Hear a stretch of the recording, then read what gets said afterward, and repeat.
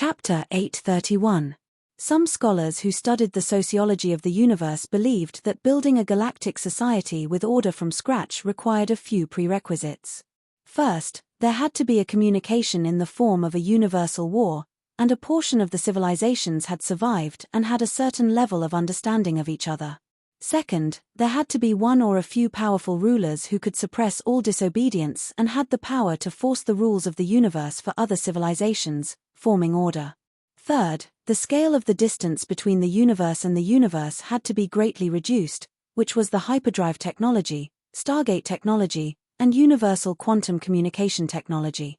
In the eyes of some civilization development historians, these three technologies were the greatest inventions of the universal era, allowing civilizations countless light years apart to have the ability to communicate quickly. The entire explored universe thus formed a stable galactic society system. After exploring the flickering world for 4 months, including Han Xiao, the entire Black Star Corps agreed with this view. Hardaway's special task force took 4 months to travel from the southern part of the Garu star cluster to the eastern part, but Han Xiao's main fleet only took less than 2 days to complete the 4-month journey through the stargates left behind along the way. In the eastern border star system of the Garu star cluster, the two fleets met in space. The spaceships of the Special Task Force were like swallows returning to their nest, embedding in the dock of the main fleet and completing the docking. Han Xiao waited in the command room of the bridge for a while, and very soon, he saw Hardaway and his subordinates hurriedly walking over from the dock. Army Commander. Hardaway had an excited expression on his face. He opened his arms wide and pounced toward Han Xiao. Han Xiao's mouth twitched, and after hesitating for a second, he did not back away. He braced himself and hugged Hardaway. Their strong chest muscles made a thumping sound. "It's been 4 whole months," Hardaway said with an excited tone. "Is there a need to be so excited?" Han Xiao only felt Hardaway's arms tightly around his waist. With a helpless expression, Han Xiao casually patted his shoulder and pulled him away with one hand. However, he did not know that these 4 months had been extremely torturous for Hardaway. His body-hardening Esper ability required intense external stimulation to improve. As a Beyond Grade A seed, he was willing to become Han Xiao's subordinate for the chance to spar with a Beyond Grade A. After following Han Xiao, he could feel that his Esper ability, which had stagnated for a long time, had once again grown, which made him ecstatic. However, after being sent out for 4 months, his strength, which had finally shown signs of improvement, once again fell into silence. Furthermore, the Special Task Force did not even have a Calamity grade officer, so he could not even find someone to spar with. For a battle maniac like him, this was simply unbearable. After 4 months, he had been bored to death. Now that he saw Han Xiao, Hardaway felt as though he had seen his family. In his eyes, there seemed to be a holy halo behind Han Xiao's head, and there seemed to be him surrounding him. He realized that he actually missed Han Xiao's fist so much. Hardaway was in a great mood. He then looked at Hela beside him, grinned, and opened his arms, wanting to hug her too. "Why don't you try touching me?" Hela glanced at him coldly, and the energy of death appeared in her eyes. Hardaway's face stiffened, and he awkwardly retracted his arms. "If not for the fact that I'm the army commander, a Beyond Grade A seed like me would not care about you at all. Hardaway is a Beyond Grade A seed after all. Don't be so rude with your words." However, Han Xiao felt that Hela's attitude toward the Black Star Guards was not too good, so he patted her shoulder and squeezed her shoulder blade. It feels pretty good." Hela's face immediately tensed up. She glanced at Han Xiao's palm and retracted the red energy overflowing from her eyes. "Oh." Hardaway greeted Fu Ding and the rest of the Black Star Guards before looking at Han Xiao again. "According to your instructions, the Special Task Force has set up a long-distance stargate. What do we do next?" Han Xiao did not answer directly. Instead, he snapped his fingers and summoned the 3D star map in front of everyone. He carefully searched through the star map and confirmed the planet with the ownerless universal treasure in the desolate universe belt outside the Garu star cluster. In his previous life, this planet was called Planet Amber. At this time, it was still a numbered planet without a name. "We're going to this planet." Aurora was curious. "Is there anything special about it?" Han Xiao nodded and casually made up a reason. Some time ago, when the army members were exploring the desolate planet, they found some intelligence left behind by aliens. It seemed to be the travel records of some explorers, and there was information about this planet. It said that there's a civilization on it. Since we're here, it's a good time to explore it. There was nothing wrong with this reason. Since it was Han Xiao who said it, even if everyone was a little surprised, they did not have many doubts. After all, with the Great Cosmos Core incident, they were not surprised by the existence of the natives of the flickering world. Han Xiao was not spouting nonsense. Planet Amber itself was the ruin of an extinct native civilization, and the universal treasure was stored in this ruin. Spacetime Amber was the name of this universal treasure. It was not created by the native civilization but an item that had accidentally landed on this planet. It was once treated as a holy item by this civilization. In his previous life, as the dynasty's allies steadily developed it, the spacetime amber eventually fell into the hands of one of the dynasty's allies who participated in the exploration. That ally was Raven Lauder, one of the beyond grade as that Han Xiao had met when he went to the mother planet of the Red Empire, a member of the Ancient Ones who did not have a good relationship with Aesop. Later, Raven Lauder was defeated by another beyond grade A in the Calamity of the Supers version, and the spacetime amber was snatched away by someone else. After countless storms, the spacetime amber changed owners several times. One of the owners was even an expert from the World Tree civilization, and it finally fell into the hands of the Radiant Federation. The origin of the spacetime amber was very mysterious. In his previous life, the players only learned about the origin of this thing from special intelligence channels in the later versions. It was not a big secret, but the reason for its formation was related to the legendary primordial ones, so there was a story behind it. As for the effect of the spacetime amber, it could only be described as special. It would not bring about any bonuses to one's combat strength, but its effect was something that even beyond grade as would be afraid of. According to Han Xiao's memories of the storyline in his previous life, after the spacetime amber was born, the number of beyond grade as that had fallen for it had exceeded the number of fingers on one hand. Now that the spacetime amber was an ownerless item, no one other than himself knew of its existence. Since he could obtain it without much effort, Han Xiao was naturally determined to obtain it. A few days later, the fleet arrived at planet Amber and entered the atmosphere. The star was relatively close to this planet, and the sun was scorching hot. Looking down from the sky, the surface of Amber Planet was practically a desert. Waves of hot wind blew past, stirring up dust and sand that would not stop for a long time. Dark brown sandstorms wandered aimlessly on the ground, and no traces of civilization could be seen. Han Xiao was about to send out the exploration spaceship when Aurora closed her eyes and sensed for a while. She then shook her head. There are no signs of life on this planet. Your life detection range can already cover an entire planet. Hella's eyes flickered, and a hint of surprise flashed through her eyes. Seeing everyone look over, Aurora smiled shyly, but there was a hint of pride in her tone. I've also improved. Not bad, not bad. Han Xiao smiled with relief. Every time Aurora's strength increased, he would be very happy. After all, this meant that Aurora's healing power had increased. The effect of the Aurora character summon card was to recover to full health, but that was a product of the interface. Aurora's healing power was limited, and she needed to consume her own life force to activate her ability. His beyond grade A cells contained a terrifying amount of energy. With Aurora's current strength, the consumption of healing him to full health was extremely high. Perhaps after 1 or 2 times, Aurora would go limp. When Aurora reached the Calamity grade, her endurance would increase greatly, and her milk would be more abundant, allowing him to be full. Upon hearing this, Fu Ding said, "There are no signs of life." Then, the civilization you mentioned might have already perished, leaving only ruins behind. Han Xiao nodded.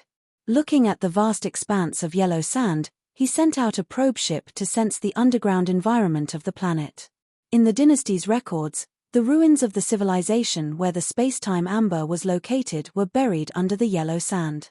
As for the specific process of discovering the spacetime amber, there were no detailed records, so he did not know the exact location. However, with the galactic-grade detection equipment here, it was only a matter of time before they found the civilization ruins. As expected, before Han Xiao finished watching Hardaway and another Black Star Guard play a game of Wayne cards, the probe ship sent back news that many ruins suspected to be cities had been discovered under the desert. However, the probe ship did not find any special energy sources, and the energy radar was dead silent. No abnormal energy signals? The space-time amber should be on this planet. Maybe it hasn't been charged for so long, so there aren't any energy fluctuations. Han Xiao looked at the ruins marked on the planet map and shook his head helplessly. Looks like I'll have to search all of them. TSK, why didn't the dynasty record the specific process of discovering the space-time amber? I still have to find it myself. After thinking about it, Han Xiao ordered the fleet to wait in outer space for the time being while he brought the Black Star Guards to the sky above the planet. Looking down at the ground beneath his feet, Han Xiao waved his hand, and a majestic mechanical force gushed out, stirring up waves of energy ripples. Behind him, a huge door of light opened, and inside it were densely packed mechanical soldiers. This was the secondary dimension military camp that he always carried with him. Clank, countless mechanical soldiers swarmed out, with Psionic Prime and thousands of other mechanical lifeforms at the front of the mechanical army, looking at Han Xiao. After releasing millions of mechanical soldiers, Han Xiao closed the secondary dimension military camp. The Mech Legion lined up neatly in front of him, covering the entire sky as if they were in a military parade. Search the ruins. Report to me if you find anything special. Also, look for this thing at the same time. Han Xiao outlined the shape of the space-time amber in the quantum network and passed the order to all the mechanical soldiers through Philip. Who? The next moment, the mechanical army in front of him scattered like birds and beasts, splitting up and going into the yellow sand to explore the ruins. With so many useful mechanical helpers, Han Xiao did not want to waste his energy searching so many ruins himself. Master, we found a special phenomenon. Not long after, Psionic Prime sent back a good news and pictures. Han Xiao took a look. In the picture was a huge room that looked like some kind of hall. The walls and pillars were filled with mottled murals. In the middle of the room was a large black disc with integrated circuit matrix-like patterns. It might be a product of a mixture of magic and technology. On the ground around the disc were many translucent circular crystals, each about 1.5 meters tall. Inside them were creatures of the same species. Their bodies did not have any signs of decay, but their expressions and movements were all frozen. There were no life signals, as if they were creatures frozen in amber. This phenomenon is the effect of the space-time amber. Han Xiao was stunned. He had been to Planet Amber in his previous life, but there were only ruins there at that time. There were no creatures that had turned into amber specimens at all. These creatures should be the race of this extinct civilization. Ravenlouder might have taken these specimens away when he found the space-time amber back then. However, this was also good news. It meant that he was not far away from the space-time amber. Han Xiao ordered the fleet to descend. The spaceships worked together and sucked the desert dry with their tractor beams, revealing the ruins where Psionic Prime was. The group quickly descended and landed in the ruins. They followed Psionic Prime's signal all the way to the center of the ruins, observing the city as they walked. Although the ruins were heavily eroded by time, they could still barely restore the original appearance of this civilization. The buildings were continuous, and the mottled patterns could still vaguely show the beauty of the past. This civilization seemed to have quite a high artistic attainment. It should have been a pretty beautiful civilization when it was alive, Fu Ding said. Maybe. Han Xiao did not deny it. Very soon, they arrived at the center of the ruins. This was an extremely huge fortress. It looked like a super large safe house or shelter made of countless hard materials. Psionic Prime's troops were in this fortress. Han Xiao and the others quickly entered the hall shown in the picture. After a rough scan, they realized that there were probably no less than 20,000 amber bodies here. What are these things? They look a little like amber. Hardaway curiously touched one of the amber next to him. The feeling was very strange. He could not feel the temperature of the amber, but his hand could not move an inch closer. Han Xiao casually walked in front of one of the amber and looked at the creature inside. These creatures should be mammal-type carbon-based creatures. They looked furry, and their facial features looked a little like sloths. They were about 1 meter tall and maintained the expression before they were frozen. Their eyes were wide open, and their eyes were filled with anxiety and uneasiness. Turning around to look at Hela, Han Xiao pouted. "Try attacking them." Swoosh. Hela did not say anything. A beam of death energy shot out from her eyes and bombarded one of the amber. The next moment, something strange happened. Although the amber was sent flying, it was not damaged at all. The energy that Hyla had released spread out on the smooth surface of the amber, and all of it was deflected. There was not a single trace of destructive force on the amber. It was as if the energy was like a water droplet, and the amber was like a lotus leaf, not absorbing water at all. Hela frowned. She did not believe it. Her death energy was highly condensed, and she was ready to attack again. Seeing this, Han Xiao stopped her. "All right, you don't have to try anymore. Otherwise, this room is going to collapse because of you." Hela had no choice but to retract her energy. "This thing is actually immune to my attacks. Even my mental damage did not penetrate it. It's not just mental damage." Han Xiao stretched out his hand and pressed on one of the amber. Mechanical force surged out, and lightning only flowed on the surface of the amber. The amber did not show any signs of being burnt. To be exact, this thing should be immune to all kinds of energy and will not be damaged. Even brute force can only send it flying and will not cause any damage to it. Han Xiao lifted one of the amber with one hand and weighed it twice. It was not heavy, so he put it down and shook his head. Even a beyond grade A or the strongest planetary obliteration weapon of a universal civilization will not be able to cause any damage to this amber. Hearing this, everyone's expression changed. How can there be such a strong material in the world? Even a beyond grade A can't break it. That's impossible. Could it be? Hela had a flash of inspiration. This is another space wonder. Han Xiao stroked his chin and pretended to guess. You can say that. It feels the same as the evolution cube. This is also a man-made product. He was not very clear about the principle behind the formation of this amber, but it was a space wonder. Just like the evolution cube, it was very difficult to explain. According to the information in his previous life, this amber seemed to have changed the nature of time and space, causing a small piece of spacetime to materialize, forming an effect similar to that of amber, wrapping an object within. The object wrapped in the spacetime amber would be isolated from reality, as if it existed in a different space where the scale of time would not advance or retreat.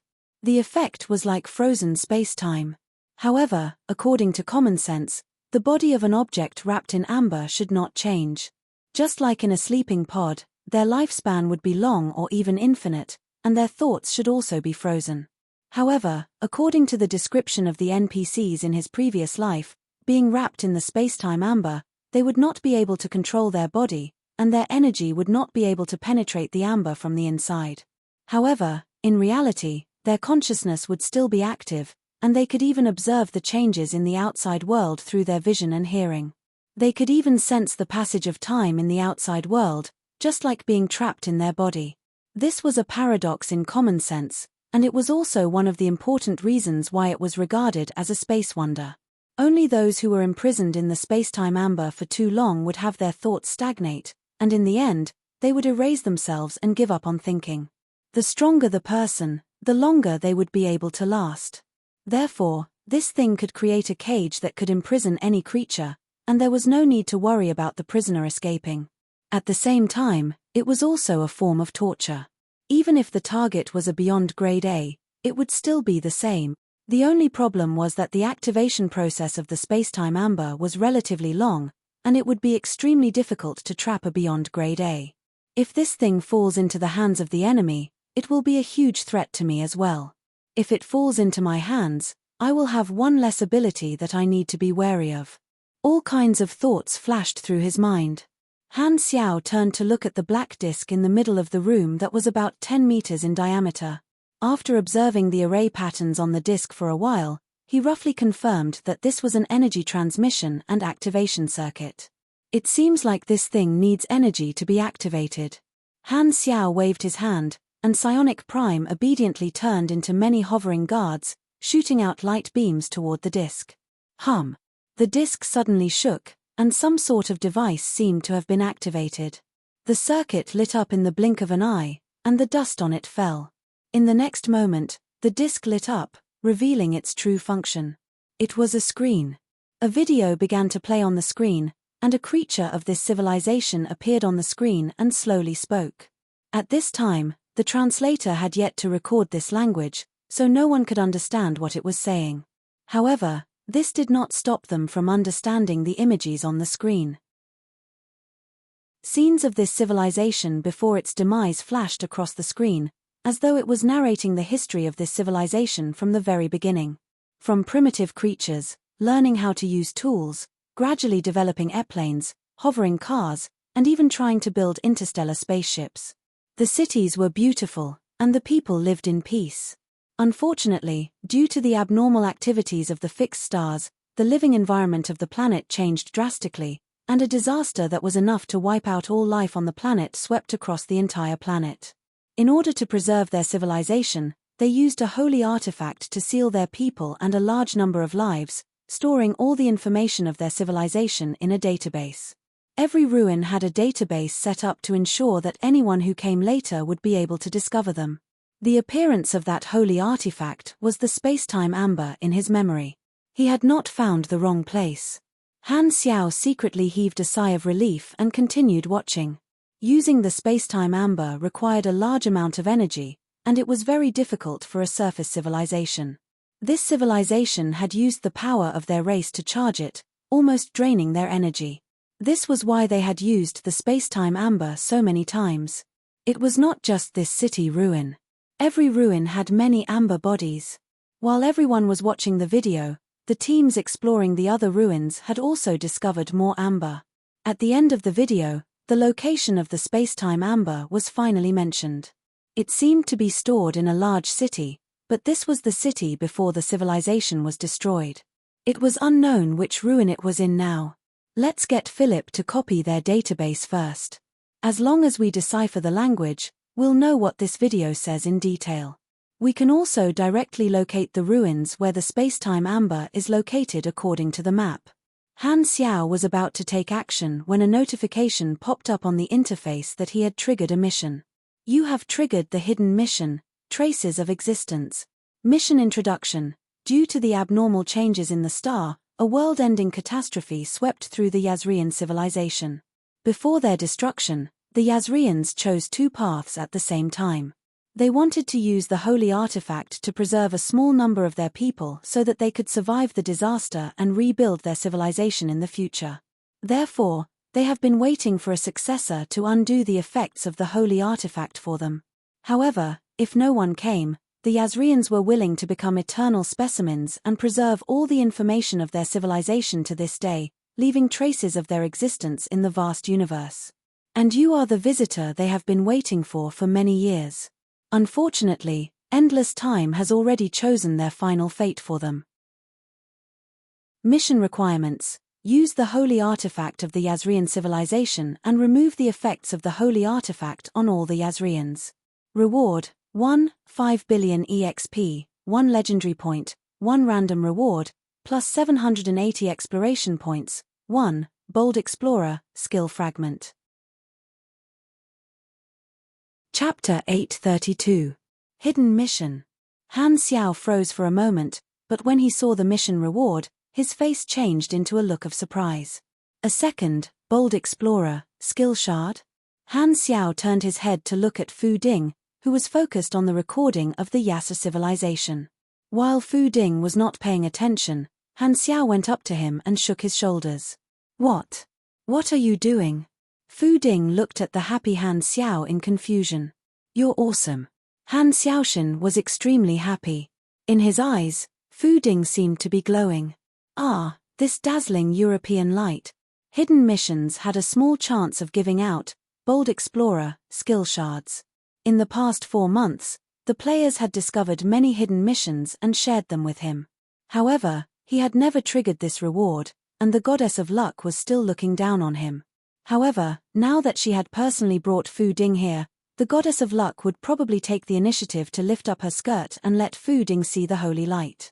Han Xiao could not help but sigh. His charm was off the charts, his luck was extremely good, and he had a wife that was easy to get along with. Behind him, the goddess of luck was willing to be his mistress. Fu Ding was probably the biggest winner in life in the Black Star Corps. Although Nero also had the advanced luck glow, he could also arrange the Lady Luck goddess, who despised the poor and loved the rich, into 108 different poses. However, he was not handsome. Compared to Fu Ding, Nero was like a little brother. "You're still the most reliable." Han Xiao patted Fu Ding's shoulder with a gratified expression. Fu Ding's face was filled with black, white question marks.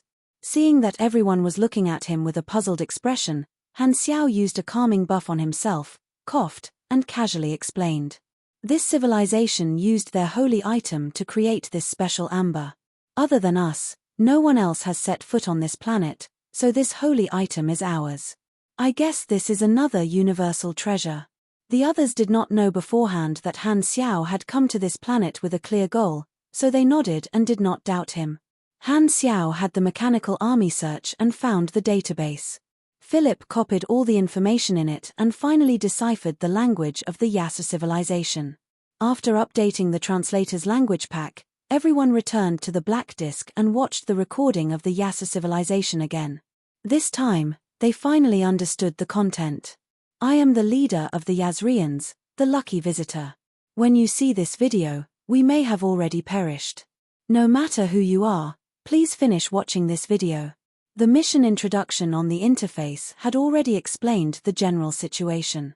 Han Xiao listened to it again to perfect the details. The video introduced the situation of the Yazrian civilization. This was all expected. At the end of the video, the Yazrians requested the visitor to complete 2 tasks. One was to unravel the effects of the space-time amber. For this, they explained their research on the space-time amber in detail. However, the Yazrian civilization did not have much research on this extraterrestrial object that was beyond their understanding.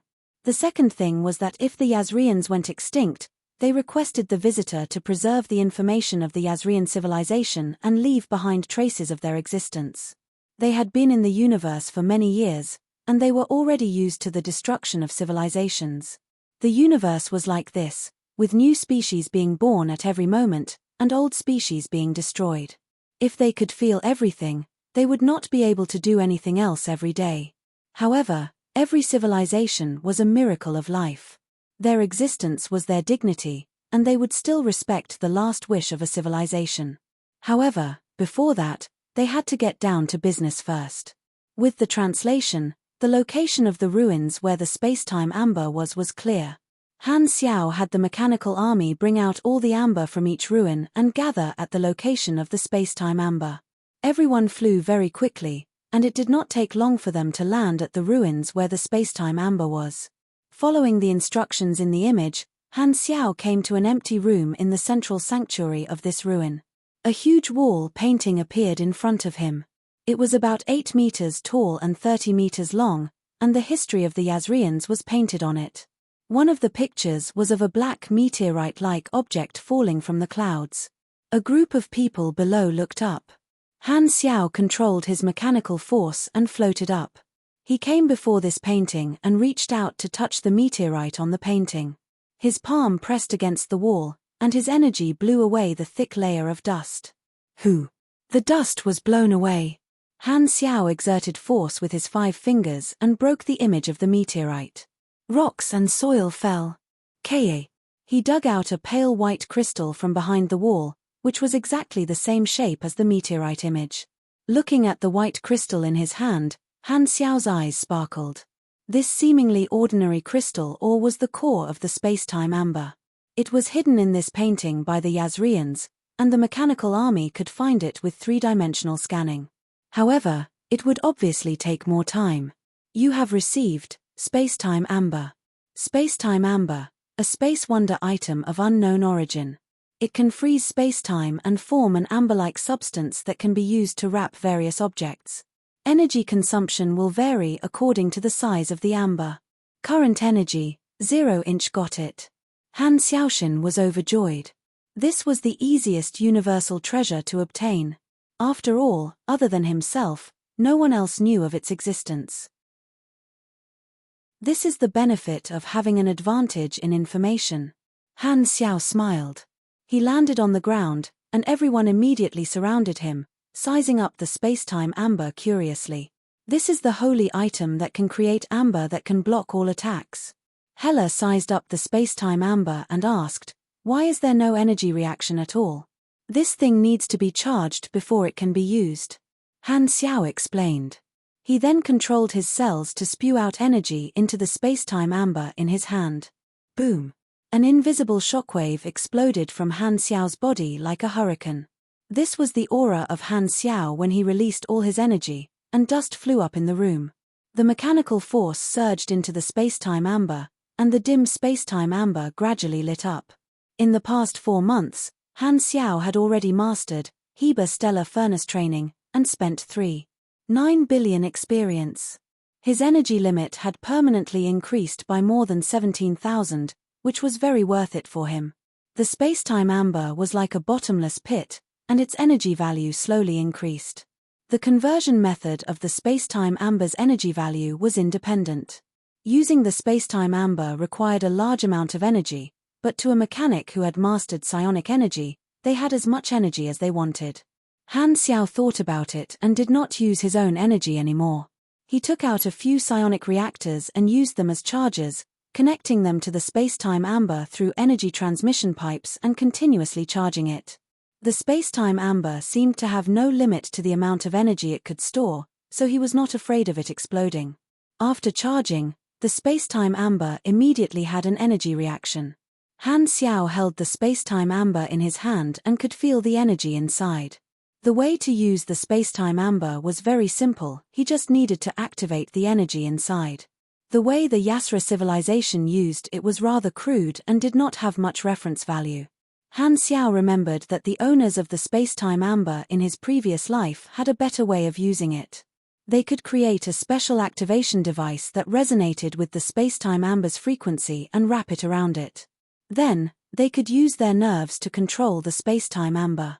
This way, they could use their consciousness to control the space-time amber, and the control would be more sensitive and detailed.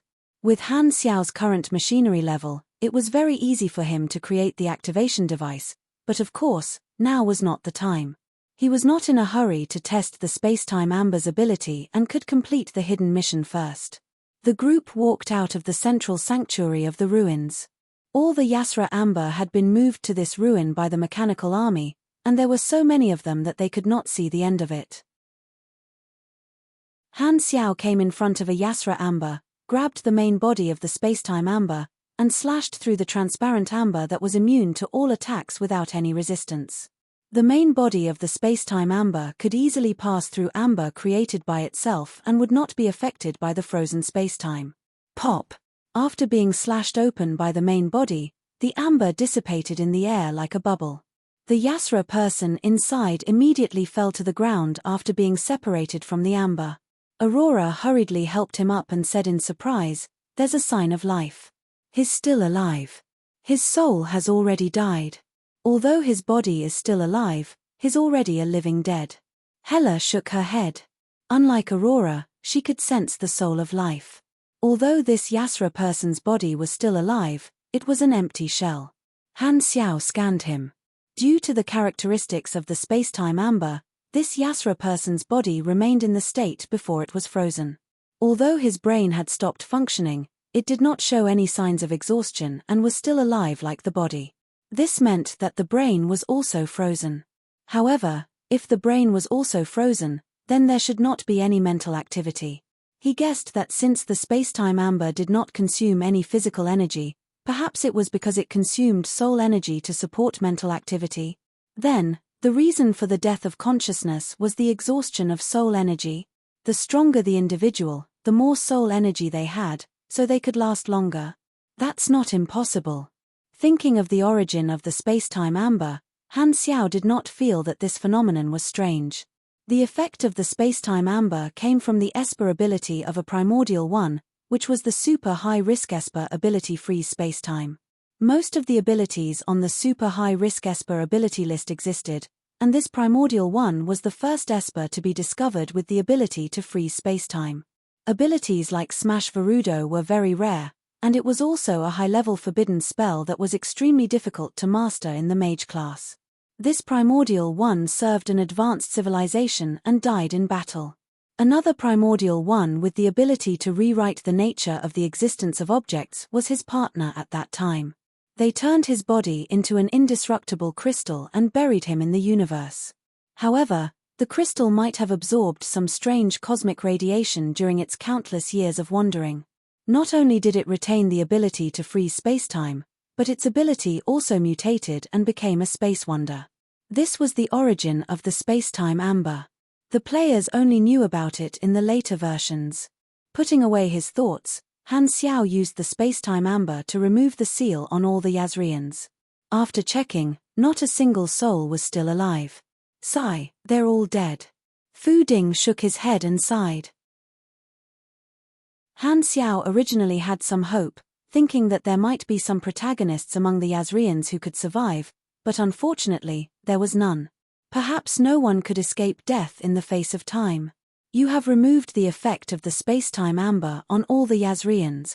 Traces of existence, completed.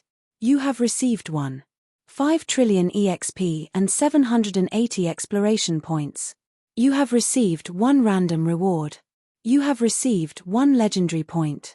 Han Xiao sighed. Philip, move these bodies onto the ship, burn them, and bury them in the universe. Fu Ding looked over. Aren't you going to use the spacetime amber to leave a sample? Their souls will disappear with the civilization. Let their bodies be free as well. Han Xiao shook his head. He had already scanned the data of the Yazrians' bodies, and there was nothing special about them. Furthermore, the spacetime amber had not appeared yet, so he planned to use it as a trump card and did not want to leave any clues behind. He still remembered that he was a member of the Spacetime Research Association. This association kept the information of every extinct civilization and displayed it to outsiders so that more people could understand the civilizations that had once existed in this universe. Giving this information to the Spacetime Research Association should be a better place for this civilization. Master, do you want me to upload the information of the Yazrian civilization to the Spacetime Research Association's database? Go ahead. Han Xiao nodded. With the spacetime amber in hand, the group returned to the fleet and set off. In different spaceships, the corpses of the Yazrians were sent into the incinerator and scattered into the universe. The fleet left behind a trail of embers that looked like a trail of sparks. The fleet entered hyperdrive mode, and Han Xiao temporarily rejected Hardaway's invitation to wrestle. He locked himself in the machinery modification room and prepared to create a convenient device for using the spacetime amber. Instruments were connected to the spacetime amber and were measuring its parameters.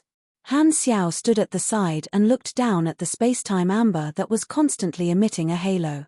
This is the second universal treasure I've obtained, and it's equivalent to a new trump card. The evolution cube has the effect of gene evolution, and the spacetime amber can freeze time, Han Xiao thought to himself. The evolution cube could be used to build relationships, and the spacetime amber could be used as a deterrent. This time, Han Xiao suddenly had an idea. Since the spacetime amber could block the transmission of energy, if he wrapped up the evolution cube, would Cisco not be able to sense it? This feels promising. Anyway, I don't usually use the evolution cube, and I can just remove it when I need to use it. I just don't know if this will be able to stop Cisco. However, the Arcane Church will most likely not give up. Han Xiao pondered. He planned to install a convenient device for the spacetime amber first before testing the feasibility of this idea. Anyway, to him, building a small device would not take more than a few minutes. Putting this matter aside for the time being, Han Xiao opened the interface and looked at the skill list. He had already obtained the 2 skill fragments of Bold Explorer. This skill had been activated, and he would be able to obtain some information when exploring the unknown and identifying items. The cooldown time is 7 days, and the side effect is to reduce luck for 14 days. TSK, where would I have luck to reduce? All the side effects of luck are nothing to me. Han Xiao smiled proudly. Wait a minute, this does not seem to be something to be proud of. Turning around, Han Xiao's eyes focused. He might as well test the effect of this skill on the space-time amber. He knew the origin of the space-time amber, and he could use it to test the accuracy of this skill. Chapter 833. You have used the ability, Bold Explorer, on Space-Time Amber. You have received the following information. Everything in front of his eyes suddenly shattered, turning into fragments that fluttered in the air. His field of vision abruptly pulled far away, flying out of the galaxy and out of the star field. The stars shone brilliantly as the time passed. It was as if the space-time amber had become a small boat, carrying him against the river of time and seeing the illusions of the past. The next moment, it was as if he was falling. His vision was pulled closer, and the pieces of things reassembled in front of him, forming a person. A video was played before his eyes. This person was on a planet, surrounded by countless enemies, and in the sky were fleets that were fighting. This person waved his hand and unleashed the ability to freeze time and space, freezing countless spaceships and supers. Han Xiaoxin understood that the person in the image was the primordial one who formed the space-time amber. This image was a part of the space-time amber's past. Is this ability giving me information by letting me see some illusions with my own eyes? It's quite similar to the effect of the Destiny's Child character summon card, Han Xiaoxin thought. Very soon, this primordial one encountered a strong enemy. The battle image was automatically fast-forwarded. The process was blurry, and the details of the battle were omitted. The result was quickly shown. This primordial one's consciousness was heavily damaged, and his soul was disintegrating. He was on the verge of death. His other Beyond Grade A partner rushed over and retreated while fighting. This time, this primordial one whose consciousness was already blurred suddenly grabbed his partner's shoulder. I'm hopeless. Don't let my body fall into the hands of the enemy. Okay. His partner's expression could not be seen through the armor. He decisively pressed down on this primordial one's body and released his ability. He let go of his defense and did not resist at all. His body crystallized at a visible speed, gradually shrinking into a palm-sized crystal and being thrown into the universe by his partner. At this time, the image suddenly stopped. Han Xiao regained his senses and thought about it. Although this is information that I knew long ago, if I didn't know, this would be equivalent to revealing the origin of the space-time amber, which is relatively important information. The effect of this ability is not bad. Han Xiao nodded to himself. Such an effect was suitable for unearthing hidden elements, and it could be used repeatedly on the same target. The information obtained each time should be different.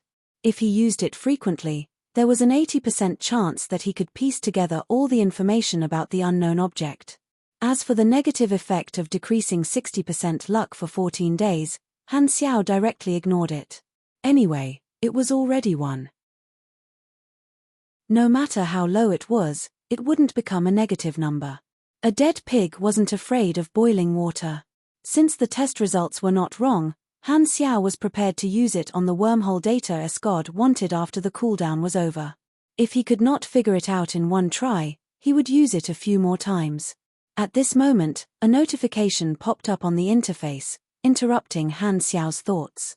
You have triggered the hidden chain mission, Legacy of the Primordial One's Space-Time Freezer. Mission Introduction. Through some means, you learned that the space-time amber was originally the remains of a Beyond Grade A super. He was one of the Primordial One's Space-Time Freezer. You have obtained his legacy. If you can complete his last wish, you will have a deeper understanding of the space-time amber. First round mission requirements. Find out the will of the space-time freezer. Mission reward, +1 soul connection to the space-time amber. Han Xiao's face was filled with question marks. What the hell is this mission? I've never even heard of it before. How was this hidden mission triggered? Oh, I get it. Han Xiao was surprised for a while but soon understood. Although he knew the origin of the space-time amber long ago, His personal memory did not affect the judgment of the interface at all. Only the information he obtained through his own actions would be recognized by the interface as fulfilling the prerequisite of the hidden mission. The fragment of the origin of the spacetime amber that he obtained using Bold Explorer was the trigger for the mission. In his previous life, no player had obtained the spacetime amber, so naturally, no one would know about this mission. He was the first person to trigger this mission. As for the soul connection, Han Xiao knew what it was. It was commonly seen in the mage and psychic classes, and it could be understood as the affinity for a specific item. For example, the higher the soul connection a character had with an item, the more powerful the item would be, and the easier it would be to control it. There was a living example in front of him. Cisco had controlled the evolution cube for so long that he had left a deep psychic imprint on the evolution cube. Furthermore, he could receive feedback from the evolution cube to strengthen his psychic power.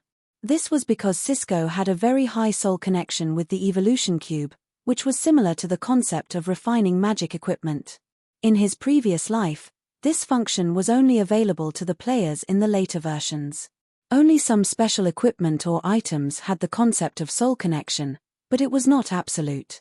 For example, if a player had an ordinary item every day, it was possible to activate the soul connection. I'm not a psychic or a mage, so I don't know when I'll be able to form a soul connection with this thing. This mission has helped me skip the most difficult step. In another sense, the spacetime amber is the remains of the primordial one. Completing his last wish will increase the soul connection, which might be equivalent to the recognition of the remains. Haha. Spacetime amber, current soul connection, 05 with such a reward. Han Xiao was also very interested in this mission. Although the primordial ones had existed for too long, as the first batch of beyond grade as in the universe, their information was still quite detailed. Many organizations were keen to study them, and Spacetime Freezer was not a nobody. It was very easy to obtain his information. As for Spacetime Freezer's dying wish, Han Xiao was not worried that he would not be able to find it. According to the way the interface determined, he did not really need to study Spacetime Freezer's life. As long as he did the act of browsing Spacetime Freezer's information, the interface should judge that he had completed the requirement and automatically give him the next mission requirement. After getting Philip to search for information on the internet, Han Xiao did not stay idle either. He started to build a simple control device for the Spacetime Amber. As long as he had a soul connection, not only would he be able to receive attribute feedback from universal treasures like Cisco, but he should also be able to control the Spacetime Amber directly with his mind. However, he had not received the reward yet. He still needed mechanical equipment to help him use the Spacetime Amber. Han Xiao completed the construction very quickly. At this time, the Spacetime Amber was wrapped in a black spherical mechanical device. This device could activate the energy of the Spacetime Amber and be controlled by Han Xiao's mind. At the same time, it also had the functions of a hovering guard, such as flying, releasing shields, and so on. Han Xiaoshin made the Spacetime Amber float and activate the device. Gudu. A small hole appeared on the spherical device. The next moment, invisible energy shot out from the hole and started to change the properties of a small area of space. The area of influence slowly expanded. When Han Xiao cut off the energy output of the Spacetime Amber, the changed space was frozen and turned into a solid amber. The output of the Spacetime Amber seems to be unable to be adjusted. The speed of creating amber is not fast, and it's constant. At this speed, it will take a few minutes to create an amber that can cover a 2-meter-tall creature.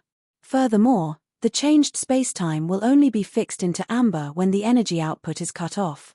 After thinking about it, Han Xiao summoned Psionic Prime out to test it. Very soon, he obtained all kinds of test results. After Psionic Prime was completely wrapped up, Psionic Prime could not move, and his signals were cut off. He could not communicate with the outside world, and Philip could not give him any orders. Han Xiao also tried to only wrap a part of Psionic Prime's body, such as his knees and not his calves and thighs, to see if he could cut off his control over his limbs.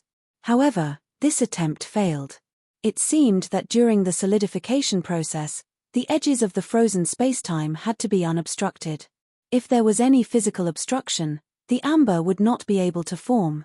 This situation was a bit like blowing bubbles. Therefore, if I want to freeze a target, I can only wrap it up completely. Han Xiao stroked his chin and had an idea. Since the spacetime amber could block all kinds of energy and deflect energy attacks, it could be used as a special external armor. However, he could not control the spacetime amber to mold it to the way he wanted it to be, so the amber he created would only be a ball. Furthermore, the spacetime amber could only deflect energy attacks and not block them. If he wanted to use it on his mechanical suit, he would have to install it on a large area. Because it could not be molded, it was difficult to do so at the moment. He might have to form a soul connection with the spacetime amber before he could do so. However, Han Xiao still had a way. The amber could be moved, and he planned to use the spacetime amber to create some amber balls that were larger than himself. He would then use the nano shape-shifting hovering guards to wrap these amber balls.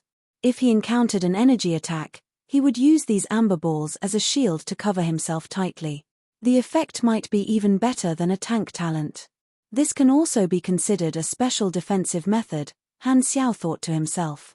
No wonder so many people fought for this universal treasure in his previous life. Not only was it a powerful imprisonment method, but it was also a blessing for brittleness. Although the spacetime amber itself was not used for combat, as long as it was used properly, it could also have a miraculous effect. Its help in combat was even greater than the evolution cube. After testing the actual effect, Han Xiao then used the spacetime amber to seal the evolution cube. At the same time, on the mother planet of the star pupil Protoss, Black Star, outside the door, the two guards standing guard suddenly heard the roar of their leader coming from the room. They were shocked and looked at each other. In the room, Cisco's face was filled with shock and anger. All along, although Cisco had lost the evolution cube, he did not seem anxious. His confidence came from the deep connection between his psychic power and the evolution cube. Even if the evolution cube was not in his hands, the psychic imprint left on the evolution cube would give him feedback at any time, increasing the strength of his psychic power. This was just like how Black Star had only obtained the body of the evolution cube but not its heart. Cisco knew that the evolution cube still loved him. Because he could determine the location of the evolution cube at any time, Cisco had always felt that the situation was still under his control. However, just now, Cisco was shocked to find that his connection with the evolution cube had been cut off without any warning. To him, it was like a wife who had to compromise with the enemy. However, the enemy had developed feelings for her and she had really fallen in love with someone else. Psyker felt as if his heart was being attacked by a wave of anger. His heart was green, and it felt as if his family jewels had been kicked. Chapter 834. Why did Black Star block my psychic perception of the evolution cube? Beep beep. Cisco's face turned green. Just as he was in shock, his communicator rang. Taking it out, his pupils constricted, and he gritted his teeth. It was a call from Black Star. Hello, is this Cisco? Han Xiao popped his head out from the screen. Black Star. What did you do? Cisco yelled. Seeing this, Han Xiao pretended to be surprised. Yo, I haven't seen you in a while. How did your skin turn green? Seeing Cisco's angry expression, Han Xiao laughed and hung up the call without waiting for the other party to reply. He no longer teased Cisco. In order to verify the effect, Han Xiao took the initiative to call Cisco. Hearing the other party's tone, he knew that the blocking of psychic perception had succeeded. This meant that he had nothing to talk about with Cisco anymore. Originally, Cisco's perception of the evolution cube had always been a hidden danger. Now that Cisco's advantage had been removed and Cisco could not track him, Han Xiao felt much more at ease. The Arcane Church did not have an intelligence network in the flickering world. If they wanted to deal with him, they would most likely have to rely on Cisco's perception of the evolution cube. Now, the Arcane Church had one less thing to rely on. Part of the Arcane Church's obsession with the evolution cube came from Cisco's psychic perception. They felt that they had a high chance of getting it back. Once they lost this trump card, they would have to think twice before making a move on the evolution cube in the future. Although he had decided to stay in the dynasty's outpost planet lighthouse to avoid the limelight, he could not hide forever. Furthermore, the arcane church would not be so lucky as to think that the dynasty would not be able to guess their intentions. If there was really no chance of a sneak attack, it was not impossible for them to directly attack the dynasty's outpost. Because of the exploration of the new starfield, the dynasty was currently the weaker party among the three universal civilizations. The arcane church might dare to have a direct confrontation with the dynasty. Although with the arcane church's style, the possibility of them adopting such a radical plan was not high, Han Xiao did not exclude the possibility of it happening. After all, he had changed the storyline. Compared to the same period in his previous life, the relationship between the organizations had had a subtle change. He did not know how far the arcane church would go in order to snatch the evolution cube. If he could make the arcane church know the situation, he would not be in such a passive situation in the future. As for whether Cisco would still follow the arcane church to deal with him after losing his sensing ability, there was no need to worry. Even if it was to check why his psychic location was blocked, Cisco would still come over. The evolution cube once belonged to Cisco, so the arcane church would not leave him, the previous owner, to the side. Therefore, he could still monitor Cisco's whereabouts and indirectly obtain some information about the arcane church's actions. Cisco was just about to continue questioning when he realized that the communication had been cut off. He was so angry that his heart was twitching. After pausing for a while, Cisco turned around and contacted the upper echelons of the arcane church. The situation has changed. I can't locate Blackstar's location. What? The upper echelons of the arcane church were shocked and troubled. The operation plan was already set, and such an accident happened. Since we can't accurately grasp Blackstar's whereabouts, we have to change the operation plan. The arcane church had originally planned to secretly gather an overwhelming number of beyond grade as, sneak into the flickering world, and ambush Blackstar when he was out exploring, killing him in one fell swoop. The premise of this plan was Cisco's location on Han Xiao. Cisco's location had never been a problem, but at this time, Blackstar had actually thought of a way to suddenly cut off Cisco's connection to the evolution cube, which disrupted the arcane church's plan. Originally, they had planned to let a group of beyond grade as attack Blackstar when he was alone and let Blackstar fight all of them alone. This way, they could end the battle quickly and crush Blackstar. After that, they could immediately return to the shattered star ring through the secret Stargate. Now that they could not directly determine Blackstar's location, they might have to give up on the plan of killing him and capture Blackstar alive to interrogate him about the whereabouts of the evolution cube. If that happened, their beyond grade as might be delayed in the flickering world for a long time. In this new starfield, the arcane church had almost no foundation. Every second these beyond grade as stayed would increase the risk.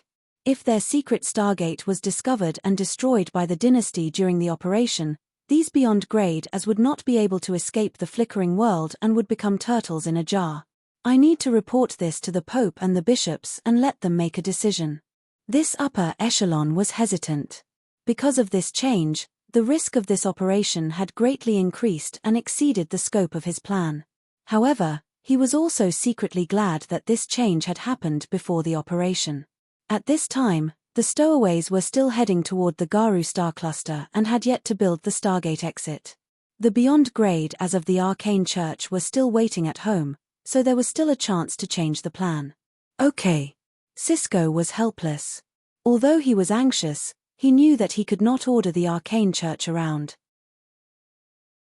Through the Stargate, Han Xiao only beat up Hardaway for a few days before the fleet returned to the dynasty's outpost in the Dawnstar cluster, Planet Lighthouse.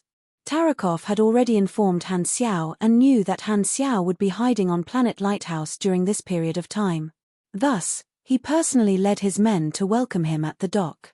The fleet landed, and Han Xiao walked out of the spaceship with his officers and greeted Tarakov. Chief Commander. Your Excellency Black Star. After shaking hands and greeting each other, the two of them boarded a vehicle and headed toward the base on Planet Lighthouse. I wonder who will be participating in the second batch of Dynasty allies? Han Xiao asked casually. Tarakov had I knew you would ask this expression on his face. He pressed his wristband and projected the information of 11 organizations. Han Xiao glanced around and nodded. He recognized all of these organizations. They were all famous organizations from different star fields. There were also beyond Grade A allied organizations and star cluster civilizations like Klent that had submitted to the dynasty. They were all part of the dynasty. Constellation Corridors Arcane Research Institute, Primeval Star Rivers Flame Demon Race, Black Hole Edge's Dragonblood Nation, Sea of Star Spirits Giant Ship Ring City. A total of 4 beyond Grade A organizations. Oh, 3 of them are familiar. During the trip to the dynasty's mother planet a few months ago, Han Xiao had met 7 beyond Grade A dynasty allies, and 3 of them were participating in this exploration team. The leader of the Arcane Research Institute was a member of the Ancient Ones, Raven Lauder. The leader of the Flame Demon race was someone he was familiar with, Bioni. They had gone to fight Escod together before. The leader of Giant Ship Ring City was also a Beyond Grade A member whom he had met before. He was also a mechanic. The only one he had not met before was the leader of the Dragonblood Nation, Milizors. This person was one of the 3 strongest national pillars and was on the same level as Dark Emperor Clotty. He was the strongest person in this exploration team.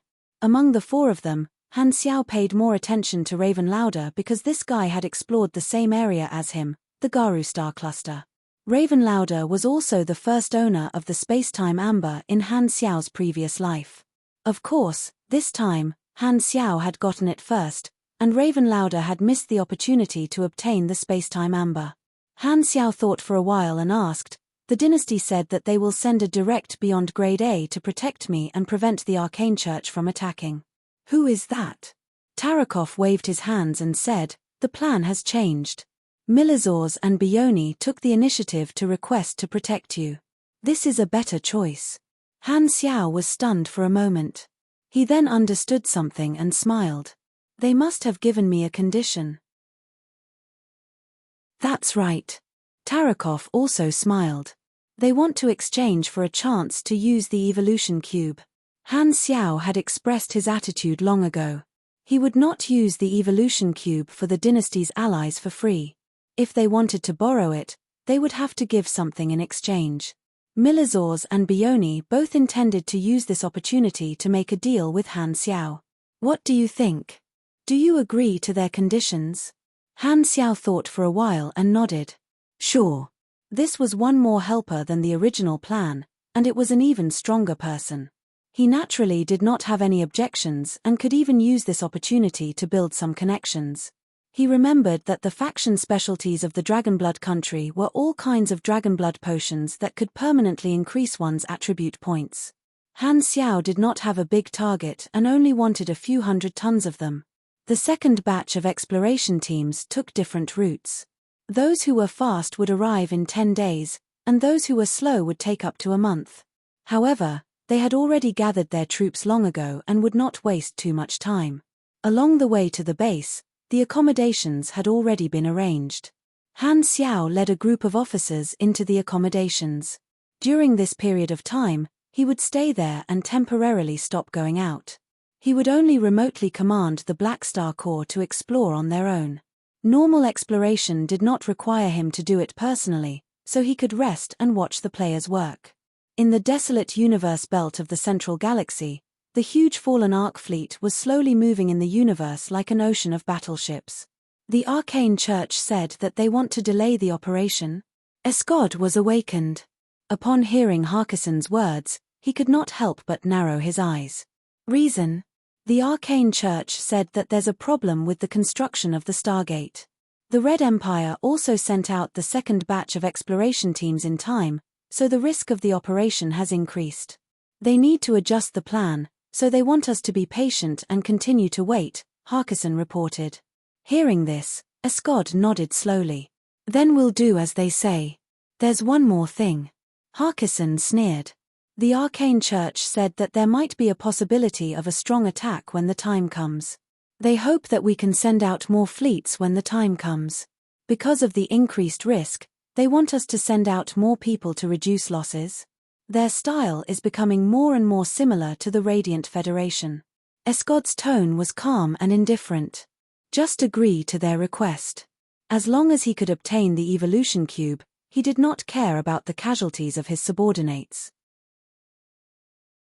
Because he had been tricked by Blackstar with a fake evolution cube last time, Escod's intention of cooperating with the Arcane Church was to use the Arcane Church as the middleman and borrow Sisko's psychic positioning to avoid repeating the same mistake. This was also an important link between the two sides. However, Sisko's psychic positioning had already lost its effect.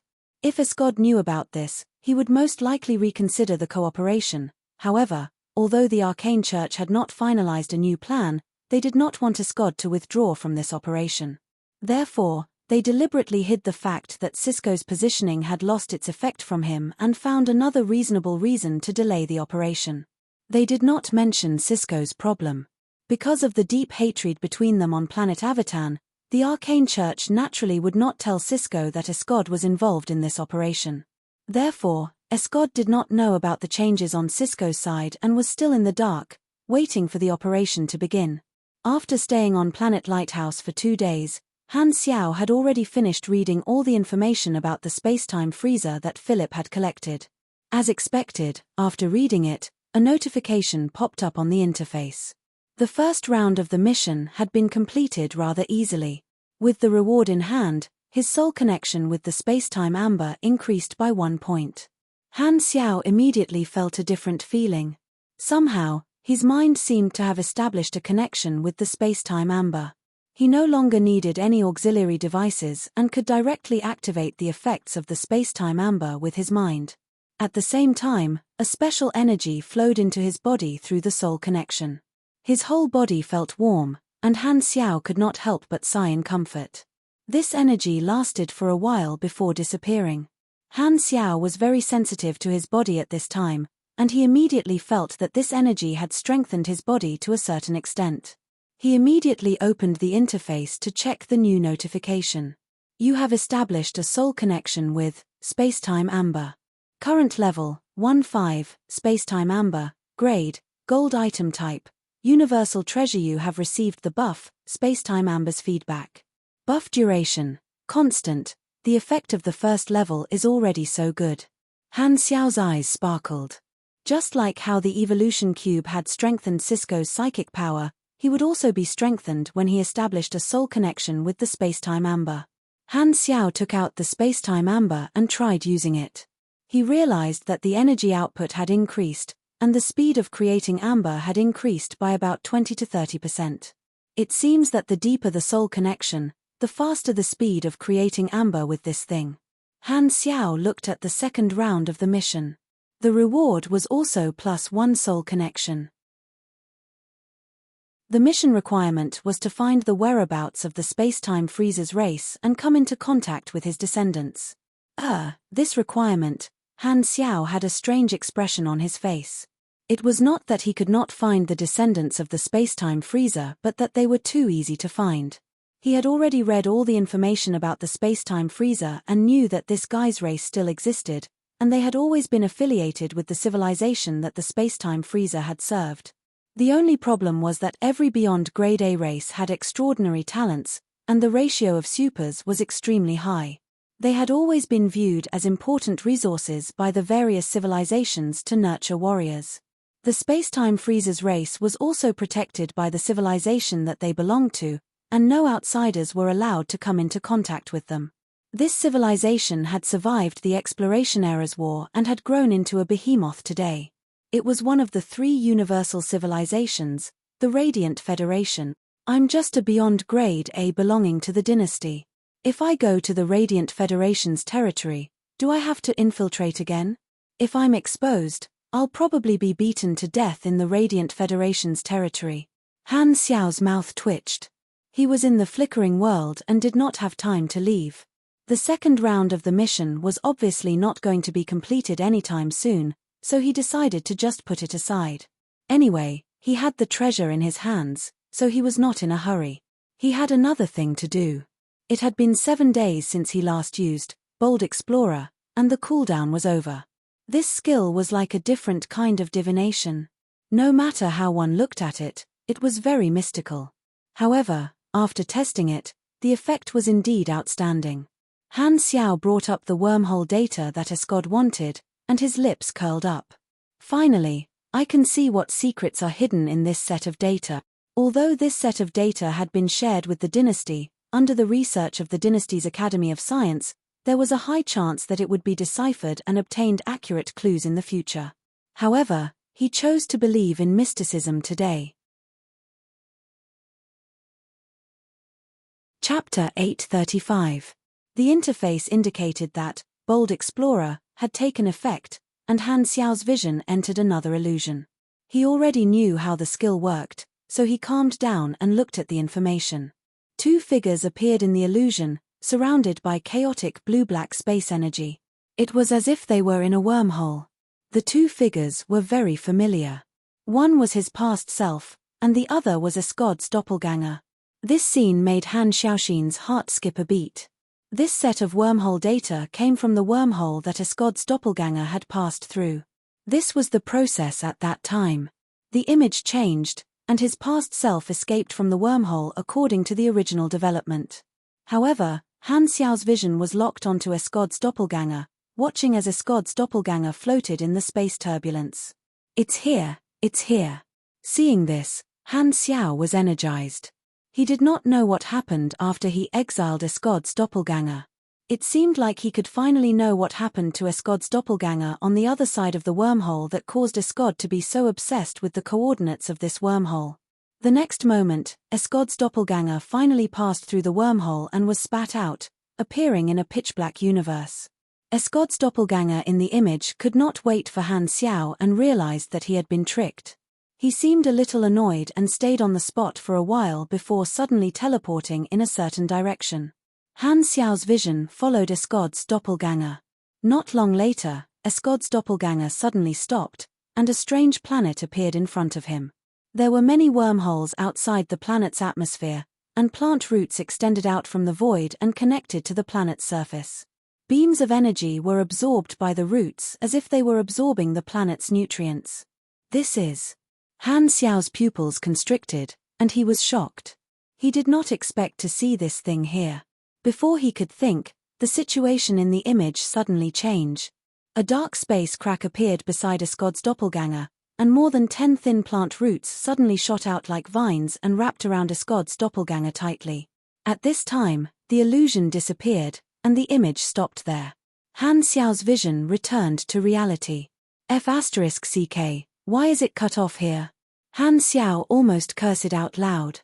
He was just waiting to see what would happen to the Escod doppelganger, and it ended just like that. How infuriating. Taking a deep breath, Han Xiao recalled the fragments of information he had just received. His expression was uncertain. If this piece of information was shown to others, it would only make them feel that it was meaningless and worthless. In the entire explored universe, other than himself, there was probably no one else who knew what this piece of information meant. He might be the only one who knew what those roots were. It was the universal civilization that invaded in the later versions of his previous life, the World Tree Civilization. The World Tree Civilization is several versions away from now, and it actually appeared at this stage. Han Xiao subconsciously bit his nails with a solemn expression. He finally understood that this set of wormhole data was connected to the territory of the World Tree Civilization. Escod's doppelganger had coincidentally transmigrated to that area. The World Tree Civilization was located in the unexplored universe and was very far away from the explored universe. The three universal civilizations and the World Tree did not know of each other's existence. To a powerful civilization, exploring the unknown was a necessary mission. It was only a matter of time before they met. However, in the later versions of his previous life, the World Tree Civilization discovered the existence of the three universal civilizations and finally decided to launch an invasion. A super large-scale universal war broke out that no one could avoid. At this stage, there should not be any interaction between the two sides. If not for me, the Darkstar leader would not have brought Escod's doppelganger to attack me, and Escod would not have met the World Tree Civilization. **T, this is probably the biggest butterfly effect I've caused so far. Han Xiao's expression was grave. The fragment of information earlier contained a lot of information. He knew that the World Tree civilization was a special civilization. The World Tree was equivalent to their universal treasure, and it was of the highest grade. It was worshipped and nourished by the entire civilization, and at the same time, it brought unparalleled benefits to the entire civilization. It was a companion to the civilization. The World Tree was rooted in the dimension and had a keen sense of energy.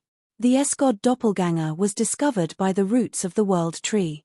Although he did not know what happened to the Escod doppelganger, it was clear that Escod had not forgotten about this set of wormhole data. The two had already made contact. Escod is probably researching this set of data to find the exact location of the World Tree civilization. He said that this is the hope for the next step of evolution. Could it be that this bastard was bewitched by the World Tree civilization and wants to lead the way? Thinking of this, Han Xiao's expression changed. If the World Tree civilization discovered the location of the three universal civilizations in advance because of the Escod doppelganger's visit, the invasion of the World Tree civilization would very likely break out in advance. That would be a disaster for the entire explored universe. If the World Tree civilization's war broke out in advance, the storyline he was familiar with would be completely overturned, and his advantage of foresight would be greatly reduced. At the same time, he would lose the time to accumulate his strength. Although he already had the strength of a beyond grade A, in such a large-scale galactic war that was comparable to the exploration era, even a beyond grade A super could not guarantee that he would survive. After all, far too many beyond grade A supers had died in this war in his previous life. Thankfully, that's only an Escod doppelganger. With Escod's personality, he might not reveal everything to outsiders. Escod wanted to find the location of the World Tree civilization and not wait for the World Tree civilization to arrive. This meant that Escod might not have revealed any information about the explored universe. At this point, Han Xiao could only pray that Escod did not tell the World Tree civilization about the existence of the three universal civilizations. However, if Escod was allowed to continue researching this set of data, he would definitely obtain results one day and drag everyone into the flames of war. No one would be able to stay out of it. This was a ticking time bomb that could not be ignored. I can't let him continue researching. Han Xiao clenched his teeth. So far, he had only fought Escod twice. Although they were enemies, he knew that he would not be able to do anything to Escod in the short term. However, today, Han Xiao felt an urge to kill Escod for the first time. He could not wait to get rid of Escod. Escod is able to survive in the cracks of the three universal civilizations. Even if I ask the dynasty for help, it will most likely be useless. Furthermore, I don't have any evidence to prove the existence of the World Tree civilization, so the dynasty won't be determined to get rid of Escod. Bold explorer, could only be used on himself and could not be shared with others. Even if he told the dynasty would not believe the existence of the World Tree civilization. The only way to make the dynasty believe him was to interrogate Escod. However, if he wanted to interrogate Escod, he would have to capture Escod first. Otherwise, Escod would not reveal anything. Escod purposely told me about the abnormalities in the set of data because he wants to use me to indirectly borrow the dynasty's technology to complete his research. No matter who finds the location of the World Tree civilization first, it's a good thing for him.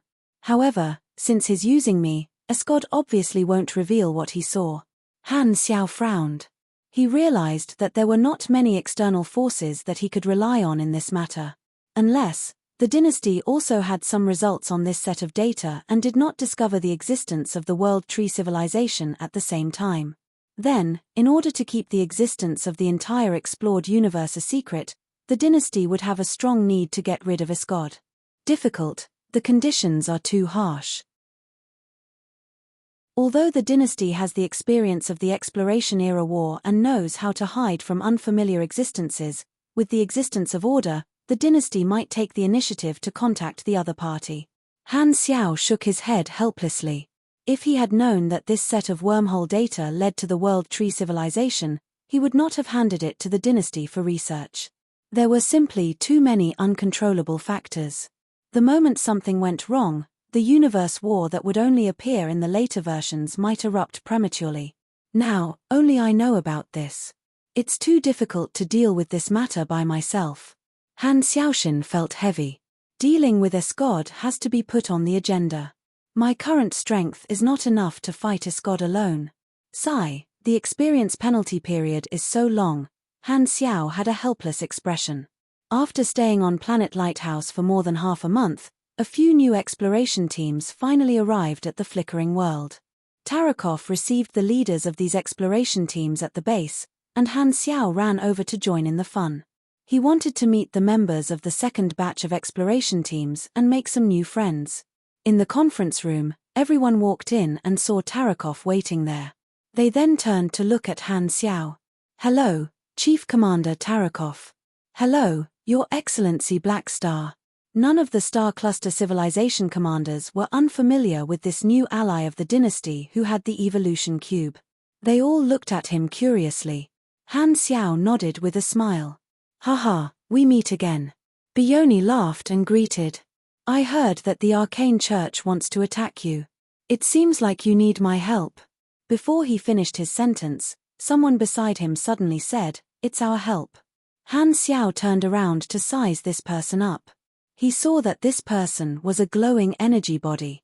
A blazing red light flowed all over his body. His structure was that of a humanoid creature. There was no mouth or nose on his face, only a pair of bright golden dragon eyes. "You are..." Han Xiao was stunned and did not recognize him. "Milizors," the energy entity said calmly. "Don't be surprised. This is just a magical energy avatar.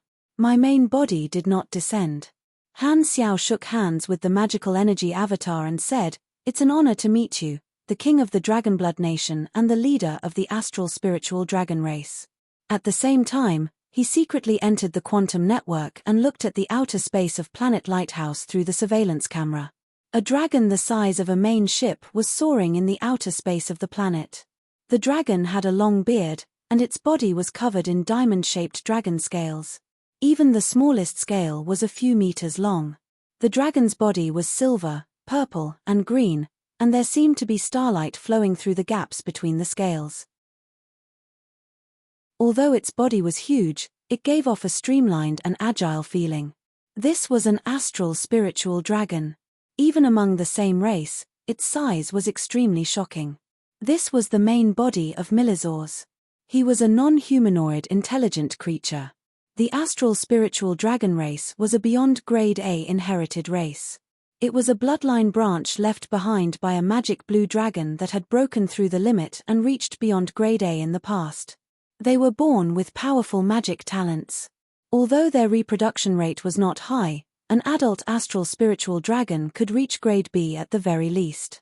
Milizors was the second beyond grade A of this inherited race. He was a unique dragon mage who had the characteristics of both a normal mage and a magic circuit mage. He could learn all kinds of spells, but when using the inherited spells of the dragon race, the power would be greatly increased. Currently, Milizors was the leader of the entire inherited race. His status was similar to that of the Mecha Empire's Manison, who was the leader of the mechanical race. Furthermore, due to the strength of the dragon race, Milizors was also a member of the Ancient Ones Club. Other than Raven Lauder, he was the other Ancient One of the allies of the Red Empire. However, the Ancient Ones were a loose alliance. His position was different from Ravenlord's. To some extent, they did not have a good relationship. Raven Lauder was also a mage, and the two of them had different philosophies on magic. Obviously, Milizors had become a new species and was no longer a pure astral spiritual dragon. Due to his huge body, he usually used his magic avatar to communicate with others. "I've heard a lot about you, the immortal Black Star." Milizors' voice was hoarse, but his personality was very cheerful and not as cold as Clotty. This was mainly because they were all beyond grade as and could only communicate with each other on the same level. "With me here, you don't have to worry about the Arcane Church. Maybe they won't dare do anything when they see me here. Haha, then I'll have to prepare the evolution cube for you in advance." Han Xiao laughed. Suddenly, his eyes turned. "By the way, are you interested in making another deal with me? It's still about the evolution cube." Oh. Milizor's interest was piqued. You know me very well. All right, let's have a good talk after the meeting. Raven Lauder, who was at the side, glanced at Han Xiao with a playful expression. He nodded at Han Xiao as a greeting and sat down with the rest without saying anything else. Because of Aesop, Raven Lauder did not want to get close to Blackstar. As a mage, he was not very interested in the evolution cube. Furthermore, both of them were exploring the Garu star cluster and had a competitive relationship. Raven Lauder did not intend to let their nodding relationship develop further. He was not someone who liked to get close to others.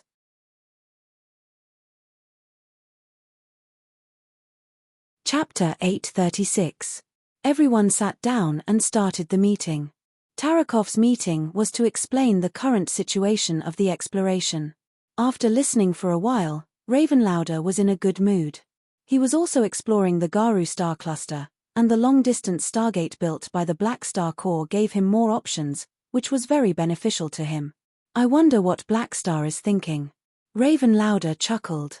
Heber explored the Reno star cluster slowly and steadily, and the subsequent exploration teams would not be able to gain anything, so they could only take their time. However, the Black Star Core did not seem to care about their own interests, burning themselves to warm the future generations. What kind of spirit was this? This was the spirit of selflessness. Glancing at Han Xiao, Ravenlord's eyes became more and more playful. Noticing Ravenlord's gaze, Han Xiao turned around and smiled at him with mockery in his eyes.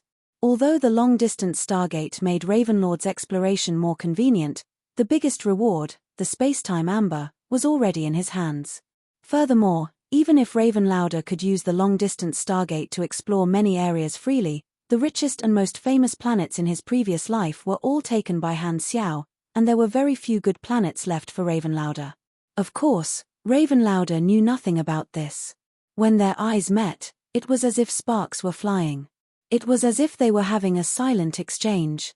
There was a deep meaning hidden in their eyes. It could be roughly described as follows. Raven Lauder thought, "Humph, you're at a disadvantage." Han Xiao thought, TSK, you still don't know that you're the one at a disadvantage." The meeting ended very quickly, and everyone left. As the first batch of exploration teams, including Han Xiao and Heber, had already built the Stargate and Bridgehead, the second batch of exploration teams could directly reach the various star clusters and did not need to waste time on Planet Lighthouse. Milazor's and Bioni's troops also moved out, but they stayed behind to accompany Han Xiao, acting as temporary guards for the evolution cube. As beyond grade A combatants of the dynasty, neither of them minded bonding with their colleague, Black Star. The three of them sat across from each other in the spacious room. 3 cups of hot, red-hot liquid were placed on the table. This was a specialty that Bioni had brought from his home. It was said to be a special drink that the flame demons loved. Han Xiao took a big gulp. It tasted sticky and hot, like a line of fire going down his throat. His stomach felt warm, and a series of 0 damage notifications popped up above his head. The texture is not bad. What is this? Han Xiao smacked his lips. It felt good. Hihi, this is magma from the land of the fire core. It's also mixed with concentrated alcohol. It tastes good, right? Mother *K, you actually gave me lava to drink. Han Xiao's mouth twitched. The land of the fire core. This seemed to be the only universal treasure that the fire demon race possessed. It seemed to be a hotbed that could allow young fire demons to grow quickly. Han Xiao remembered that the Extinguish army had always wanted to destroy this thing. After hesitating for a while, Han Xiao still did not put down the cup. He could not help but take another sip and lick his lips. Another cup. Needless to say, the taste was a little addictive. He had even stayed on a star before. Drinking some magma was just a basic operation. Milazors looked at the cup in front of him speechlessly. He did not know whether he should drink or not. Shaking his head, he interrupted the two of them and asked, Blackstar, what's the deal you mentioned earlier? Han Xiao put down the cup, smiled, and said, the various kinds of dragon blood potions of the Dragonblood Nation are famous in the universe. I want to use the slots of the evolution cube to exchange for dragon blood potions. You're the leader of the astral spiritual dragon race, So I'm sure you want to let some of your capable people evolve, right? Milizors pondered for a while before nodding. Sure. How do you want to exchange? The dragon blood potion was a special product that was sold, so Milizors naturally would not reject it.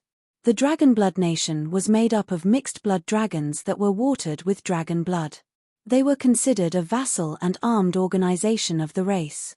The astral spiritual dragon race was the foundation that he valued. 2 tons of ordinary dragon blood potion and 100 kilograms of refined dragon blood potion in exchange for 100 slots of the evolution cube. Milizors was a little confused. Tons.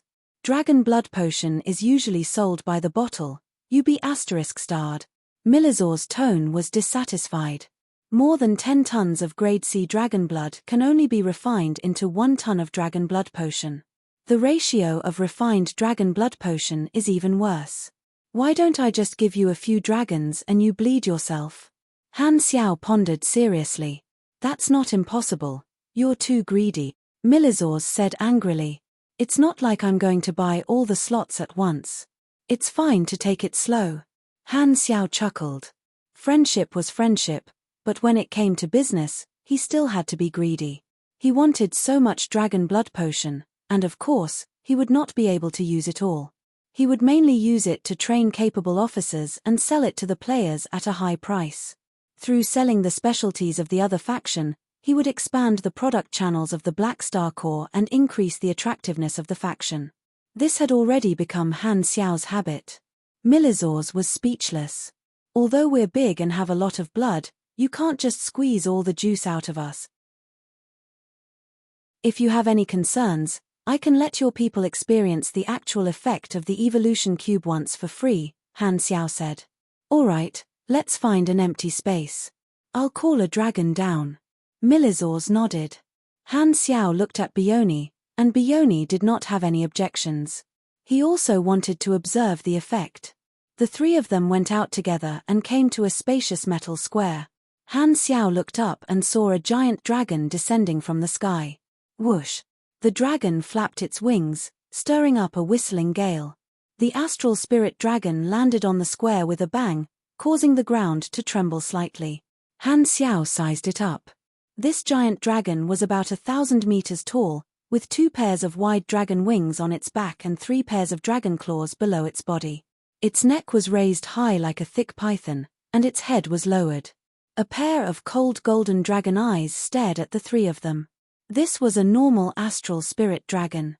Compared to Milizor's, its size was not as exaggerated. Furthermore, this astral spirit dragon did not have the habit of running around naked. Its body was covered in sections of black metal armor. Most of its body was wrapped in specially made heavy armor. The armor was also equipped with mechanical weapons, including battleship turrets, battleship shields, and so on. It could be said that it was fully armed. Such a heavily armed giant dragon could be used as a battleship. The machinery and flesh created a sense of beauty. On this armor and dragon body, there were a large number of magic circuits, shining with a faint light. Clearly, they were enchanted. These are my armed dragon guards. Let them try the effect of the evolution cube first, Milizors said. As a Beyond Grade A, he also had his own elite troops.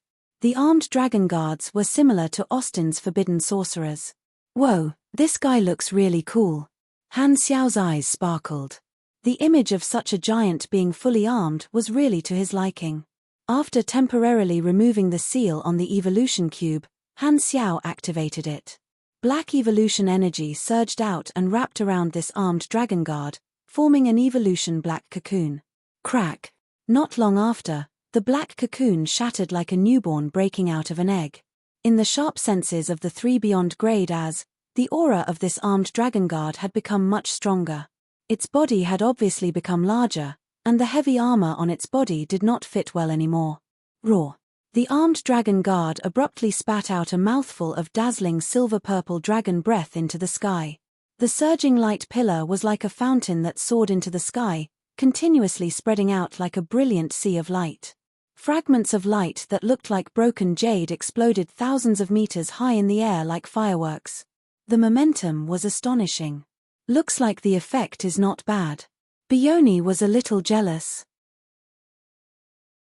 If the females of the Balrog race were strengthened, they would be able to withstand more of his scorching essence. It would definitely be beneficial for the reproduction of his race. Milizors was also very satisfied with what he had paid for. All right, this price it is. I'll buy 2,000 slots first.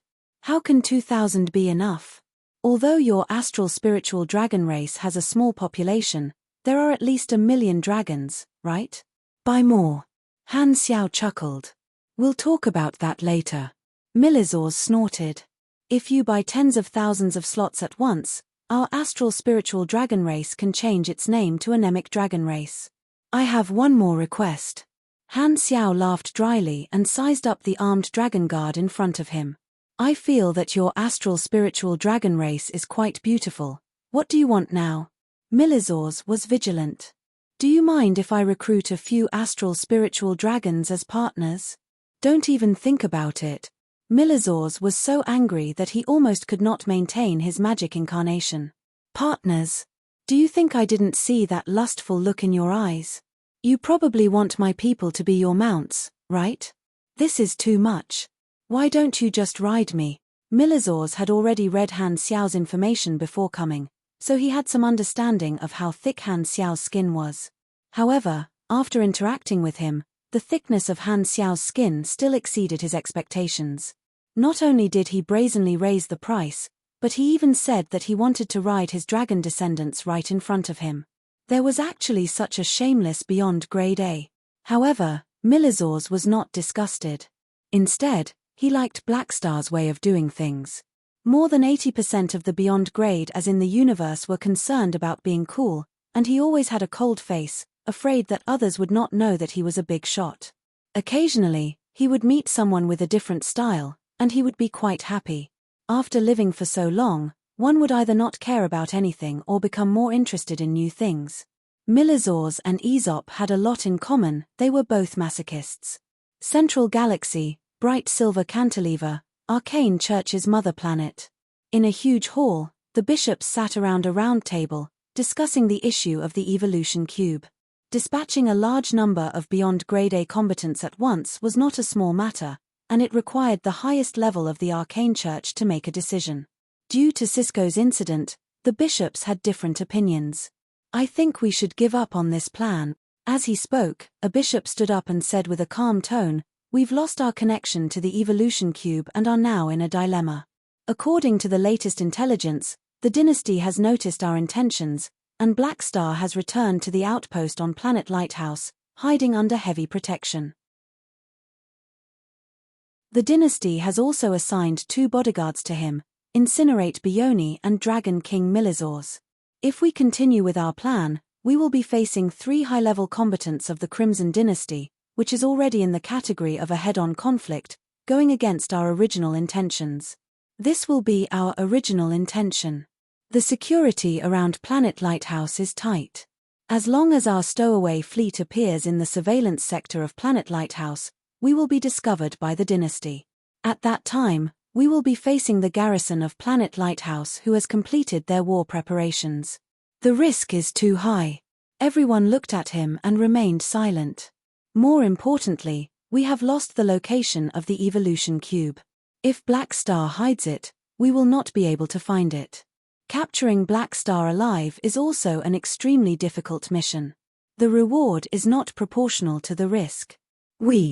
After pausing for a while, this bishop sighed. Let's give up on the evolution cube. Everyone could not refute and subconsciously turned to look at the main seat. It should have been the Pope's seat, but it was currently empty. However, everyone knew that the discussion had reached the ears of the Pope. The discussion had reached a stalemate, and the rest was up to the Pope. After waiting for a while, a 3D projection suddenly appeared in the middle of the round table, and a few lines of words appeared. This was the Pope's reply, and the bishops all looked over. The Pope's reply had a total of 4 messages. First, God has revealed that the evolution cube is still with Blackstar. Second, the plan has been changed. We will attack Planet Lighthouse. Third, we have a new target. We are allowed to use the 10,000 deity scepter to try and kill Milizors. Fourth, the Radiant Federation has agreed to provide assistance. Chapter 837. In a desolate universe belt in the flickering world. A secret Stargate station was hidden in the north of a desolate planet. It was the stronghold of the Church of Arcana's stowaways. This Stargate was equipped with all kinds of cloaking devices to hide its energy reaction and maintain its stealth state, preventing any type of radar from detecting it. The Arcane Church's technology was not inferior to the dynasties, but they each had their own strengths.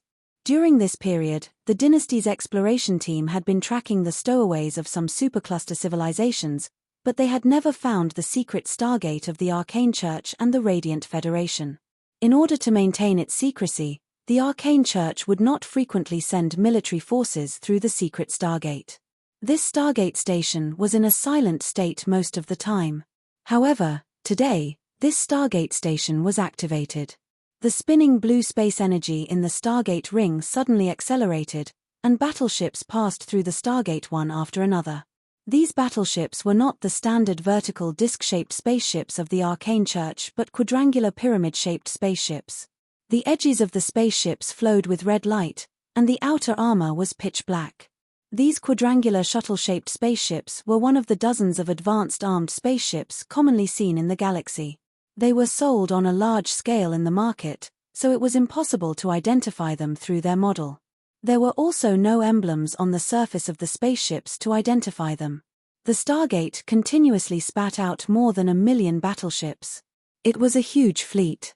The Arcane Church officer in the stronghold watched this scene silently. He did not know the origin of this fleet. He only knew that this was a direct order from the upper echelons, telling him not to do anything and just to let this fleet leave. This mysterious fleet had no intention of communicating. The stronghold officer watched as this fleet turned around and quickly left, turning into a stream of light and disappearing from sight. I wonder what secret operation the upper echelons are planning. 1 million battleships, are they going to war with the dynasty? The stronghold officer could not help but mutter. The Stargate station disappeared from the fleet's vision. In the command room of this mysterious fleet, a hooded man raised his head. It was an Escod doppelganger. Humph, Arcane Church. The Escod doppelganger snorted. Escod's main consciousness was controlling this doppelganger. This fleet was one of the fallen Ark's divisions. Escod's organization was located in between the gaps of the central galaxy and would not leave easily. In order to quickly cross multiple star fields to reach the flickering world, they could only use stargates. In order to allow Escod to deceive everyone, the Arcane Church had secretly built a stargate in the desolate universe belt of the central galaxy a long time ago, secretly providing stargate services to Escod's troops. Of course, this was only temporary. This team used the stargate of the Arcane Church and quietly came to the flickering world. Although both sides were temporarily cooperating, Escod did not trust the Arcane Church easily. In order to prevent the Arcane Church from ambushing him, he only sent a doppelganger and a branch fleet to scout the way. The mission of this branch was to build his own secret stargate in the flickering world and control his escape route. Stargates were the technology of star cluster civilizations, but the purpose of the black market was to allow people to buy things that could not be bought through normal channels. Escod had spent a huge amount of money to purchase the stargate equipment from the black market. This was because in the entire universe, there were quite a number of star cluster civilizations, and stargates were not a secret. Escod's main body would only personally come to the flickering world when he had a way out. Open the star map. The subordinate beside him operated the 3D star map, which was the star map of the flickering world. This was the information that the Arcane Church had sent to them. Although this was the dynasty's star map, the Arcane Church had a way to get their hands on the star map. However, this star map did not show the dynasty's military layout in the flickering world. This was a secret, and the Arcane Church would not be able to figure it out so easily. However, the dynasty's outpost, Planet Lighthouse, was highlighted on the star map. There were about 3 million battleships stationed on the planet, and there were more than 1 million patrol battleships around it. The dynasty had already invested a few 100 million battleships into the flickering world, but most of them were on the exploration mission. Naturally, They could not all be stationed on Planet Lighthouse. With more than 4 million battleships as a permanent garrison, Planet Lighthouse was already the dynasty's strongest planet in the flickering world. 4 million, looks like we need to send more people over. The Escod doppelganger's tone was calm. The fallen Ark was said to have 60 million battleships, but the actual number might be even higher. There was naturally a reason why the three universal civilizations were wary of him. In terms of strength, he was also one of the largest armed organizations in the galaxy. After pausing for a while, the Escod doppelganger took out his communicator and contacted the Arcane Church's agent liaison. The upper echelons of the Arcane Church would not personally contact a criminal like him, so the middleman would be a secret agent of the Arcane Church. The advantage was that they could claim that there was no such person in their organization at any time. My vanguard troops are already in position. When will you move? In 20 days. We will inform you of the exact time in advance.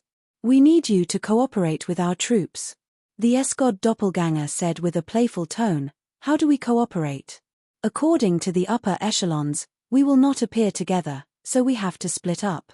You will attack from the front and attract the defending troops of Planet Lighthouse. We will launch a sneak attack. The Escod doppelganger nodded. He understood the concerns of the Arcane Church. He also did not think that the Beyond Grade as of the Arcane Church would move together with him. Splitting up was within his expectations, and the strategy of the Arcane Church was also within his expectations. However, Planet Lighthouse's security perimeter covered the entire sector. His troops would not be able to avoid the dynasty's surveillance, and the Arcane Church would not be able to do so either. A true sneak attack would not exist, and Escod felt that this was just an exaggeration. It was just a matter of time for him to attract more firepower, and the Arcane Church would then enter the battlefield from another direction.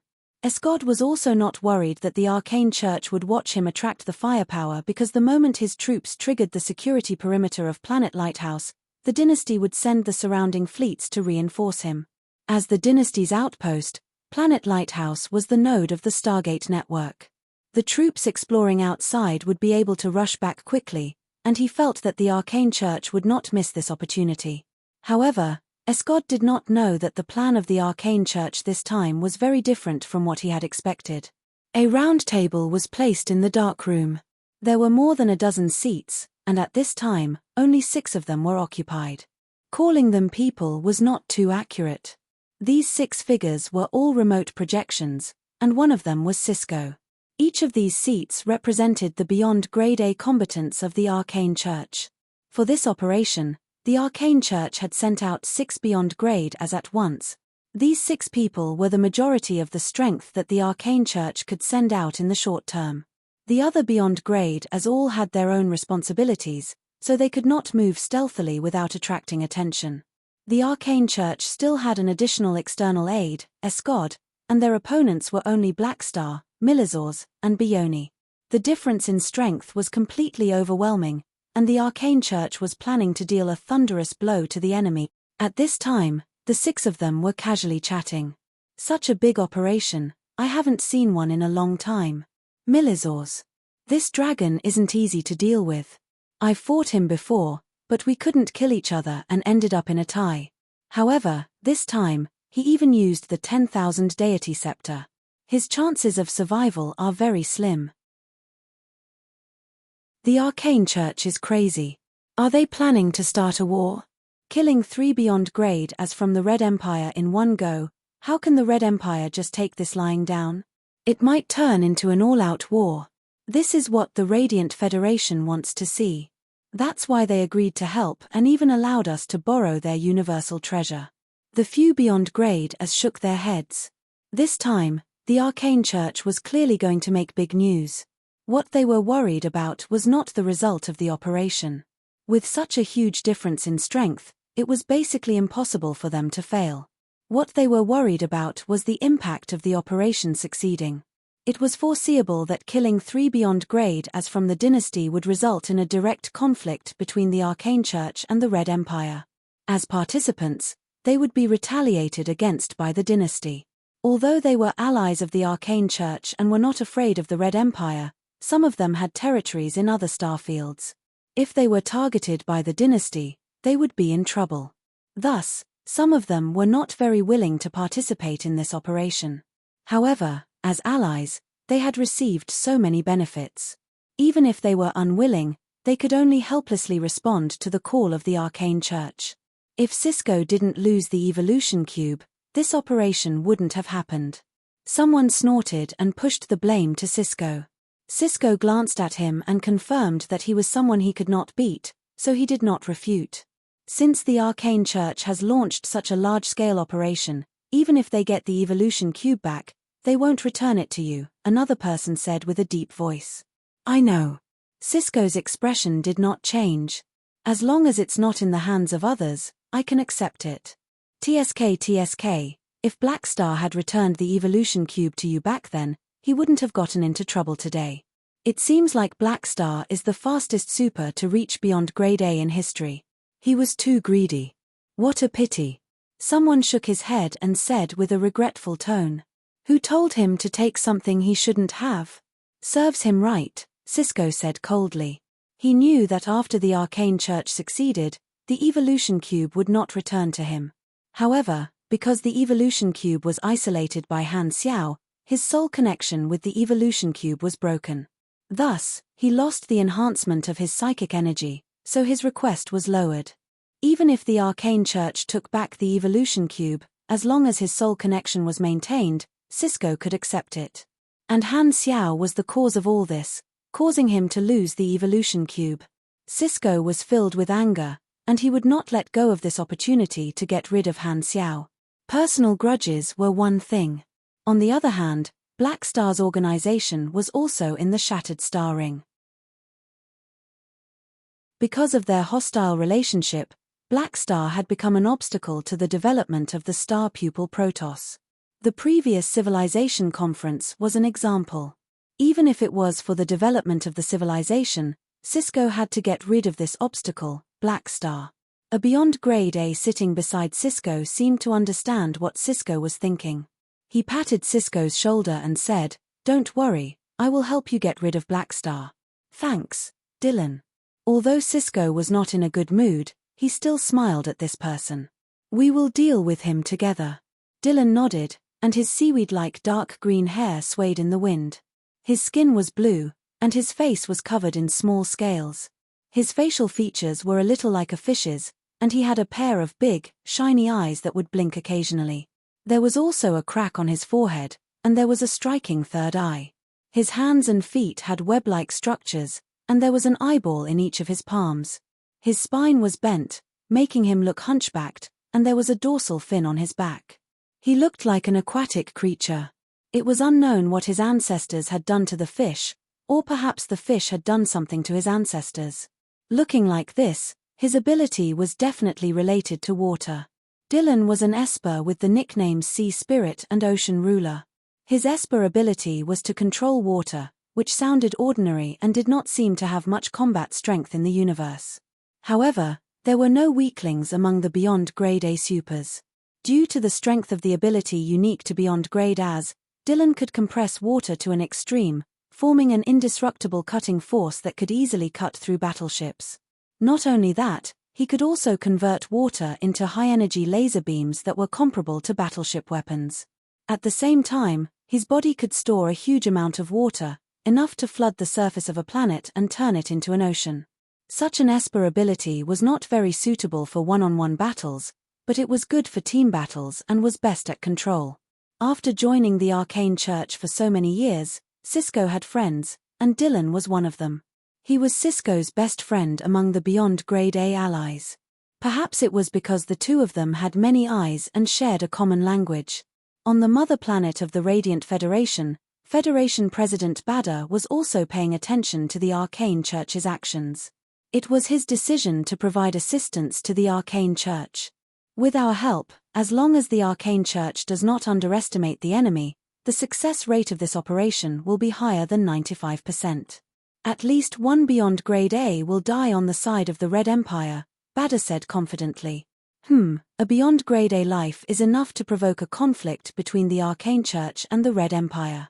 This is very beneficial to us. The chief elder nodded approvingly. The reason the Radiant Federation helped the Arcane Church was because they wanted to sit on the mountain and watch the tigers fight.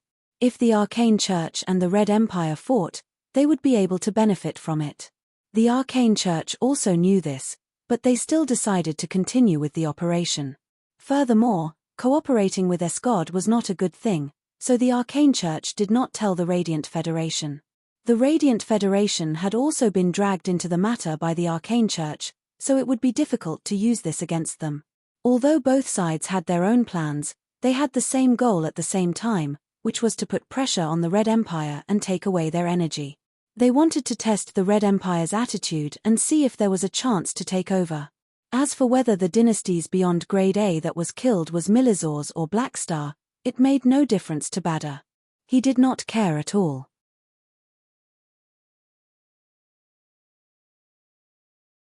Chapter 838. Flickering World, Dawn Star Cluster, Dynasty Outpost Planet Lighthouse. In Base No. 4's combat training room, a spar was underway. Bang! The mechanical fist collided with the hardened fist, and an obvious shockwave was created. Hadavi grabbed Psionic Prime's fist and threw him forward, shattering the defense line formed by the mechanical soldiers with a loud thud. Behind the defensive line, Han Xiao took a step forward and casually shot out a beam of mechanical force, pulling Psionic Prime, who was about to fly past him, down to help him stabilize his body. Immediately after, a flash of lightning appeared in Han Xiao's eyes. At the same time, a psionic barrier appeared on the path Hardaway was charging toward.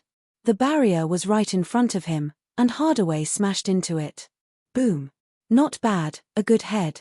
The corners of Han Xiao's mouth curled up, and he clenched his fist. The wall-like psionic barrier instantly shrunk into a ball of light and exploded in front of Hadavi's face. A blue energy light burst out and sent Hadavi flying, crashing into the wall of the training room. Boom! The metal plate was bent and broken, and a human-shaped hole appeared on the wall. The mechanical soldiers around him began to focus their firepower, and psionic beams shot out continuously, gathering in the holes in the wall one after another. Rumble! The dazzling light of the explosion turned the room white. At this time, a red light suddenly shot out from behind Han Xiao, piercing through more than 10 mechanical soldiers and shooting toward the back of Han Xiao's head. Psionic Prime instantly split into his floating cannon form and activated a psionic shield to block Han Xiao's back. The red light hit the blue shield and shattered into pieces. Han Xiao slowly turned around and looked. Hela was behind him, shooting out death energy time and time again. Facing Han Xiao, she did not dare get close and could only harass him from afar. In this spar, all the Blackstar guards would challenge Han Xiao together. In order to achieve a good training effect, Han Xiao naturally would not summon all of his mechanical soldiers. He only used 1,000 mechanical soldiers and did not use the human wave tactic. He basically relied on all kinds of mechanical equipment to fight. The training room was now a mess. Almost all of the Blackstar guards had been beaten to the ground. Only Hela and Hardaway were still holding on, and the two of them were also in a very sorry state. "Come here, little darling." Han Xiao extended his hand toward Hela from afar, and the mechanical components quickly wrapped around his arm. Mechanical force flashed across the surface of the components, and he clenched his fist tightly. A strong gravitational force was released from the mechanical suit's arm, making a whistling sound. The mechanical soldiers along the way dodged, and a gap appeared in the defense line. The position of the gap changed as Hela moved. Hela instantly felt an extremely strong pulling force pulling her toward Han Xiao. Her eyes were bright red, and energy wrapped around her body to resist the pull of the gravitational device. However, her speed was unavoidably reduced.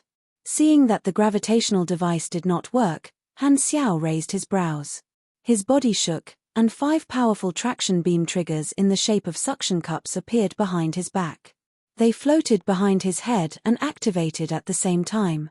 Hum! The huge gravitational force stacked together, and Hela was instantly pulled over. She gave up on resisting and increased her flying speed, instantly closing in on Han Xiao. She concentrated energy in her leg, and a powerful whip kick was powerful enough to shatter a mountain. Han Xiao was unmoved, and the latest generation of Battle Tiger mechanical suit instantly appeared on the surface of his body. Klala. The black mechanical suit covered his entire body, and only his head was exposed. Han Xiao bent his arm and used his forearm to meet Hellas' whip kick. Boom. The long leg wrapped in energy struck the forearm of the mechanical suit. The nanoparticles on the surface of the mechanical suit undulated like waves, diverting the force to the leg and the back. Boom. The next moment, a shockwave appeared under Han Xiao's feet. The metal ground was twisted and bent, and the excess force turned into a whistling wave that blew away the surrounding smoke and dust. After receiving this kick, Han Xiao's raised forearm was like a statue, and it did not move. Although Hellas' close combat was not bad, she was not a pugilist, and her attributes were suppressed.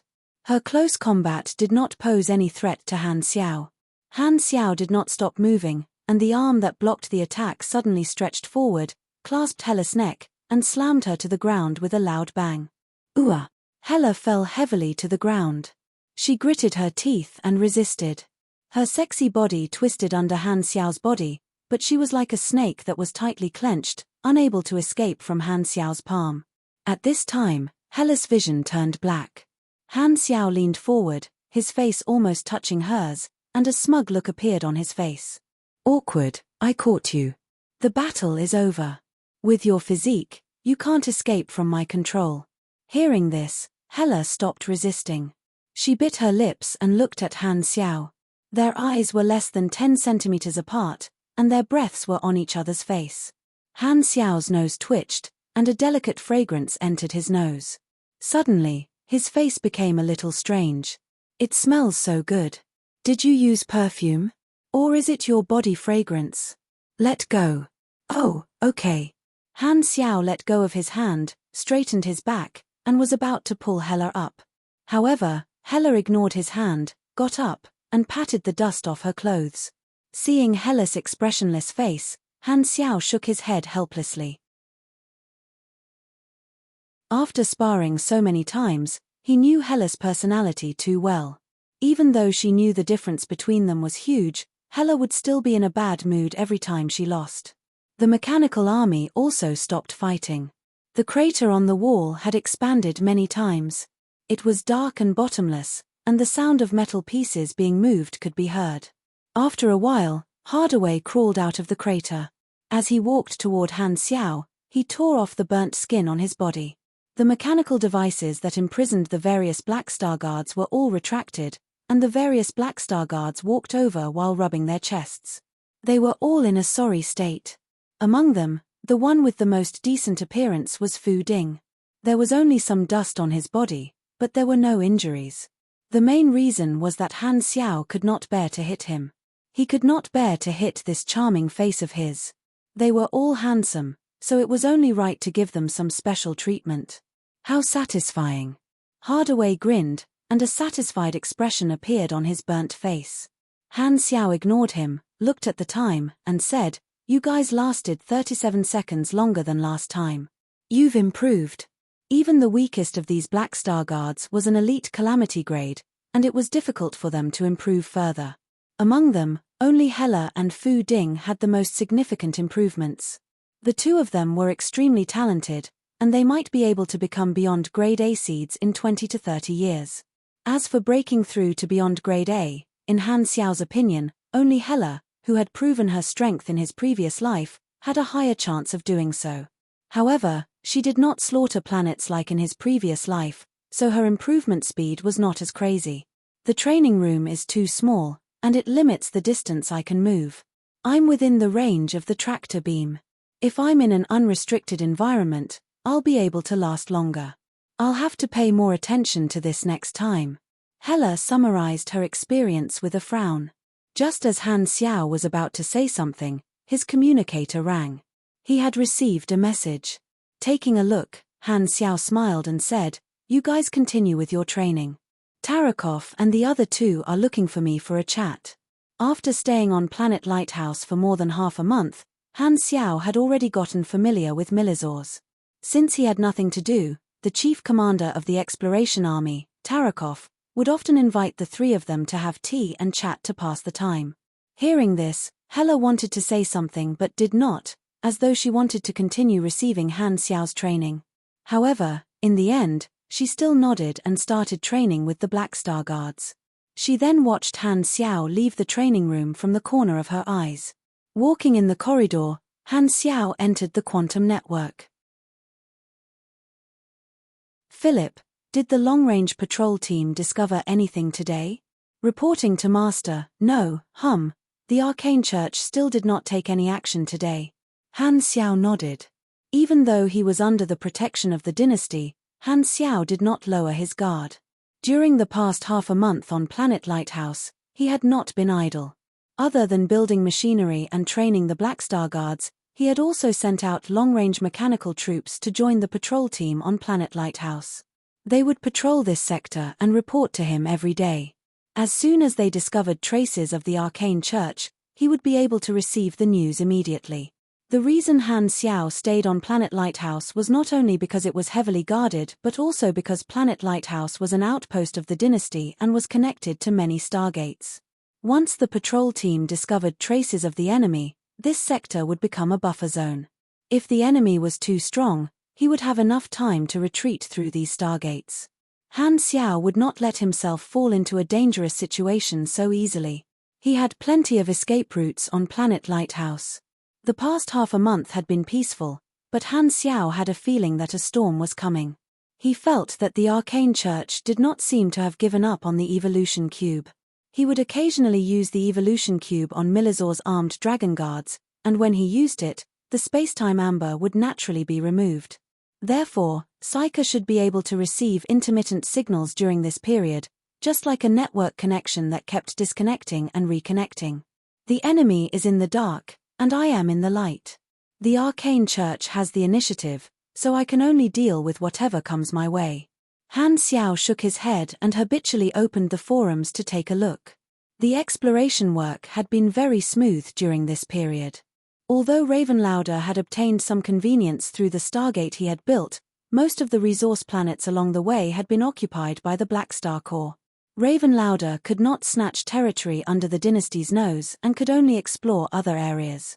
The players had been working hard to explore and obtained a large number of mission points.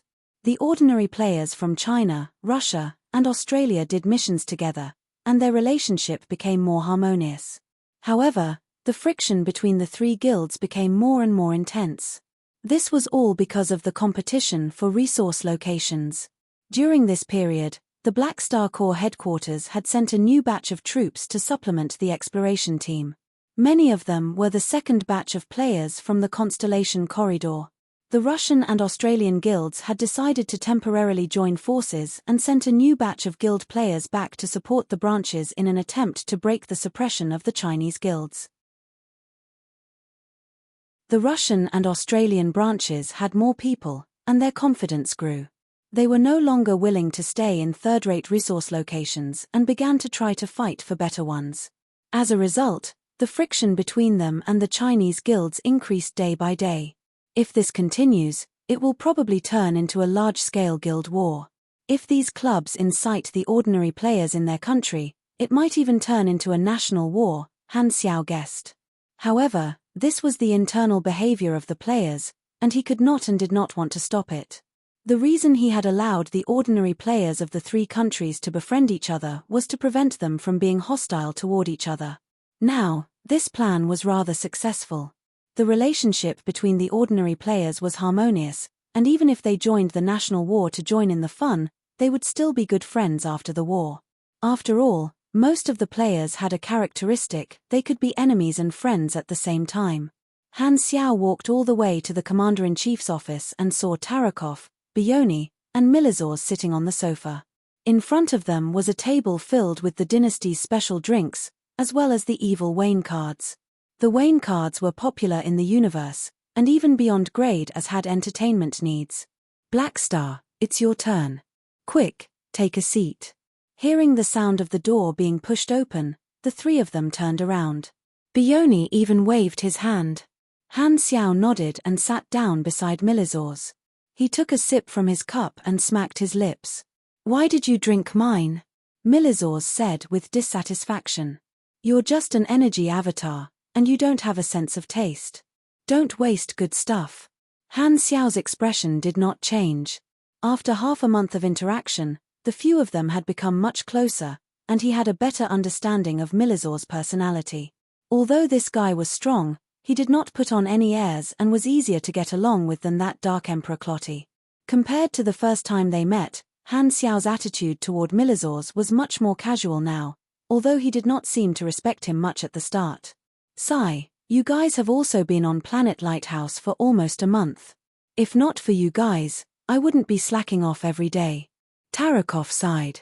He had always been on Planet Lighthouse and did not have anyone of the same status as him to communicate with.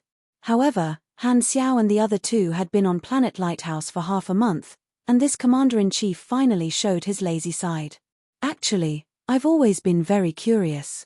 What is the relationship between Clotty and Uranril? I feel that it is not as simple as being her bodyguard. Milizor's tone was curious. As the leader of the dynasty, you have to have a family. Uranril is a widow, and Clotty is a hardcore supporter of the leader. Could they? The marriage laws of the dynasty were monogamous, but Bioni felt that it had nothing to do with him. TSK, although I admit that I'm a gentle person, I'm still a top military officer of the dynasty. Is it really okay for you to talk about the leader in front of me? Tarakov was helpless. I don't know. Even if I did, I wouldn't tell you. Milizor snorted and casually slapped down a Wayne card. He changed the topic and said, "You lost." Tarakov was stunned. He looked at the cards in his hand and asked suspiciously, "Did you use magic to change my cards again? Don't be shameless. Would I do something so lame?" Milizor's was angry. "Actually, you would. I didn't F*King see this card in your hand just now." Han Xiao could not help but think of Lagi. Lagi had a famous saying when he was playing cards, only trash would cheat with magic. From then on, he knew that the only thing that could stop a mage from cheating was a stronger mage. Among the three of them, one was lazy, one was playing with fire, and one was playing with machines. Obviously, no one could stop a mage from cheating. Looking at the few of them chatting casually, Han Xiao could not help but feel relaxed.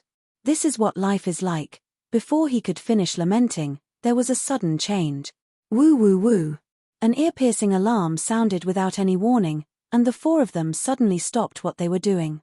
Tarakov's expression immediately turned serious. He stood up and opened the real-time star map to check the situation. At the same time, Han Xiao also received a long-distance report from Philip. Master, Team 025 discovered traces of a large fleet heading toward Planet Lighthouse. The image changed. A mysterious fleet entered the security sector of Planet Lighthouse and triggered the alarm. This fleet was made up of quadrangular pyramid-shaped spaceships. At a glance, there were probably a few million of them. The mysterious fleet had already engaged the dynasty's patrol fleet in that direction and broke through the defense line. It was obvious that they had the intention of attacking Planet Lighthouse. Han Xiaoxin's heart sank. Arcane Church. They're really here.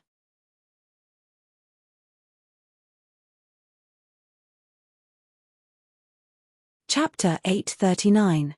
At the same time as the alarm sounded on Planet Lighthouse, the 3 million battleships of the Fallen Ark formed a long dragon-like formation at the edge of the alert sector and continued to penetrate deeper into the defense line. Inside the flagship, Escod and his subordinate Harkison looked at the star map. The distance between Planet Lighthouse, which was marked as a red target, and them was getting closer and closer. "Boss, we've already entered the alert range of Planet Lighthouse. The radar shows that the patrolling dynasty fleet is heading toward us and will engage in battle very soon." Harkison scratched the back of his neck with his long tongue as he spoke. "Try to speed up. Don't get caught." Escod's tone was calm. This time, it was not his doppelganger but his main body. Harkison clicked his tongue and said, "Even though we're working together, the Arcane Church is still wary of us. Not only did they not reveal their exact plan, they even changed the location of their secret Stargate. They're obviously wary of us. We don't know when they'll attack and where they'll attack from." Escod did not mind. Working together was like asking a tiger for its skin, so it was normal for them to be wary of each other. It was just like how he would not tell the Arcane Church where his secret Stargate was. With Planet Lighthouse as the center, the alert sector was extremely large. Once the enemy was discovered, there would be plenty of time to mobilize the troops. They would not be able to reach Planet Lighthouse in a short time.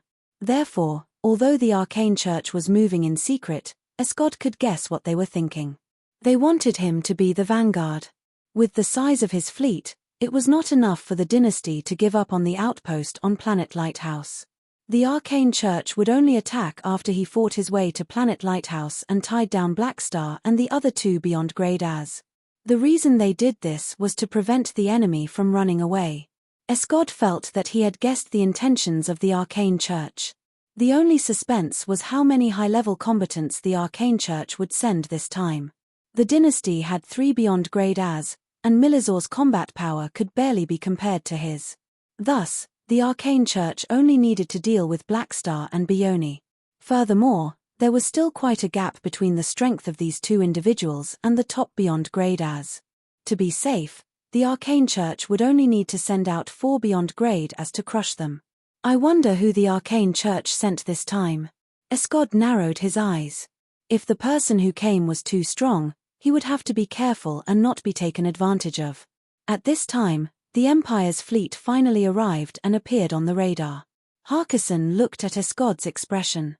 Seeing that his boss had no intention of speaking, he gave the order for Escod. Fire at will.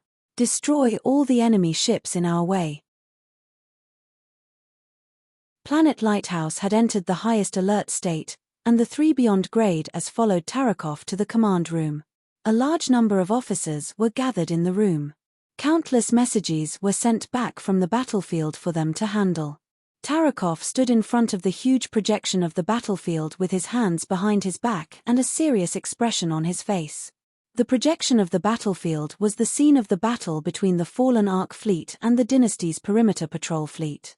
The spaceships of both sides had shrunk countless times, and it was as though too many fleets were fighting in front of everyone. Around the projection of the battlefield was a star map of the perimeter sector. Planet Lighthouse was highlighted, and a red line extended out from the projection to connect to the enemy fleet.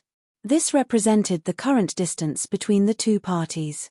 There are about 3.2 million enemy spaceships.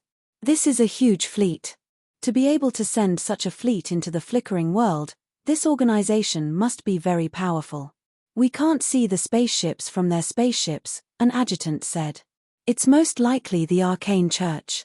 As he spoke, Tarakov glanced at Han Xiao and said, however, we can't rule out the possibility of other organizations. Han Xiao noticed his gaze and said with certainty, it's definitely the Arcane Church. Tarakov glanced at him again and nodded slowly. Understood. Han Xiao looked calm, but his heart was extremely heavy. You have triggered an emergency mission, cause and effect. Mission introduction. You stole the evolution cube and attracted the hostility of the Arcane Church. Today, they finally took action and decided to give you a thunderous blow to take back the evolution cube in your hand. Mission requirements: defeat the enemy or escape successfully. Failure conditions: 1. Death. 2. Loss of the evolution cube. Reward: 240 billion, 450 billion experience, plus 1 legendary point, x3 random reward, x3 unknown character summon cards. When he saw the reward, Han Xiao was shocked. At least 24 billion experience points. Back when he fought Heba, the highest level reward was only 8.5 billion experience points. Even from his point of view, this was a huge amount of experience point. Han Xiao could not be happy at all because the reward was proportional to the difficulty. Such a high reward meant that the strength of the Arcane Church's attack this time would be unprecedentedly terrifying. The highest reward was more than 40 billion experience points. This meant that there would be more than 5 beyond grade as. Who would be able to handle that? Although Han Xiao had secretly asked for reinforcements to be on the safe side and could not help but have thoughts of retreating, he was also cautious. If he escaped through the Stargate now, it should be very safe. However, if he succeeded in escaping, The lowest reward would be more than 20 billion experience points. Would it be so easy to complete the mission? Maybe the Arcane Church had some unknown means, and if he escaped now, he would be caught alone. He was under heavy protection and could be considered safe for now. If he ran the moment he saw the enemy, he would be looked down upon by the dynasty. After considering for a while, Han Xiao did not act rashly but followed Tarakov to the command room to observe the situation. The buffer zone was large enough, and it would not be too late for him to decide if he wanted to escape or not. The mission is called Karma. It's indeed not so easy to obtain other people's universal treasures. Han Xiao smirked. However, no one present knew what he was thinking. Tarakov observed the changes on the battlefield and slowly gave an order. Inform all the dynasty's allies that went out to explore. All beyond Grade A combatants are to return immediately and reinforce Planet Lighthouse as soon as possible. Hearing this, Han Xiao's eyes sparkled, and he nodded. It was obvious that Tarakov had noticed this as well. This commander-in-chief had good foresight. There were still 3 beyond grade as from the dynasty exploring the flickering world: Heber, Raven Lauder, and that mechanic Maximiler whom he had met before. If all of them returned, the 6 beyond grade as would be gathered, and they would not be afraid of the enemy at all. Without knowing how many high-level combatants the Arcane Church had, Tarakov did not want to make a big fuss. His style was to be steady and not be afraid of trouble. Even if it turned out to be unnecessary, it was better than regretting it. The dynasty's fleet has sent a request for reinforcements. They are unable to stop the enemy. Chief Commander, should we send reinforcements from the surrounding areas? Tarakov narrowed his eyes and observed for a while. Only mobilize the troops in that direction. Don't move the troops in the other directions. The rest will be sent by the headquarters on Planet Lighthouse. Bioni was a little surprised. Dispatching a fleet from the headquarters will take a lot of time, and this group of enemies will be able to advance for a very long time. Why don't we directly mobilize the troops in the surrounding areas? Tarakov said with a deep voice, the enemy's fleet is alone, and they do not have any markings. I believe that they are not the main force of the Arcane Church but a vanguard. Their goal is to distract our outer defense line and create a gap in the alert sector. Their main force will take advantage of the loopholes in the security sector and charge in from other directions, forming a two-pronged attack or even a multi-pronged attack. This should be the Arcane Church's tactic. Hearing the chief commander's explanation, everyone looked at the situation carefully and had to admit that this was the most likely plan of the enemy. Tarakov had seen through it, and there was nothing wrong with this method. However, this is only a temporary solution. What we need next is intelligence. We have to find out how many beyond grade as are in this fleet. Tarakov turned to look at the 3 of them. His meaning was obvious. Only those of the same level could force those of the same level to take action. Leave it to my long-range troops. Han Xiao nodded. He was the target of the enemy and the key figure in this battle. Under such circumstances, it was not appropriate for the 3 beyond grade as to be separated. The long-range troops that he had sent out during this period could be put to good use. What? Planet Lighthouse is under attack. In the Renault Star cluster, in the Bloodshed Land Fleet, Heber, who was taking a bath on a star, quickly received the news from Jode. His expression could not help but change. The enemy is the Arcane Church, and the target is Black Star. Chief Commander Tarakov wants us to go back and provide support. Your Excellency Tyrant, what should we do? Jode asked carefully. Heber frowned. The 2 of them still had some grudges, and he did not want to help Black Star. However, he then thought of something, and his brows slowly relaxed. Since it's an order from the dynasty, let's go and provide support. Inform my main fleet to head to the nearest Stargate at full speed. Heber's fleet quickly turned around and headed toward the Stargate leading to Planet Lighthouse. Although he had some grudges with Han Xiao, this matter concerned the dynasty's dignity. As a member of the dynasty, protecting the dynasty's status was in line with his own interests. On the other side, in the Garu Star Cluster, Arcane Research Institute Fleet, Raven Lauder also received Tarakov's request for help. After reading it, he remained expressionless. Black Star's life and death had nothing to do with him. He could not wait to have one less competitor. Unfortunately, his organization was in the central galaxy, and he had to rely on the dynasty's protection. It was not appropriate to go against the dynasty's orders for such a small matter, so he could only bring his men to provide support. Very soon, he discovered an annoying thing. The Stargate transportation network that Black Star had built in the Garu star cluster instantly became a fast reinforcement channel, making it more convenient for him to rush over.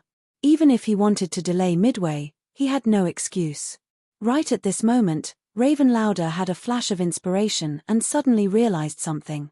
Could it be that Black Star had calculated this in advance by building the long-distance Stargate? That must be it. Otherwise, he really could not imagine why Black Star would give up his own interests to build a long-distance Stargate. Raven Lauder finally understood Black Star's true intention. Before this, he had actually laughed at the other party's idea. Even if he was not thin-skinned, he could not help but feel a little embarrassed. Escod's fleet gradually went deep into the security sector, fighting the dynasty's fleet as they advanced. The dynasty's fleet released bubbles along the way, stabilizing the spacetime coefficient and preventing both sides from entering hyperdrive. Escod's fleet inevitably slowed down and was constantly harassed. Millions of battleships exchanged fire, forming a scene of a large-scale galactic war. Dazzling energy beams of various colors crisscrossed, tearing through the pitch-black universe. Silently, they carried a biting cold killing intent. Spaceships were destroyed one after another, turning into fireworks in the universe. On the battlefield, there was a group of special combat units. They were the long-range mechanical troops that Han Xiao had sent out. Like a flock of crows, they shuttled back and forth in the formation of the fallen Ark fleet. Between the flashes of mechanical force and the rumbling of thunder, they shot out psionic energy beams one after another, exploding on the shields and outer armor of the quadrangular battleships one after another. This mechanical army had more than 100,000 mechanical soldiers, and they were in the state of mechanical force bonuses. Their performance had increased tremendously, reaching the level of a beyond grade A super. They were invincible on the battlefield, destroying a large number of enemy spaceships, and the speed of their own casualties was rather slow. Energy explosion. Another 3 enemy battleships were destroyed. Just as the mechanical army was about to search for the next target, a black and red energy beam passed through the explosion of the spaceships and blasted into the formation of the mechanical army, instantly devouring half of the army. After the beam of light passed through, the mechanical soldiers that were hit had already turned into charred parts. Han Xiao, who was remotely controlling the situation on Planet Lighthouse, narrowed his eyes. The enemy beyond grade A has made his move. This attack power is not ordinary. Through the vision of the mechanical army, Han Xiao stared in the direction of the attack, wanting to see who the enemy was. Escod's figure instantly appeared in his vision. The next moment, Tarakov, Milizors, and Bioni saw Han Xiao's expression change. "Did you see clearly? Who is the enemy?" Tarakov hurriedly asked. Han Xiao exhaled and said with a solemn expression, "It's actually Escod, and it's his main body." As soon as he said that, the few of them were stunned. "Isn't the enemy the Arcane Church? Why is Escod here?" Bioni was shocked. As he had fought with Escod before, he knew how strong Escod was and was extremely wary. Tarakov's expression became even more solemn. The Arcane Church must have provided Escod with help and allowed him to leave the central galaxy. Damn it, for the evolution cube, they actually worked together with such a person. Escod's strength was renowned throughout the universe, but this time, they also had a peak beyond grade A who had been famous for a long time. Milizors shook his head and said, "I've fought with Escod many times before, and it's not a problem for me to stop him. However, I can't be distracted when dealing with this fellow, or I won't be able to do anything else. Other than Escod, the Arcane Church definitely has other high-level combatants. The situation is not good for us. Chief Commander, what do you think?" Hearing that, Tarakov fell into deep thought. On the surface, the enemy only had Escod and millions of battleships. In the dark, there were at least 3 beyond grade as and even more battleships. On their side, They only had 3 beyond grade as and 4 million or so battleships on Planet Lighthouse. Their strength was naturally inferior, but with the depth of the alert sector, they had the capital to stall for time. Furthermore, the dynasty had even more battleships in this star field that were rushing over from various regions to reinforce them. Tarakov was currently considering if they should retreat immediately or hold on until reinforcements arrived. The enemy's target was Black Star. If they retreated now, they should be able to protect Black Star. However, the dynasty's outpost would definitely be destroyed by the enemy. Losing resources was secondary. The main reason was to prevent the enemy from controlling the Stargate, so they had to close it. Then, the dynasty would temporarily lose the core of the Stargate transportation network, and their mobility would be greatly reduced. Thinking about that, he looked at the battle situation again. Other than the dynasty's battleships that were fighting Escod, the other battleships in the alert sector did not make any moves and maintained their vigilance in their respective areas. Previously, he had even sent out a portion of the Planet Lighthouse's battleships to act as a quick reaction force to save time and prevent the second wave of enemies from attacking. After thinking about it, Tarakov sighed and said with a deep voice, "Although the situation is not good, we have the capital to hold on. Try your best to stall for time. As long as the reinforcements arrive, we will be safe, woo woo woo."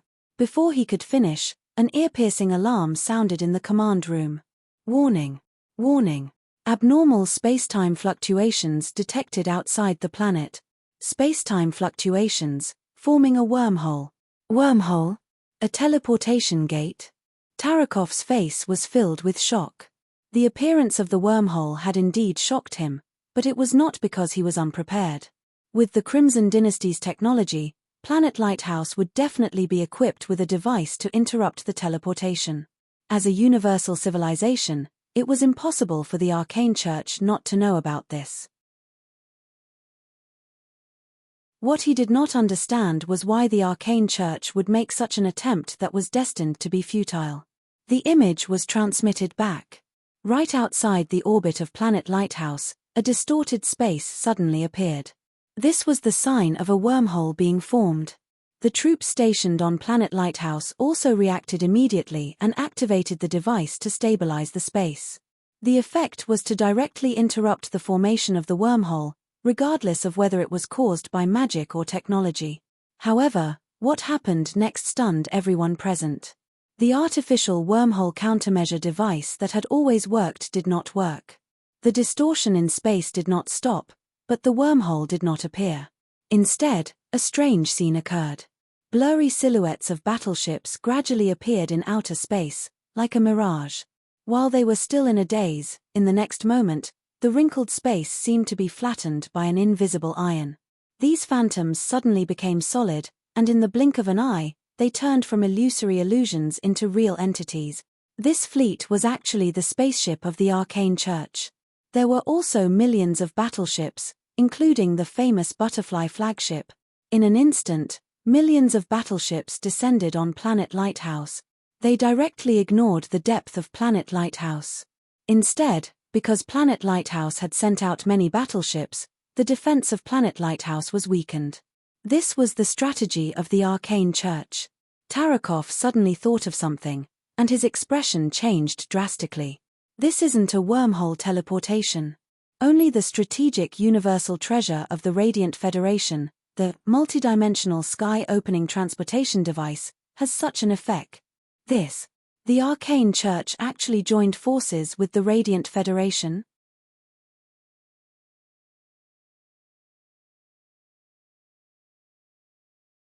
Chapter 840. Multidimensional Sky-Opening Transportation Device. Han Xiaoxin was shocked. He was not unfamiliar with this item. This was a universal treasure that the Radiant Federation had invested countless resources into, and it was their special technology. Just like how the evolutionary civilization had created the evolution cube, civilizations that had reached the level of universal treasures had basically created universal treasures. The principle behind this item was related to high-dimensional projection and materialization. An army would be teleported to the target location and then restored to its original dimension, achieving the effect of crossing dimensions. To be specific, it was like turning the universe into a flat two-dimensional picture, and the teleported army became a three-dimensional object. Because the obstacles in the two-dimensional picture would not affect the three-dimensional image, the teleported object could move freely on the surface of the two-dimensional picture. Normal artificial wormhole countermeasures would not be able to counter the multidimensional sky-opening transportation device. This technology had been the trump card of the Radiant Federation since the exploration era, allowing their fleet to have extremely high mobility. It was extremely terrifying from a war perspective. Relying on this technology, the Radiant Federation had defeated countless strong enemies in the exploration era and survived all the way to the new era. There were also disadvantages. First, the resources consumed for each use were extremely shocking, increasing with the distance and the number of units teleported. Second, the charging time was very long. Third, ultra-long distance teleportation required precise positioning and a long period of guidance. Fourth, the multidimensional sky-opening transportation device was a large equipment similar to a Stargate and would not be teleported out together. Thus, the troops that were sent out could not be retrieved through the same method unless they brought another, multidimensional sky-opening transportation device. Of course, the Radiant Federation would not hand over their special universal treasure to the Arcane Church. The condition of cooperation was to teleport them over, but they were not obligated to help them retreat. *T, the Radiant Federation actually intervened. Looking at the image of the Arcane Church's fleet descending, everyone in the command room was shocked, and their hearts sank to the bottom. Han Xiao also did not expect the enemy to work together with the Radiant Federation and be immune to the wormhole countermeasures, using special means to directly descend on Planet Lighthouse. The cooperation between the Arcane Church and the Radiant Federation was beyond his expectation.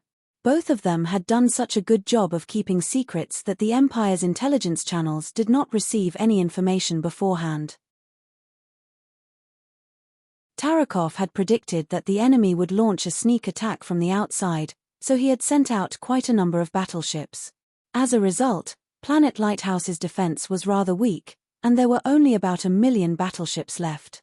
On the other hand, the millions of enemy battleships were floating in the outer space of Planet Lighthouse, bringing about immense pressure. The situation took a turn for the worse, and Planet Lighthouse was forced into a dangerous situation. The combat room became completely silent. Everyone's expressions were grim and shocked, and a great sense of danger rose in their hearts. Tarakov broke the silence and maintained his composure. Apart from stopping Eskod's troops, the other fleets are to return immediately.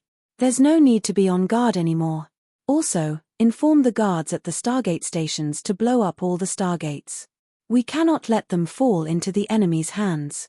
Blow up Planet Lighthouse's Stargate station? You're crazy. That's our only way out.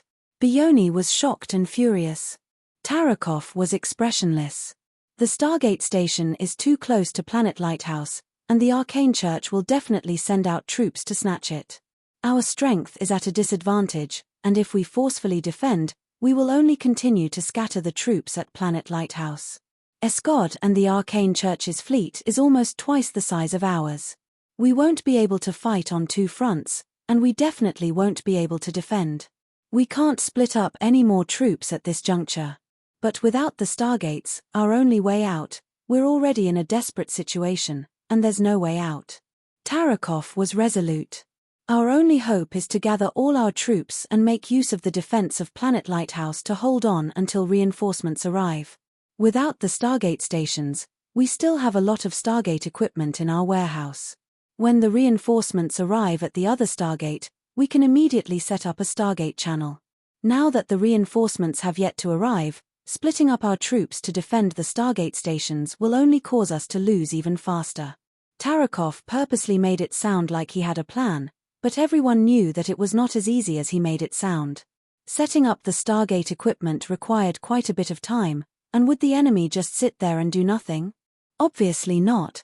When the reinforcements arrived at the channel, they would have to open the Stargate in front of the enemy, and a bloody battle would definitely break out. The problem was, they might not even be able to hold on until the reinforcements arrived. At this moment, the image suddenly locked onto 6 figures in front of the Arcane Church fleet. After seeing their appearances, Tarakov's face could not help but reveal a look of shock.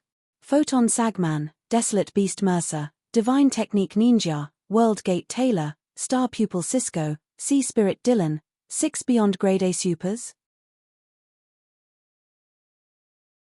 That was twice as many as they had on their side. With the addition of Escod, Tarakov, Milizor's, and Bioni's hearts sank. The Arcane Church was too determined to kill, and they were not even afraid of the consequences of starting a war with the dynasty.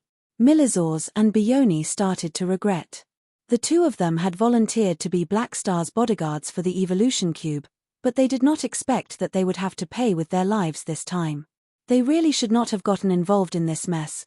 The two of them could not help but turn to look at Han Xiao, only to realize that Han Xiao had closed his eyes unknowingly.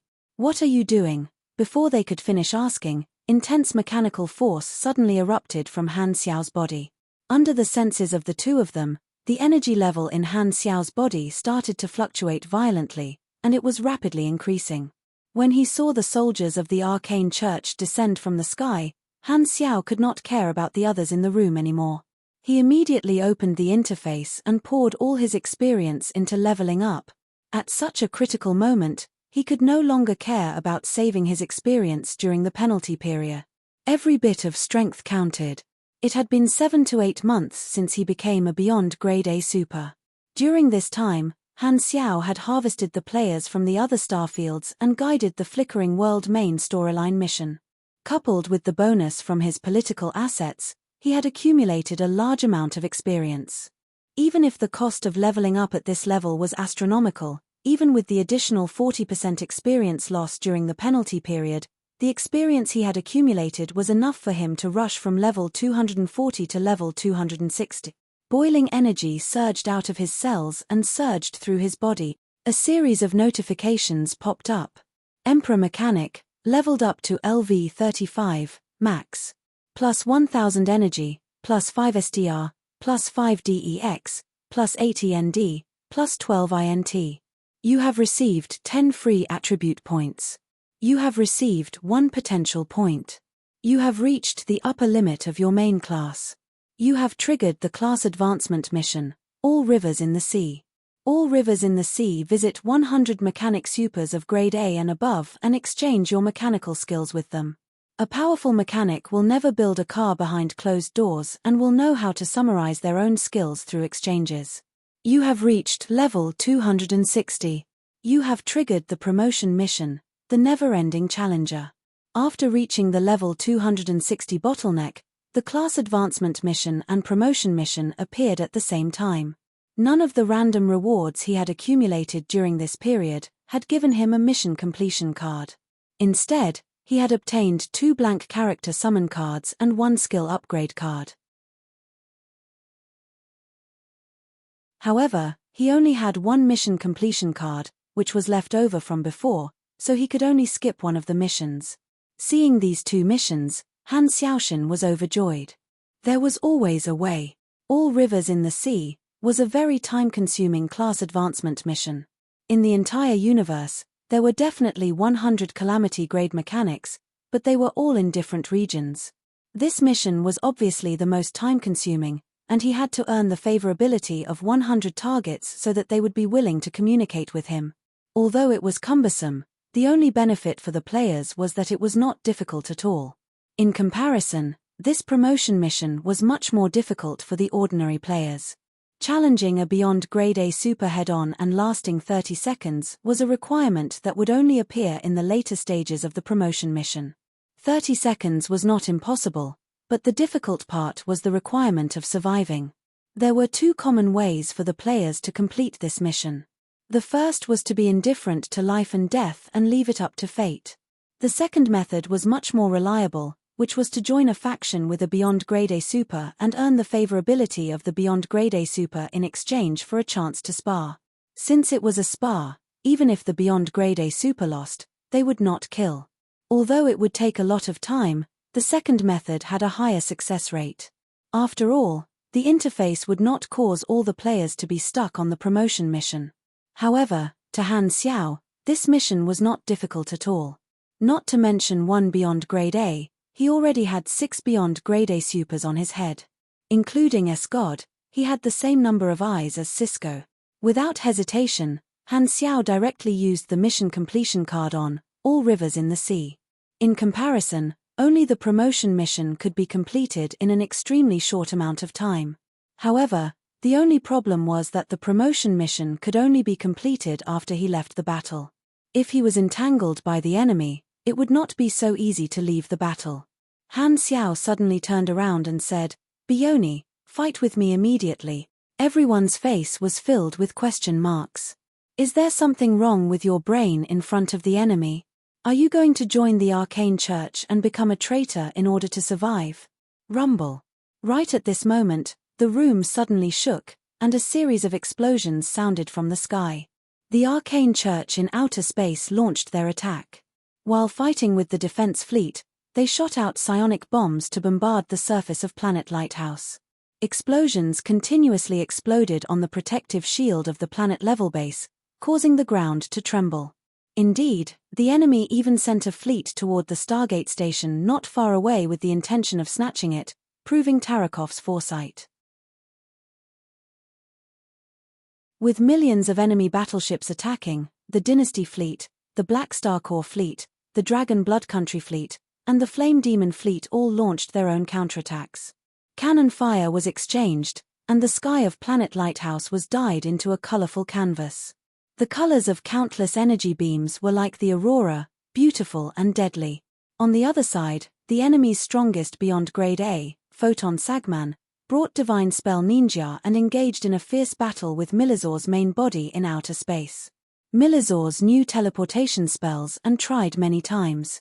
However, Divine Spell Ninja was also a beyond grade A mage and interrupted his teleportation spells time and time again. The other 4 beyond grade As, including Cisco, charged into the defense line of the Dynasty fleet and headed straight for the surface. Their goal was obviously to flatten the base on Planet Lighthouse and force Han Xiao and Bioni out. All surface troops, attack and defend against the enemy's attack. Tarakov ordered decisively. Black Star, Bioni, we can only rely on you guys to deal with those 4 beyond grade As. We have no other choice. Although he knew that Black Star was the enemy's target, such a situation did not allow a beyond grade A to avoid battle. Only by resisting would they have a chance of survival. I understand. Han Xiao's expression was solemn. At this critical moment, there was no time to waste on sparring with Bioni. He could only complete the promotion mission on the enemy. Shio. The next moment, 2 figures flew out of the base together like 2 streams of light, one black and one red, heading straight for the 4 beyond grade as of the Arcane Church. On the way, Han Xiao opened the secondary dimensional army box and released all his mechanical troops. The black tide carried his body all the way into the sky. Very soon, the 2 sides met in the sky, and it was 2 against 4. A strong gust of wind blew on the bodies of the 6 of them. The 6 of them seemed to have been nailed to the sky, and their figures did not move at all. The terrifying energy fluctuations of the 4 of them were like an ocean, and Bioni's heart was filled with pressure. He knew that he did not have a physique as outstanding as Han Xiao's, and his chances of dying were probably higher than Black Star's. The 2 sides stared at each other in silence for a few seconds before Cisco spoke coldly. His tone was filled with firm killing intent. I reminded you before, when you took the evolution cube, did you think that this day would come? Han Xiao ignored him. He did not have the time to chat with him before the battle. He calmed down and observed the 4 strong enemies. They were pugilists, mags, psychics, and espers. 4 beyond grade As. Even with my recovery speed, I won't be able to hold them off. Looks like I'll have to use up all of Aurora's character summon cards and potions this time. I hope that guy can come quickly to share the pressure. Han Xiao clenched his teeth and threw all the free attribute points he obtained from leveling up into endurance. With the high endurance conversion rate, his health increased by another 200,000 or so. The difference in strength was too great. He could only try to increase his tankiness as much as possible. The next moment, the 6 of them moved at the same time. The battle suddenly erupted. On the other side, Escod was still leading his fleet to break through the security sector. Escod asked Harkison to ask when the Arcane Church would attack, but the reply he received shocked him. The Arcane Church received the help of the Radiant Federation and directly teleported into the hinterland of Planet Lighthouse. They even sent out 6 beyond grade as? Escod's expression changed slightly. He thought about it and decisively gave the order. Everyone, listen up. Increase your speed immediately. The Arcane Church actually sent out 6 beyond grade as. Escod did not know how long Planet Lighthouse could last under such a terrifying attack. If the Arcane Church had already taken back the evolution cube before he arrived, he did not think that the Arcane Church would fulfill their agreement and let him borrow the evolution cube. Furthermore, he would not be able to snatch it from the hands of 6 beyond grade as.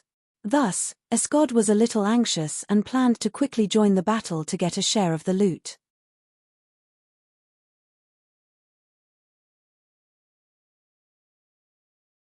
Chapter 841. In the outer space of Planet Lighthouse, a giant dragon soared in the battlefield like a main ship. Its slender body was shrouded in colorful magic circles, blocking all the cannons and leaving behind a series of explosions. Milizors flapped his wings, his huge body rampaging. The magic energy in his body boiled, and he wantonly cast endless offensive spells, setting off a magic wave on the battlefield. Beside Milizors were 2 tiny figures.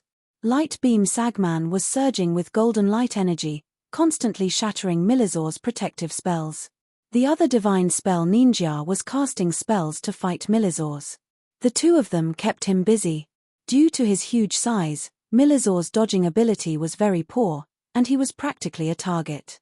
However, there were pros and cons. His tankiness could almost look down on all mags, so his energy was extremely dense, and the power of his spells was also increased.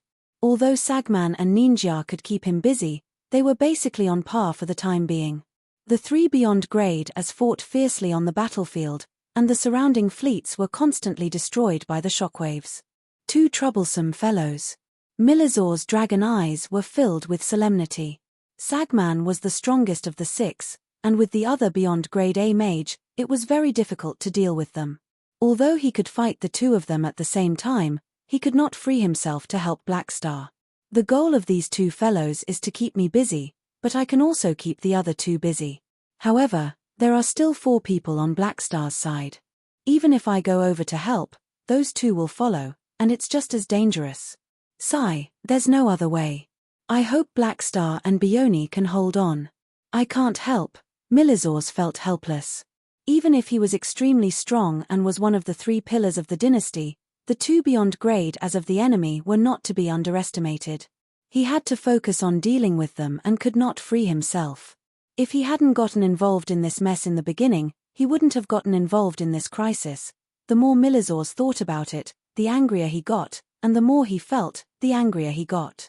He raised his head and let out a mouthful of destructive dark golden dragon breath, which clashed with Sagman's light energy shockwave and exploded into dazzling fireworks. Heh, our 4 companions are fighting against 2 of you. Blackstar won't be able to hold on for long. The battle over there will be over soon. Your resistance now is meaningless. Why don't you give up and join the Arcane Church? This is your only way out. You're not a direct descendant of the Empire, so there's no need to die for them. At this moment, Ninja used a spell to send a voice transmission to Milizors. His cold words sounded in Milizors' mind. What answered him was an even more powerful dragon breath. Chumph, you really won't compromise. Ninja's eyes turned cold as he casually released a huge magic shield to block the dragon's breath. Sagman said calmly, then let's act according to the plan.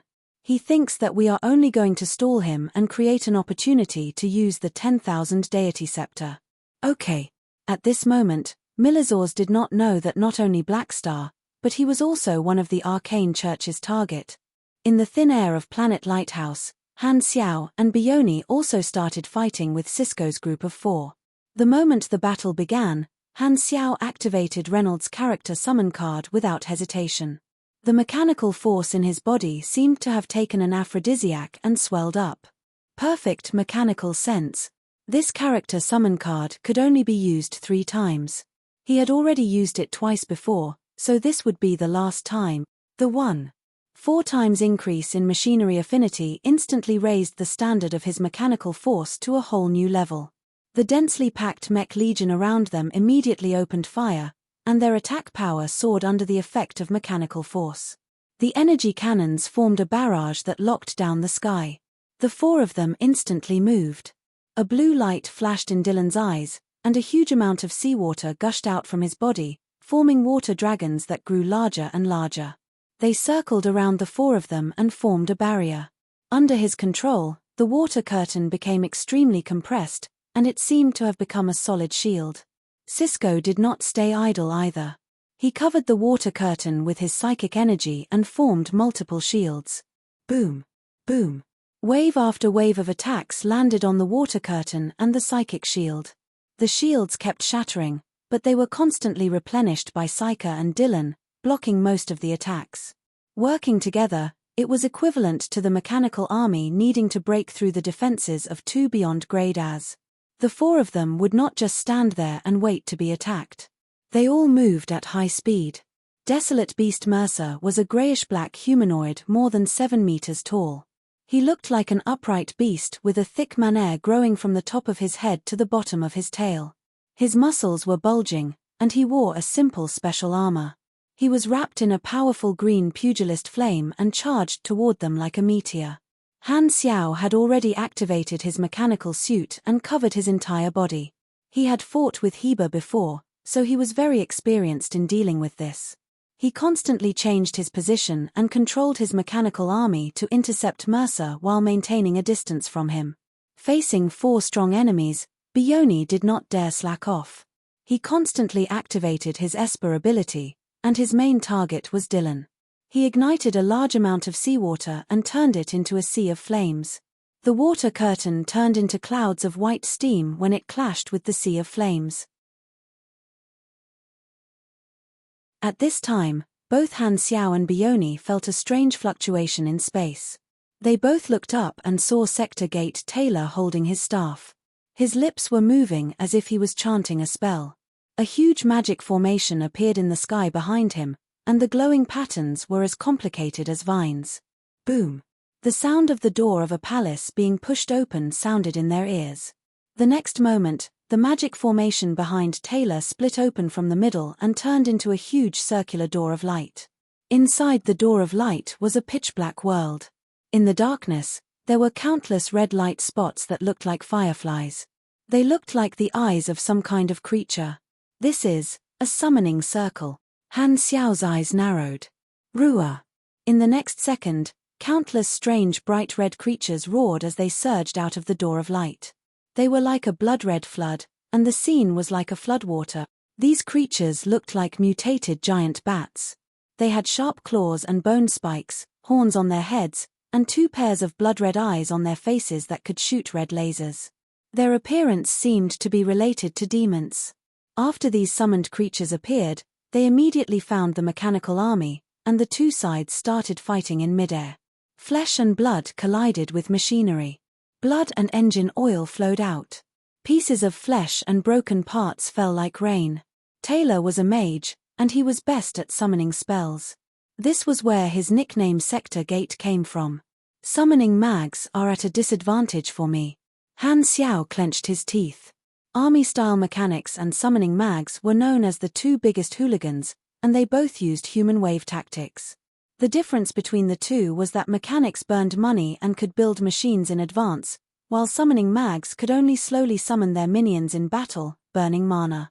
Now that Han Xiao's mechanical army had reached the scale of 10 million, it would take a very long time for Taylor to summon minions of the same scale.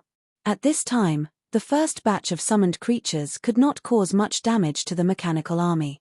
However, if Taylor was not stopped from continuing to cast spells, more and more of his summoned creatures would be able to fight against the mech army sooner or later, greatly reducing the advantage of Han Xiao's human wave tactic. If it was a one-on-one battle, Han Xiao had more than 10 ways to interrupt the other party's summoning. However, this was a group battle, and it was 2 against 4. He was pinned down by the enemy, and the difficulty of stopping Taylor from casting spells had increased exponentially.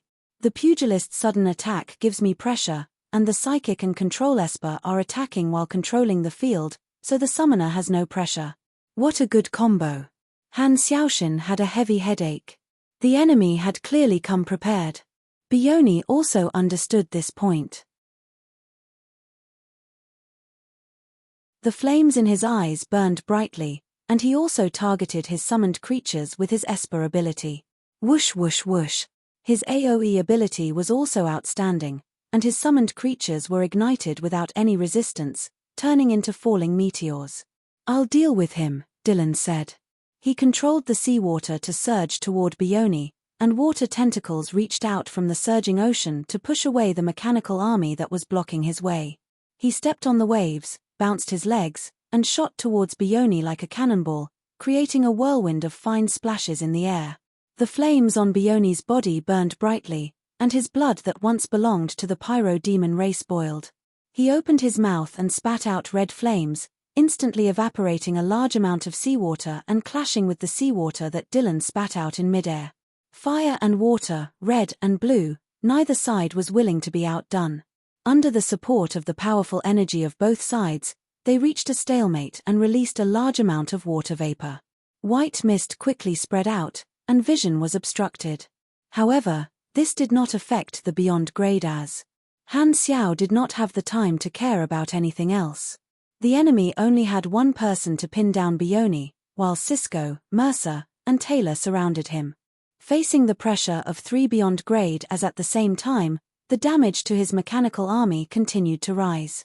Fortunately, he had the bonus of perfect mechanical sense, or he would have suffered even faster losses. Han Xiao himself was in a very sorry state, constantly dodging the attacks of psychic, magic, and pugilist energy waves. He did not even have time to catch his breath. With his current strength, facing 3 beyond grade as at the same time was beyond his ability. Beyond grade as were all experts with rich combat experience, and their teamwork was very good. The combat strength they could unleash was not as simple as just adding together. 90% of the time, he was dodging and defending, very passive. While Cisco and the other two chased after Han Xiao, they also wantonly attacked the mechanical army. They had read the information and knew that Han Xiao had the title of Undying Black Star. Although they believed that Black Star would lose the title of Undying if they worked together, only by getting rid of the mechanical army would they have a safe environment to attack. After all, the Mech Legion was indeed very threatening. With the bonus of perfect mechanical sense and the true damage of legendary battle technique, if they were careless, they could be heavily injured by Black Star at any time. Therefore, Cisco and the other two focused on taking care of Han Xiao's mechanical army. The mechanical soldiers were destroyed by the attacks of the Beyond Grade as one after another, but they were pulled back by Han Xiao's waste modification. It was like a tug of war. "If this continues, it'll be bad," Han Xiao complained while dodging the attacks. Although he could repair the Mech Legion, there was a limit to the number of times he could repair it. There were 4 beyond grade as on the other side, his mechanical army would definitely not be able to outlast them. If all his mechanical army was destroyed, he would become a toothless tiger. No matter how tanky he was, he would not be able to fight back. Planet Lighthouse and the Arcane Church's fleet started an all-out war. The sky and the ground were both filled with battlefields. Milizor's armed dragon guards had already joined the battle. The heavily armored giant dragons fought with the battleships, tearing apart each other's armor and dragon scales. Hela, Hardaway, Fu Ding, and the rest of the Black Star Corps Black Star Guards also joined the battle outside the atmosphere, helping the dynasty's fleet fight against the Arcane Church's battleships. The Calamity Grade officers shuttled through the battleship formation one after another, using their abilities to destroy the enemy's battleships. Although they wanted to help Han Xiao, they knew their limits. The battle between 6 beyond grade as was not something they could interfere with. They would only be cannon fodder if they went. The only thing they could do was fight alongside the dynasty's fleet. The Black Star Guards were all elite Calamity grades, so they could shine on the battlefield. Other than sending out beyond grade as, the Arcane Church also sent out a group of Calamity grades. However, their numbers were not as great as the dynasty's. The calamity grades of both sides quickly found each other and started fighting. Hadavi endured a sea of attacks and slashed at the calamity grade supers that he caught. Fu Ding controlled his psychic power and moved gracefully between the crisscrossing energy beams. His psychic power accurately hit his target time and time again. Hela was even more powerful. In such a huge battlefield, she was constantly provided with souls, increasing her strength rapidly. Without holding back at all, the dark red death energy gushed out like a tsunami. It was completely overwhelming, and it did not take long for Hyla to kill her opponent and absorb his soul. She took the opportunity to look at the battlefield in the sky above Planet Lighthouse. The 6 of them, including Han Xiao, were fighting there. The shockwaves they released were too terrifying, and it had already become a forbidden zone. Don't die. Hela bit her lips and decisively turned around to look for the next enemy. The battlefield in the sky was constantly moving, and the summoned creatures grew larger and larger. On the contrary, the number of mechanical soldiers was decreasing. The 2 of them became more and more passive. Han Xiao also received quite a number of attacks, but his recovery ability was strong, so he was not affected much. However, Bioni was different.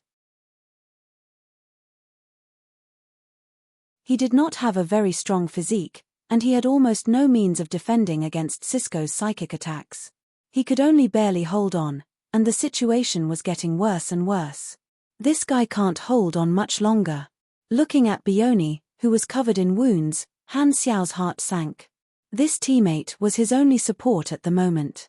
If he was killed, he would have to face 4 beyond grade as alone. By then, he might not even have the chance to deal with them. At this time, Cisco's group of 4 exchanged glances and suddenly launched an even more intense attack on Han Xiao. Xiao.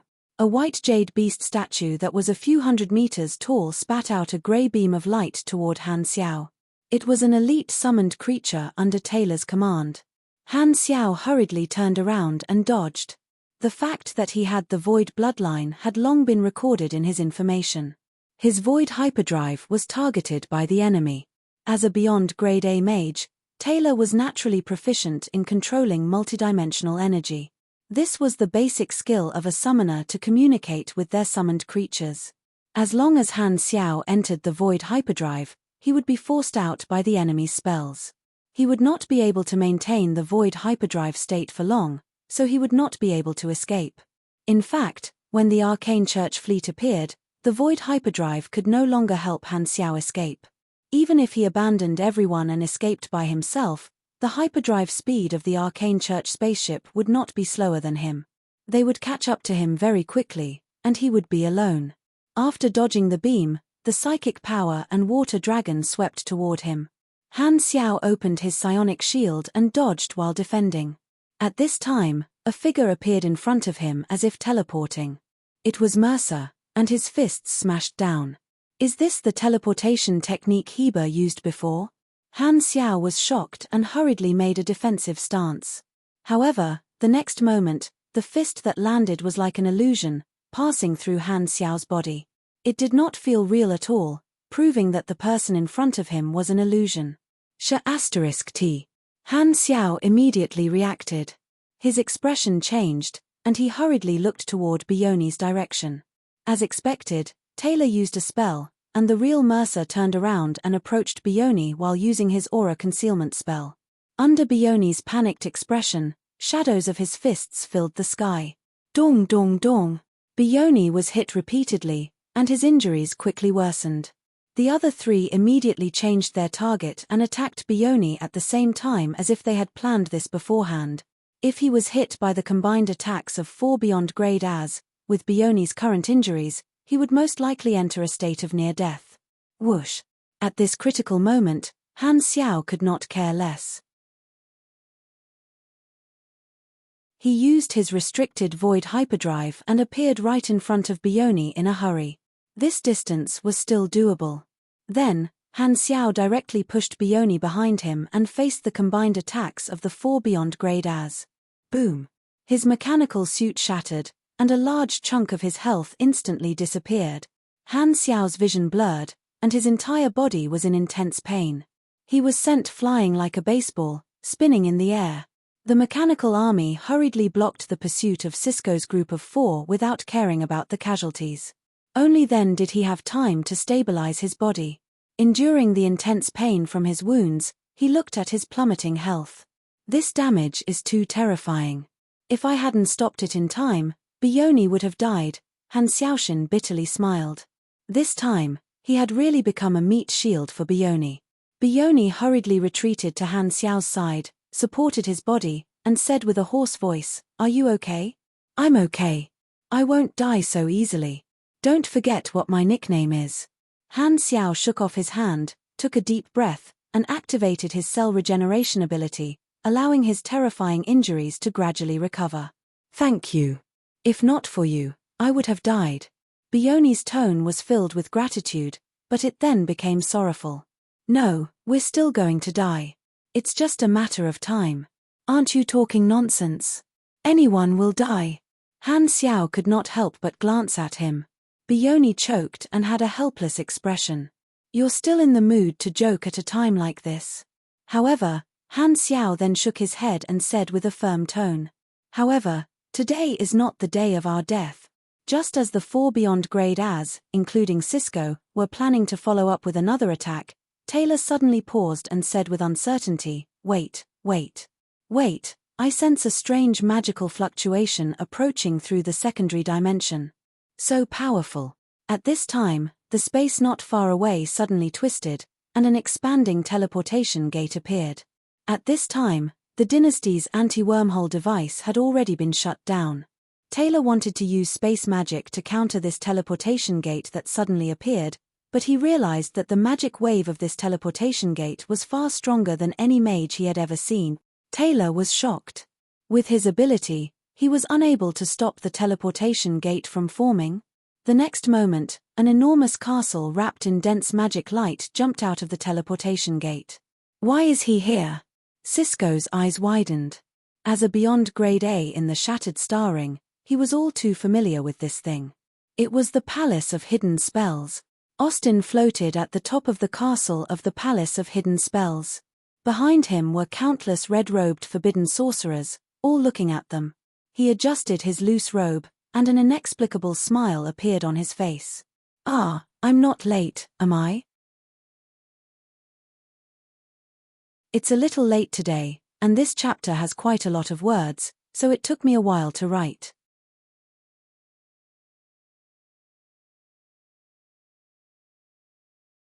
Chapter 842.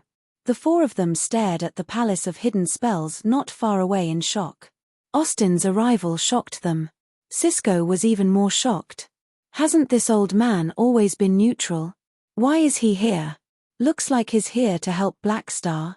Austin, you've joined the Red Empire? Cisco was shocked and sent a telepathic message. Nope. Austin smiled. Then why are you here? This has nothing to do with you. Maintain your neutrality and don't come looking for trouble. Cisco's tone was heavy. Sorry, I have an agreement with Black Star. This has nothing to do with the Red Empire. This is a personal request. Austin chuckled.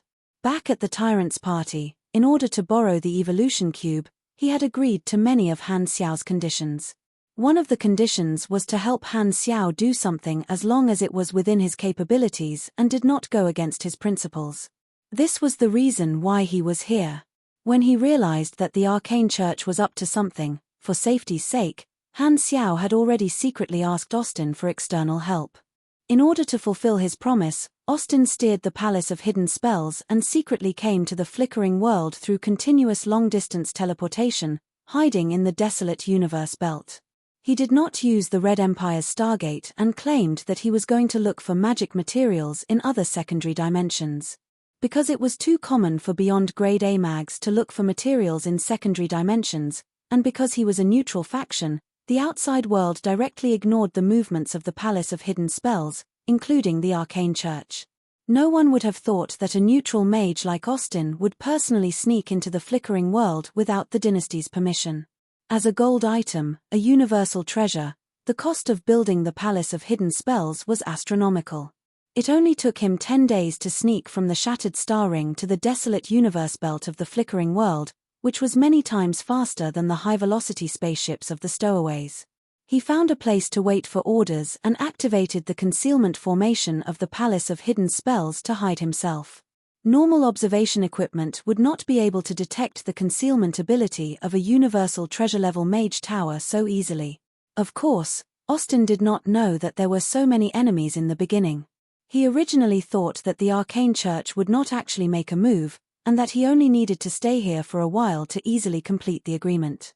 Even if he was discovered by the Empire, with Blackstar as his guarantor, the Empire would not do anything to him.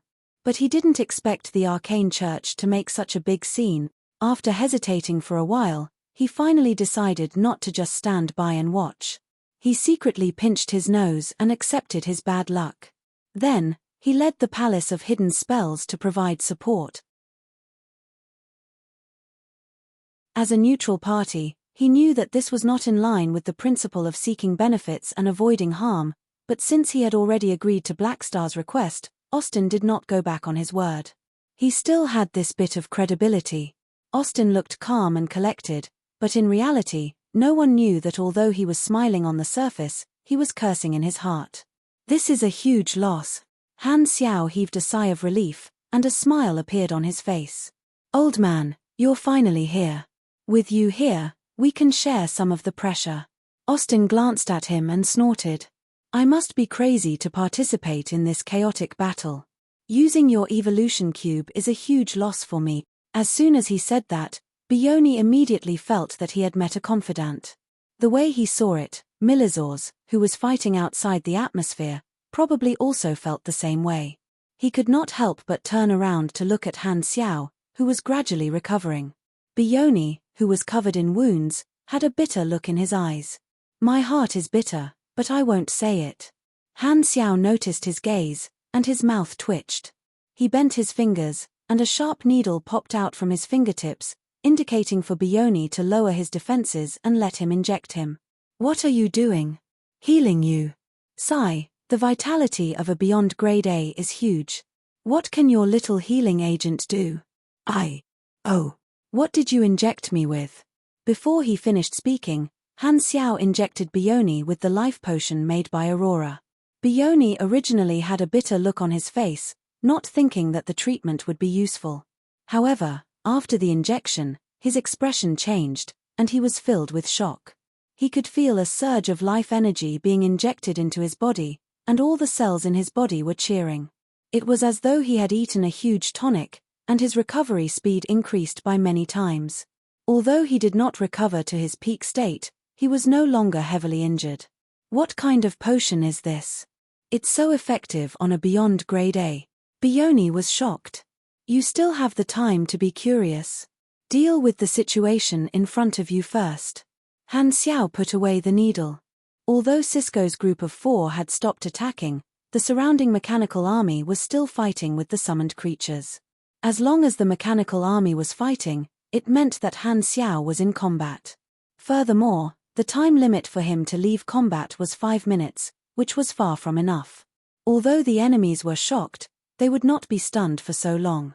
Seeing that Austin was determined to interfere, they put away their shock and accepted reality. They immediately resumed their attacks and targeted Austin as their target. Austin activated the Palace of Hidden Spells with all his might, activating all the formations and absorbing the wandering dark energy. With a hum, the massive palace shone with a dazzling magical radiance.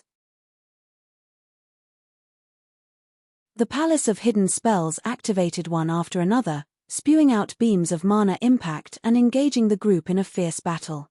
On the other side, Mercer was very close to Han Xiao and Bioni to begin with.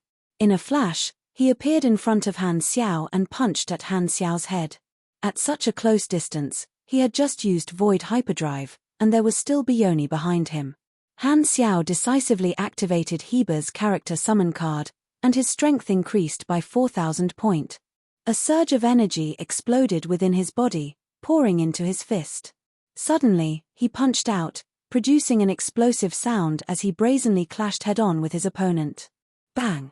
The two fists, one large and one small, collided, creating a shockwave in the air. The surrounding water vapor was blown away, forming a clear area. Mercer felt a rebounding force that was no weaker than his own coming from his fist, and his body flew out uncontrollably. He hurriedly stabilized himself and realized that Han Xiao was also sent flying. Both of them were sent flying by each other. Their strength was actually on par. How do you have so much strength? Mercer's beastly face was filled with shock. His strongest attribute was strength, but a mechanic's punch was actually on par with a pugilist's. What the hell? Are you even worthy of being a mechanic? Shaking his arm, Han Xiao bared his teeth. The Heber's character summon card allowed him to not be crushed by the opponent's strength, but the pugilist flames had a powerful close-range destructive power, which tore apart many of the cells in his arm. With the help of the rebounding force, Han Xiao quickly retreated with Bioni and hid in the defense line of the mechanical army. At the same time, he quickly analyzed the situation. Milizors is holding back 2 people, and the situation on my side is now 3 against 4.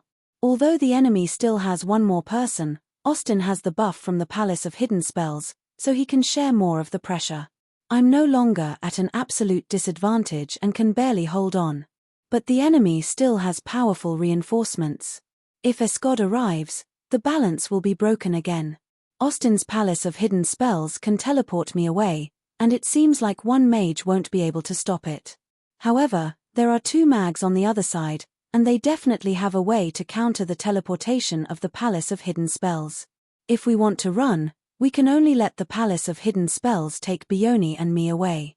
If we force Milizors onto the Palace of Hidden Spells, the 2 mags will meet up, and we won't be able to escape. Oh, there's another problem.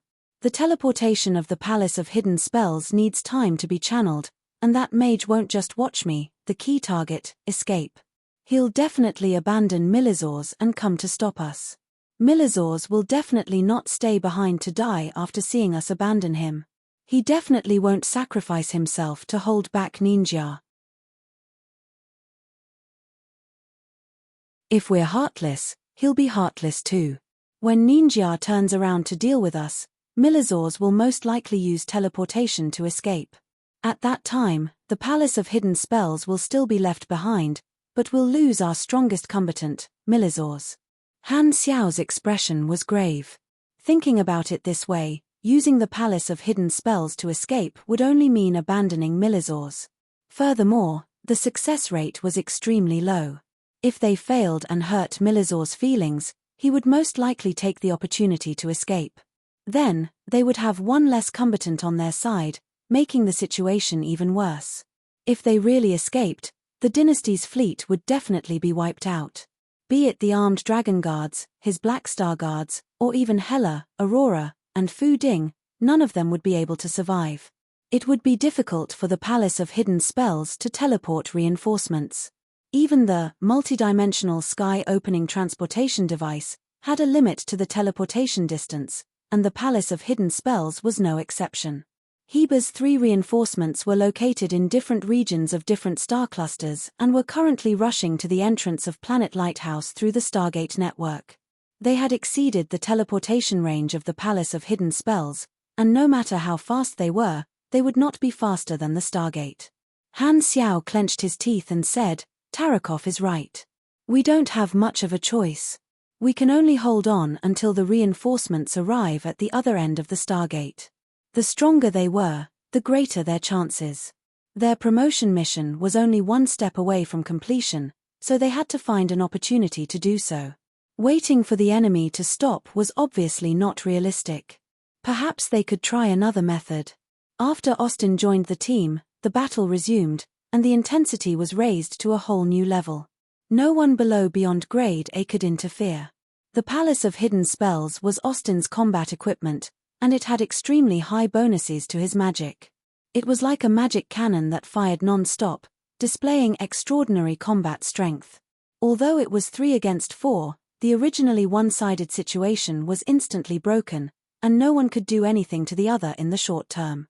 Han Xiao's pressure was shared, and correspondingly, the threat that the mechanical army gave Cisco's group of 4 increased.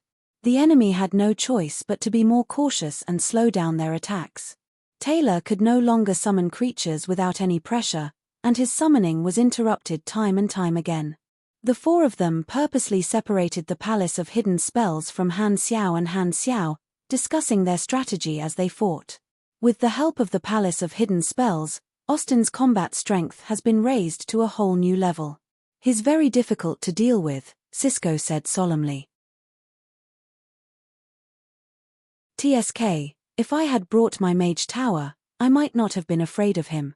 Taylor was a little annoyed that his summoning was interrupted again.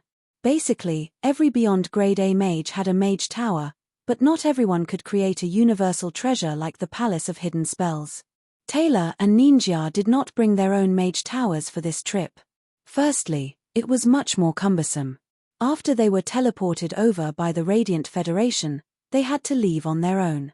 In a situation where they would definitely be chased by the Dynasty fleet, bringing a cumbersome mage tower would affect their mobility. Secondly, they felt that there would not be any accidents, so there was no need to bring it. Thirdly, it was to maintain the secrecy of this operation and reduce the chances of being discovered in advance. After all, they were not neutral parties like Austin. Be careful. Black Star might escape with the help of the Palace of Hidden Spells, Dylan reminded. If he has such intentions, I will immediately inform Ninja to come down and meet up with him. Although I can't stop the teleportation of the Palace of Hidden Spells alone, the two of us should be able to interrupt it, Taylor said. Then, Milizors might take the opportunity to escape. Then, let Sagman and Ninja use the 10,000 deity scepter quickly, or force Milizors to come over. If we really have to choose between the two, we can ignore Milizors. Black Star is our main target, Cisco interjected. Mercer did not participate in the group chat the entire time and focused on chasing after Han Xiao. He did not believe that he would lose and wanted to test the strength of Han Xiao's fist. When the Palace of Hidden Spells appeared, the three people fighting outside the atmosphere also noticed this phenomenon. With Han Xiao's reinforcements appearing, Milizors was overjoyed and spat out even more dragon breaths. On the other hand, Sagman and Ninja both became serious. Cisco said that the one who came is Austin from the Shattered Star Ring. He's here to help Black Star. With another Beyond Grade A on the enemy's side, our advantage will be reduced.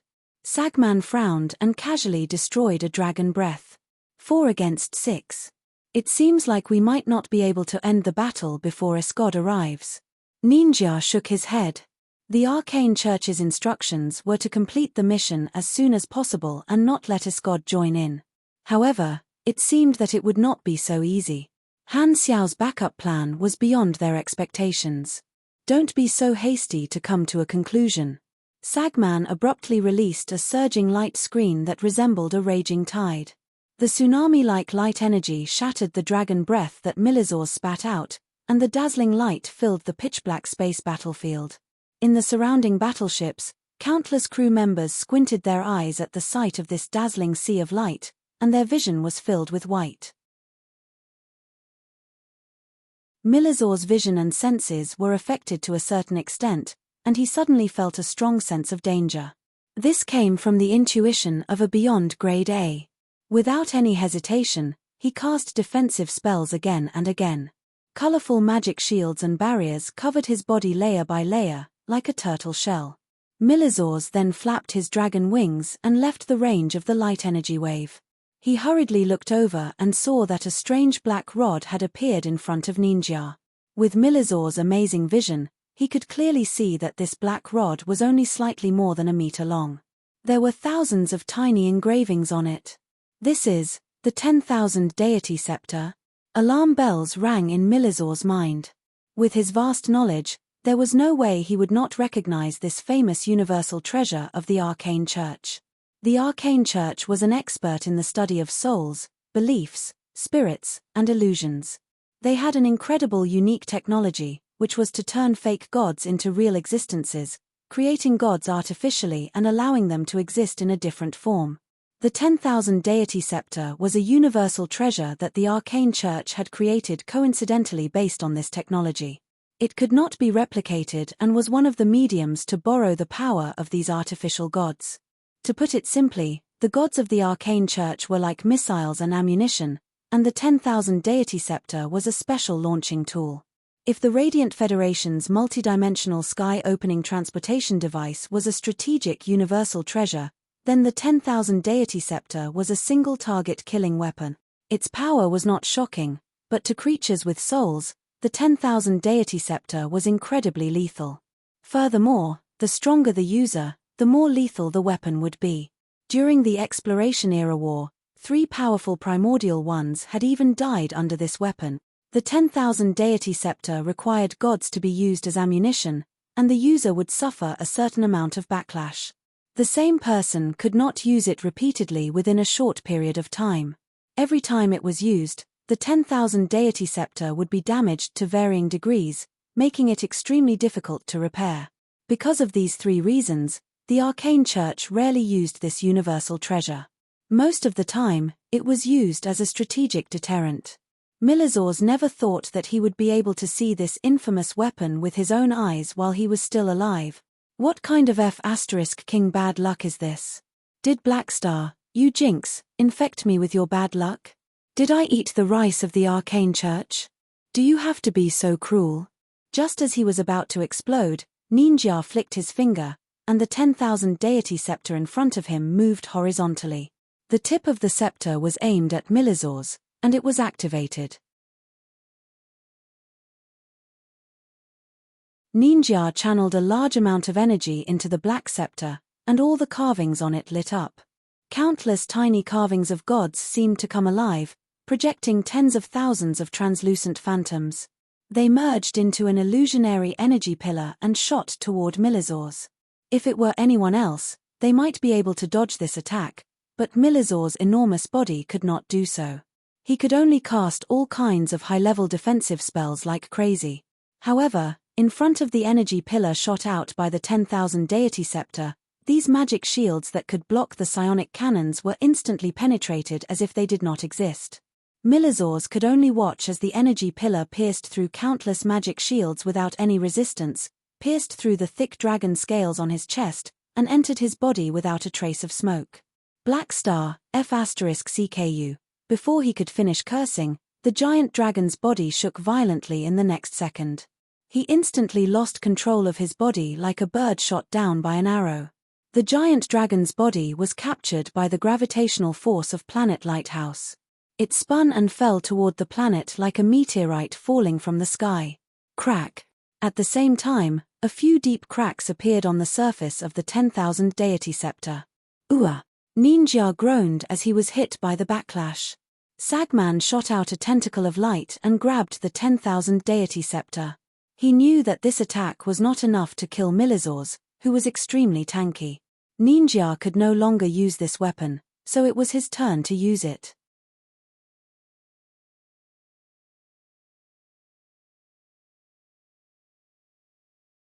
Chapter 843. A few minutes earlier, in the high-altitude battlefield of Planet Lighthouse, the 7 Beyond Grade as were embroiled in a chaotic battle.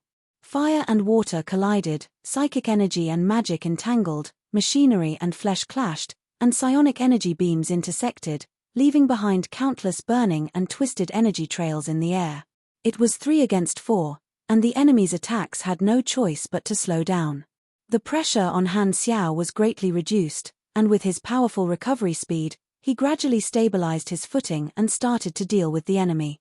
Han Xiao's mechanical army, Austin's Palace of Hidden Spells, Taylor's Summoned Creatures, Cisco's Psychic Energy, Dylan's Water Control, Bioni's Ignite. The battlefield was filled with AoE damage everywhere. Among them, the strongest AoE damage was the Mech Legion, with over 10 million of them. The psionic cannons covered almost every inch of the sky, and, perfect mechanical sense, greatly increased the combat strength of the army. Coupled with the true damage from legendary battle technique, Cisco's group of 4 did not dare lower their guard and maintained their defenses at all times. Even the Beyond Grade as would not be able to escape unscathed in such an environment, and the mechanical army and summoned creatures that used the human wave tactic suffered even more damage. The mechanical army could be repaired, and the summoned creatures were endless. Both sides had their advantages. If it was a one-on-one battle, Han Xiao would have an 80% chance of beating Taylor without perfect mechanical sense. Now that he had activated perfect mechanical sense, it was even more likely that he would win. However, Taylor had teammates that restrained Han Xiao's mech legion, making it easier for him to cast spells and summon endless helpers. Currently, there were all sorts of summoned creatures on the battlefield. There were demonic bats, azurite statues, plasma hydralisks, spirit hunters, spirit hermits, and so on. There were all sorts of strange combat styles, and all of them were monsters that had signed contracts with Taylor to nurture. A powerful summoner would definitely have a variety of summoned creatures. Han Xiao split out 2 to 3 million mechanical soldiers under the command of the combat artificial intelligence to fight these summoned creatures. The scene of the mechanical army fighting the beast tide was like two armies fighting. The mechanical army cooperated well with each other, and their tactics were precise. They continuously shot down batch after batch of summoned creatures, and their losses were much lower than the summoned creature army. In the chaotic battlefield, a team of mechanical lifeforms led by psionic prime was moving at high speed amidst the crisscrossing cannon fire.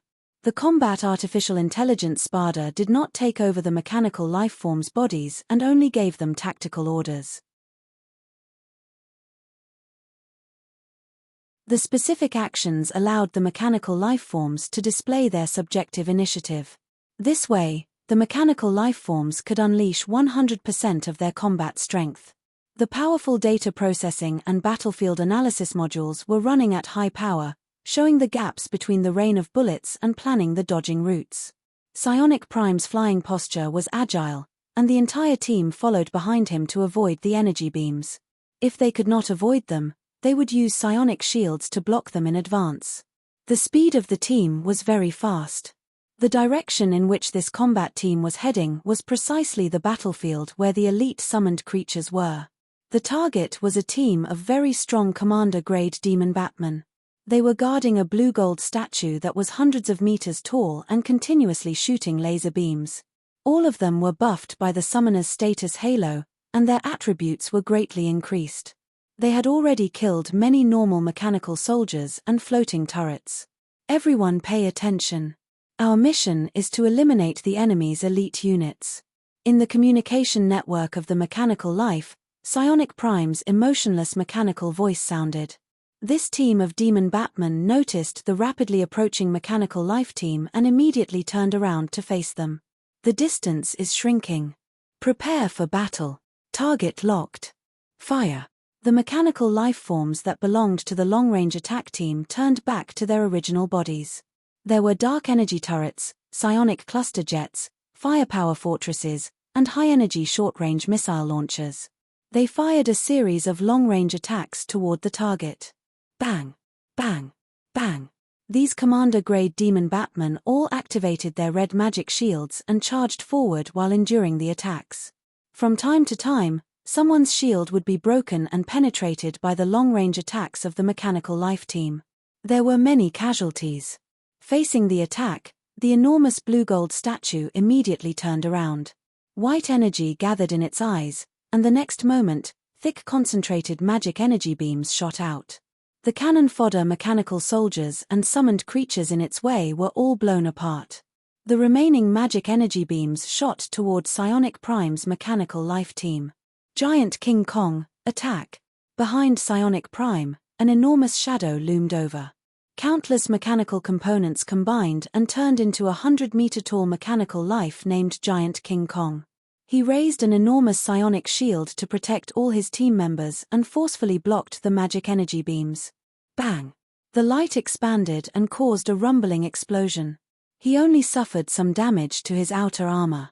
The thrusters on the back of the giant titan were pushed to the maximum power output.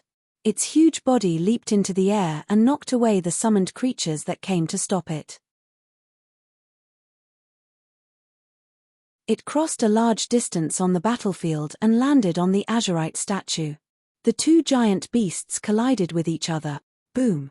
It was as if the earth was shaking. The blue-gold statue was pinned down by Giant King Kong and given a good beating. Blue fragments fell like rain. While the two enormous creatures were fighting, the small teams below were also engaged in an intense battle. These mechanical lifeforms were basically all elite units that had grown for a period of time.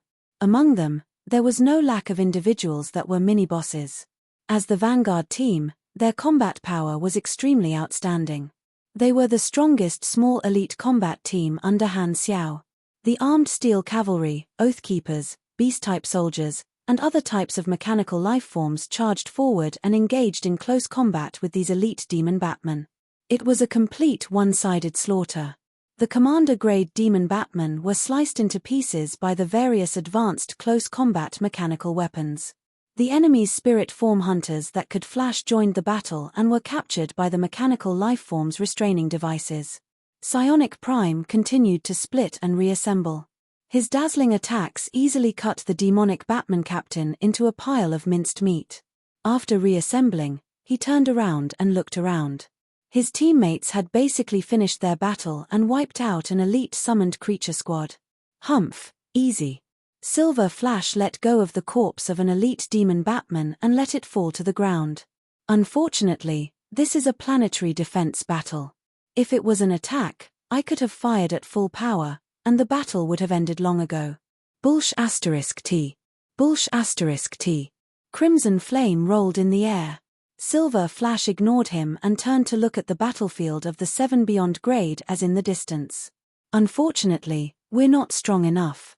I really hope we can get closer to the battlefield and help Father. Hearing this, Giant King Kong threw away the blue gold statue that was shattered and replied, Father is protecting us. We're clearly weapons made by Father, but he's protecting us. Is this the fatherly love that those creatures were talking about? Silver Flash was curious. Just as Psionic Prime was about to speak, a piercing sound came from the sky and attracted the attention of many people. Shio. Many mechanical lives looked up. In the sky far away, a giant dragon spun and fell from outer space, leaving behind a large amount of dragon blood. It was burning with flames all over its body, smashing a large number of mechanical soldiers and summoned creatures far away like a meteor. It instantly passed through the height of the battlefield and smashed toward the ground, shrinking into a red dot the size of a rice grain in everyone's eyes. Boom! The giant dragon was like a space-based kinetic weapon that hit the ground, creating a huge shockwave and causing a large number of buildings to collapse. The one who fell was Milizors. His heavily injured. Han Xiao, Bioni, and Austin saw this scene and were shocked. That shouldn't be. Milizors was strong enough to stall Sagman and Ninja. How could he be heavily injured and defeated so quickly? The three of them were bewildered as they dove toward Milizor's position in unison, dragging the battlefield to the ground. Saika and the other three followed closely behind. The distance from the sky to the ground was only a matter of the blink of an eye for them. The next moment, Han Xiao and Bioni landed beside the huge crater. Austin controlled the Palace of Hidden Spells to float in midair. Seeing Milizor's current state, the three of them were shocked. Milizor's enormous dragon body was in a terrible state. There was a huge hole in his chest, and the broken bones and organs could be seen. Dragon blood was gushing out, and broken dragon scales were hanging on the edge of the wound. This terrifying wound seemed to be caused by an attack. Bioni was shocked. It was hard to imagine what kind of terrifying attack could cause such a wound to Milizor's tough body. That was not all. New cracks kept appearing on Milizor's body. It was as if some kind of energy was causing continuous damage to his body and destroying his cells. Seeing this, Han Xiao's mechanical suit popped out a needle again and injected a dose of Aurora Life Potion into Milizor's body. However, it only slowed down the speed of the injury and did not show any signs of recovery. As the needle was injected into the wound, the combat notification was triggered. Han Xiao looked at the interface, and his heart skipped a beat. The interface showed Milizor's current state. His health was only left with 63%, and it was still decreasing. There were many negative statuses on his status bar, and two of them were the most terrifying. Cell activity suppression high. The effect of all healing methods will be reduced by 70%. Duration unknown. From Ninja. Double corrosion, receive 12,582 physical damage and 15,733 mental damage per second. Duration unknown. From Ninja. Milizors groaned, looked up at Han Xiao and the others, and said weakly, "Be careful, They brought the 10,000 deity scepter with them. Before he finished, Sagman and Ninja landed, and the 6 beyond grade as of the enemy gather. Han Xiao and the others looked up and saw the weapon that injured Milizors. It was the 10,000 deity scepter floating beside Sagman. It's actually this famous universal treasure. Han Xiao's face darkened. The arcane church is really going all out this time. They've even taken something like that out. Austin's expression suddenly changed, and he immediately wanted to retreat. He had fulfilled his promise to help and felt that he had already done his best. He did not want to die for this. Relying on the defense and mobility of the Palace of Hidden Spells, he had the confidence to participate in this battle where there was a huge disparity in combat strength. However, the 10,000 deity scepter's attacks had a strange nature. It could ignore most physical and energy shields. Basically, one could only dodge and not block. This meant that the Palace of Hidden Spells could not help him block the 10,000 deity scepter's attacks. Austin's thoughts were clear. The arcane church's target was Black Star and the dynasty, not him. If he was determined to retreat, the enemy would not waste their beyond grade A combatants chasing after him, and he would definitely be able to escape. He did not want to have a taste of this weapon that could threaten a beyond grade A's life. This old man wants to run. Although he did not know how to read minds, Han Xiao knew what Austin was thinking when he saw the hesitation on his face. The appearance of the 10,000 deity scepter was beyond his expectations. If he had known that the enemy had such a trump card, he would not have separated himself from Milizors. With a solemn expression, Han Xiao injected a few more needles into Milizors. Only then did his injuries stop worsening and gradually recover. Although high cell activity suppression weakened the effect of the Aurora Life Potion, Han Xiao had a large stock of potions. It would be the same even if he injected a few more times. It would just take longer for him to recover. However, the enemy had 6 beyond grade As. They would not give them too much time. Whoosh! The 6 of them surrounded Han Xiao, Milizors, and Bioni in midair. The pressure they gave off was comparable to the sky falling. As for Austin, he was isolated by them. Don't interfere. This is your last warning. Cisco looked at Austin. Austin glanced at Han Xiao, pursed his lips, and did not dare make a move. The 10,000 deity scepter floated in front of Sagman, tilted downward, and aimed at Milizors, who could not move. A look of despair appeared in Milizors' eyes.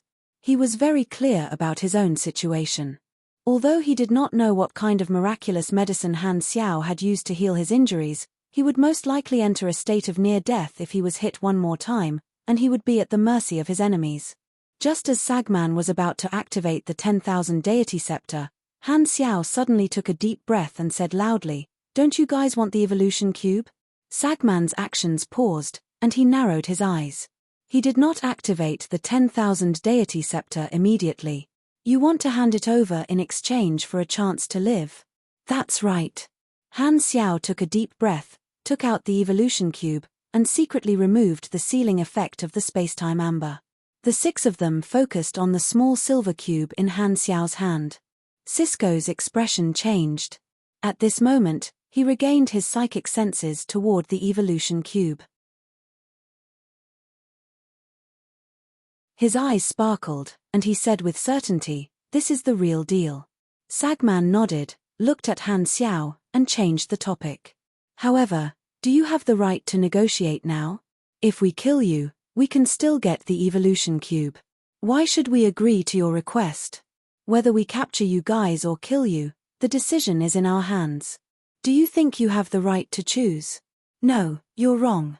Han Xiao's 5 fingers tightened slightly, and he said with a deep voice, "If I destroy the portable shell of the evolution cube here and release its huge body, hey, can you guys take this thing away before the dynasty's reinforcements arrive?" Sagman narrowed his eyes, not surprised at all. Before the operation, the Arcane Church had already guessed that Black Star would very likely destroy the portable device of the evolution cube when he was at the end of his rope.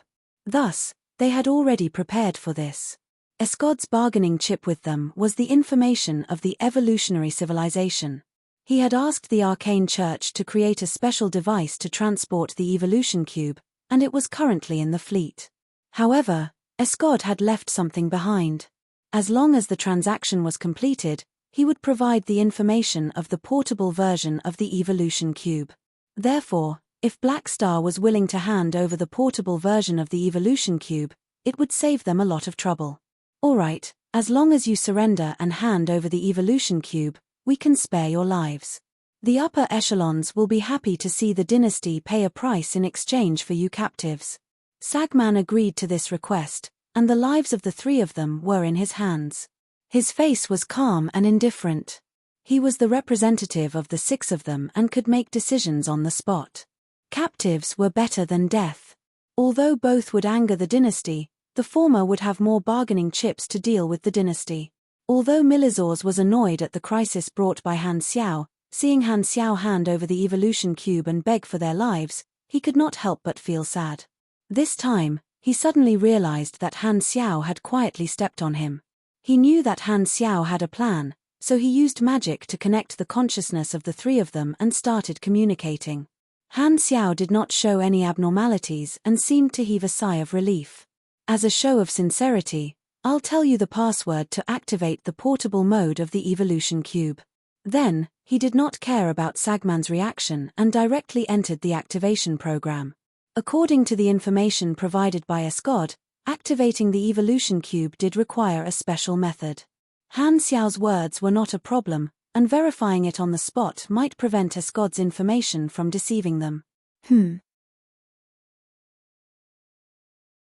When you become a captive, we'll have plenty of time to demonstrate. Sagman didn't notice the problem at first, but the next moment, he suddenly realized something, and his expression changed as he shouted sternly, "Don't worry, we'll have more than enough time to demonstrate." "No. Stop right there." Han Xiao ignored him and completed the activation program. The next moment, he activated the evolution energy inside, and it surged toward the six of them in midair. The six of them hurriedly released their shields. If they were hit by the evolution energy, they would turn into a black cocoon and enter the evolution process. Although they could forcefully stop the evolution process and regain their mobility, they would also be controlled for a certain period of time. Sagman's killing intent toward Han Xiao instantly reached its peak. "We gave you a chance to live, but you did not cherish it and even tried to scheme against us. You're seeking death. You're seeking death." Without saying anything, Sagman directly used the 10,000 deity scepter and shot it toward Milizors. He would cut off his wings first, and there would be time to slowly torture Black Star afterward. Hum hum hum. The 10,000 deity scepter floating in the air vibrated again and suddenly launched an attack. The god phantoms gathered into an energy pillar and blasted out. Milizors thought about what Han Xiao had just said and could only choose to believe him. He ignored the attack of the 10,000 deity scepter and released offensive spells to attack Sagman and the other five at the same time. Bioni also did the same and launched attacks to pin down the six of them. The surrounding mechanical troops also received the order to fire at the same time. On the other side, Han Xiao opened his arms and released mechanical balls one after another. They floated in the path of the 10,000 deity scepter's energy pillar, forming two layers of barriers. Because they were all spherical, the gaps in the first layer were filled up with the second layer. Then, these mechanical balls rapidly underwent nanotransformation and retracted their shells, revealing translucent amber balls inside. After staying on Planet Lighthouse for more than half a month, Han Xiao had already used the spacetime amber to create a large number of amber balls. The 6 people from the Arcane Church retreated to avoid the evolution energy. While dispersing the attacks of Han Xiao and the other 2, they paid attention to the results of this attack. Seeing this, a mocking smile appeared on Sagman's face. "Shields. In front of the 10,000 deity scepter, shields are useless." "What?" Before he could finish his sentence, the next scene made all 6 of them widen their eyes in shock. The energy pillar shot out by the 10,000 deity scepter did not penetrate the translucent spherical shield as they had expected. Instead, it slid across the barrier and shot in all directions. Like a water pillar hitting a lotus leaf, it did not penetrate the barrier at all. Milizors and Bioni also widened their eyes in disbelief. Earlier, when Han Xiao said that he could block the attack of the 10,000 deity scepter, they could only believe it. Now that he had really succeeded, the two of them could not help but be stunned. The reason why Han Xiao was so certain was not because he blindly believed in the effects of the space-time amber, but because in the later version of the World Tree Civilization War in his previous life, the Arcane Church had used the 10,000 deity scepter before and was defeated by the space-time amber. Boom! Just as both sides were stunned, Han Xiao, who knew that the space-time amber could block the 10,000 deity scepter, took this short opportunity and made the amber ball barrier spread out in all directions toward the enemy, turning into a moving shield. Sagman and the other 5 had already recovered from their shock. They hurriedly used long-range attacks to try and get the 10,000 deity scepter back. However, the amber balls that spread out in midair moved to the front of these long-range attacks with the help of the microthrusters, blocking all the psychic, magic, and light energy attacks of the enemy and causing them to deviate from their target. The 6 of them did not expect this translucent spherical shield to be able to block all their energy attacks without being damaged at all. They were shocked. What kind of strange thing is this? It can block all attacks. By the time they realized that although physical attacks were ineffective, they could use kinetic energy to knock these amber balls away, it was already too late. Han Xiao used Void Hyperdrive and moved some distance away before he was interrupted. He then grabbed the 10,000 deity scepter and charged into the sky. With the 10,000 deity scepter snatched away, Sagman and the other 5 abandoned the others without hesitation and chased after Han Xiao, swearing to take back the 10,000 deity scepter. The 6 of them used all their means, and Han Xiao only managed to escape for less than a minute before the 6 of them caught up. The combined attacks of 6 beyond grade as were not something he could block at all. He was blasted away without any room to retaliate. His health instantly plummeted. Han Xiao gritted his teeth and threw away the 10,000 deity scepter in his hands. Seeing this, Sagman immediately used his light energy tentacles to grab the 10,000 deity scepter and snatched it back. However, before he could even heave a sigh of relief, he suddenly realized that the 10,000 deity scepter had been sealed in a translucent spherical substance. No energy could penetrate it. It was exactly the same substance as the spherical shield that blocked the 10,000 deity scepter. Sagman's expression changed drastically. What did you do?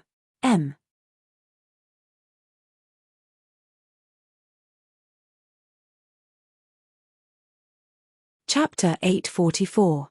Light energy shockwaves, mana paralysis rays, pugilist shockwaves, psychic bombs, compressed water lines, and many other beyond grade A attacks focused on him. Han Xiao's psionic shield shattered, his mechanical suit shattered, and his body flew out uncontrollably. His vision spun, and the galaxy seemed to have turned into meteors. It took him a lot of effort to stabilize his body and float in outer space. His body was in intense pain, and the cells in his body were being destroyed and regenerated. Not far behind them was the enormous galactic battlefield where the fleets were fighting, and below their feet was the outline of an iron-gray planet. Sagman and the other 5 took back the 10,000 deity scepter and discovered that Han Xiao had tampered with it. Their expressions changed drastically. Seeing Sagman's shocked and angry expression, Han Xiao could not help but smile despite the intense pain all over his body. He was secretly excited. This was worth it. The threat of the 10,000 deity scepter was too great. Even if each person could only use it once in a short period of time, they could still use it 6 times in total. If the enemy used this killing weapon without any restraint, they would not even have a chance to fight back. Their only hope was to freeze the enemy's 10,000 deity scepter. The core of the plan was the space-time amber, which could seal the 10,000 deity scepter. They had already been in a desperate situation earlier, so this combo was actually quite risky. First, they would pretend to surrender and take out the evolution cube under the enemy's supervision. Then, they would immediately launch an attack and use the evolution energy to force the enemy away. 2 of his teammates and the Mech Legion would help to hold them back. Then, based on his experience in his previous life, he would use the amber ball to block the 10,000 deity scepter, causing the enemy to be stunned for a moment to create an opening. Then, he would use the amber to block the long-range energy attack of the 6 people from the Arcane Church. This was the first time the spacetime amber had shown its power in the universe. The enemy did not know what it was used for and was caught off guard. Only then did he have a short chance to come into contact with the 10,000 deity scepter. Because of the soul connection, the production efficiency of the spacetime amber had increased. The size of the scepter was not large, and he had delayed it for about a minute, which was enough time to seal it. The 10,000 deity scepter is frozen in the amber, blocking all energy. They won't be able to open the amber, so I won't be able to use this killing weapon in this battle. Han Xiao clenched his fists in excitement. He had temporarily disabled the enemy's trump card. This battle could still be fought. Sagman grabbed the amber ball that sealed the 10,000 deity scepter. His arms glowed brightly as he pressed on the amber ball. Light energy particles gushed out from both sides of the amber ball. However, the amber ball was indestructible. The smooth and translucent surface of the amber ball was covered by the light energy particles and turned into a dazzling golden egg. His 5 teammates could no longer sit still and used all their means. However, they could not break through the amber ball and could only look at the 10,000 deity scepter inside. They could see it but could not touch it. What is this thing made of? Why can't it be broken? Sagman was frustrated. He then stared at Han Xiao coldly, and through Psycha's psychic voice transmission, he yelled, "Be ****, what did you do?" There was no record of Black Star having this ability. They were not prepared. Could this be a new ability of Black Star? Or had he been hiding this trump card all along? Han Xiaoxin chuckled in his heart.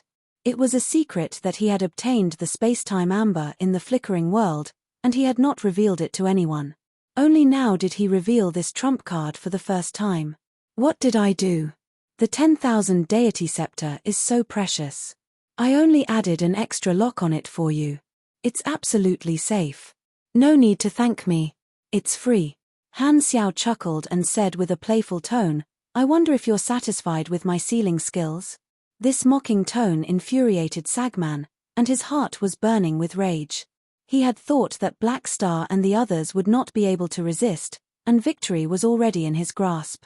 Who would have thought that he would be tricked and fail? Sagman gritted his teeth and tossed the 10,000 deity scepter to Ninja after failing to break the amber seal. We can't break through Black Star's means now, but at least the 10,000 deity scepter is still in our hands. When we return, we'll get the arcane church to figure out how to take it out. Ninja had no choice but to do as he was told. The arcane church had given this universal treasure to them because they wanted them to deal with Milizors quickly. Now, both he and Sagman had exhausted a lot of energy from using the 10,000 deity scepter, and their condition had deteriorated. However, they did not manage to kill one of the 3 pillars of the dynasty. Not only that, the 10,000 deity scepter had been sealed by Black Star with some strange means, and they could not use this trump card for the time being. Not only could they not end the battle quickly, but their goal of intimidating Escod was also ruined. They had gone for wool and come home shorn. Seeing Sagman and the others put away the 10,000 deity scepter, a playful smile appeared on Han Xiao's face. He knew that these people thought that the 10,000 deity scepter was only temporarily unusable and felt that they could get the arcane church to remove the effect of the spacetime amber when they returned. They still don't know the severity of the problem. Han Xiao's lips curled up. The spacetime amber was the remains of the spacetime freezer, and its effect came from the Esper ability to freeze spacetime. However, during the process of drifting in the universe, it had absorbed all kinds of strange cosmic radiation and had long mutated, transforming into a space wonder-level treasure. Most of the things that could be called space wonders were phenomena that could not be explained by current theories. If it was so easy to use technology to break the effect of the spacetime amber, there would not have been so many beyond grade as in his previous life dying because of it. Such a thought flashed through Han Xiao's mind, and he quickly retracted his smile and stared at the 6 of them. Although he had sealed the opponent's trump card, the suppression brought by the 6 beyond grade as still existed. He had only completed a partial counterattack, and the battle was far from over. The few of them faced each other outside the atmosphere, and after more than a minute, Austin, Milizors, and Bioni arrived. Seeing that their temporary plan had succeeded and Han Xiao had really restricted the enemy's 10,000 deity scepter, Milazors was overjoyed and could not help but give Han Xiao a look of approval. "You're very reliable, little brother. Although you're the source of this crisis and caused me to be heavily injured, seeing that you saved my life, I won't be angry at you." The number of beyond grade as gathered had reached a shocking 10. The energy waves emitted by the 10 of them were intertwined, and it was displayed as the most dazzling high-energy reaction area on the radars of countless battleships. The number of energy waves was like countless stars exploding, constantly rising. "Do it." Sagman and the others did not want to waste any more time and attacked. Han Xiao originally wanted to waste some time by talking, but seeing this, he had no choice but to counterattack. The 10 beyond grade as fought together and moved rapidly in the galactic battlefield, crushing all the battleships in their way and leaving behind a trail of explosions. At the same time, on the mother planet of the Red Empire in the constellation Corridor, ruler Uranril received an urgent report from Tarakov and learned that the Arcane Church had launched a surprise attack on Planet Lighthouse. She was enraged. "Arcane Church, Radiant Federation." Uranril's face was ashen. It was not that she did not know that these two old rivals would cause trouble when the dynasty was exploring the flickering world. Originally, she thought that these two old rivals would at most play some dirty tricks and scheme in the dark. However, she did not expect them to be so arrogant and directly attack the dynasty's outpost in the new starfield, wanting to kill 3 of the dynasties beyond grade as. Did they think that the dynasty was weak and could be bullied? It would have been fine if it was a scheme, but the dynasty would never back down in a direct confrontation. Uranril immediately issued dozens of orders to mobilize the dynasty's army. She did not think that there was much chance of survival on Planet Lighthouse, so she had already started preparing for her retaliation. The dynasty's style had always been to pay blood for blood, and this was a tradition passed down from the exploration era. If one was not ruthless, one would not be able to stand firm. Since they were already stepped on, if they did not react like a mad dog, others would think that the dynasty was weak in reality because of the flickering world. At the same time, in the Shattered Star Ring section of the player forums. Originally, most of the players were exploring outside, but because Han Xiao was on Planet Lighthouse, a small portion of the players would occasionally return. When the battle broke out, there were players who stayed on Planet Lighthouse, and Porkbun was one of them. He hurriedly posted on the forums. "Something big has happened. Planet Lighthouse has been attacked by an unknown force, and it's now a mess. There are probably 10 beyond grade A NPCs participating in this battle." When the news spread, the army players who were exploring outside were all stunned. 10 beyond grade as, "Oh my god, what kind of scene is this? How did you create such a huge piece of news in the blink of an eye?" In the Planet Lighthouse universe battlefield, the 10 beyond grade as were fighting back and forth. Due to Austin's arrival and the 10,000 deity scepter being sealed, the Arcane Church's advantage had been greatly reduced. Although Han Xiao and the other 3 were in a passive position, they would not lose any time soon. "Do you have any other plans?" Milazors was quite convinced by Han Xiao's idea at this time. While fighting, he communicated through the mental communication network of the few of them. "There are still 6 enemies, and we're still at a disadvantage. Our goal hasn't changed, and we can only hold on until reinforcements arrive." Han Xiao dodged a burst of light energy and controlled the Mech Legion to launch a round of focused fire, forcing Sagman back. He then continued, "The enemy also knows this and wants to end this quickly. Milazors, although you're injured, you're still very durable. Austin has the protection of the Palace of Hidden Spells, so he won't be defeated easily. As for me, the nickname Indestructible Body is not for nothing. The one most likely to be targeted by the enemy is Bioni. He's so fragile, so he'll definitely be the first to die." Bioni was speechless. "Damn it, I can't even refute this. If I'm not as strong as you guys, I'm not worthy of being a beyond grade A." Milazors was helpless. "Let him stay on my back. I'll help him block a portion of the attacks. Do you have any other plans? Why don't you guys stay behind and I run?" The 3 of them were confused. "What's wrong with you, bro? Cough cough, it was a slip of the tongue. Han Xiao let out a dry cough and sighed. There's really nothing else we can do now. This is a head-on battle, and there's no way to take any shortcuts. Escod is still on his way. Once he arrives, the situation will be even worse for us. Everyone was silent. Thinking of Escod, who had yet to appear, their hearts sank. This time, Han Xiao made up his mind and said, "Guys, I have a request. Please help me hold on for 5 minutes. I won't participate in the battle during this time. Protect me well." "What do you want to do?" Milizors was stunned.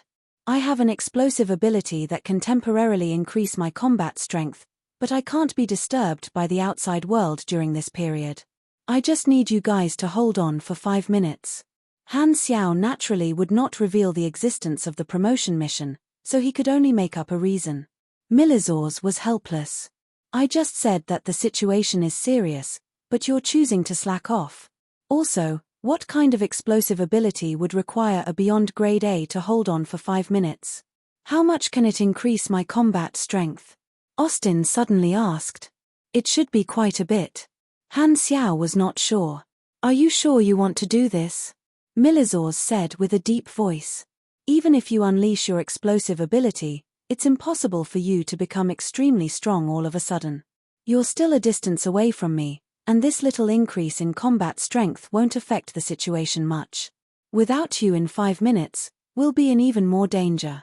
You have to know that Escod hasn't arrived yet, so we can't suffer too much damage now. It's precisely because Escod hasn't arrived that I've decided to give it a try. If Escod arrives, it'll be even more dangerous for you guys to hold on for 5 minutes. Before he arrives, try to increase our combat strength as much as possible. Maybe it'll bring about a turn for the better." Han Xiao clenched his teeth.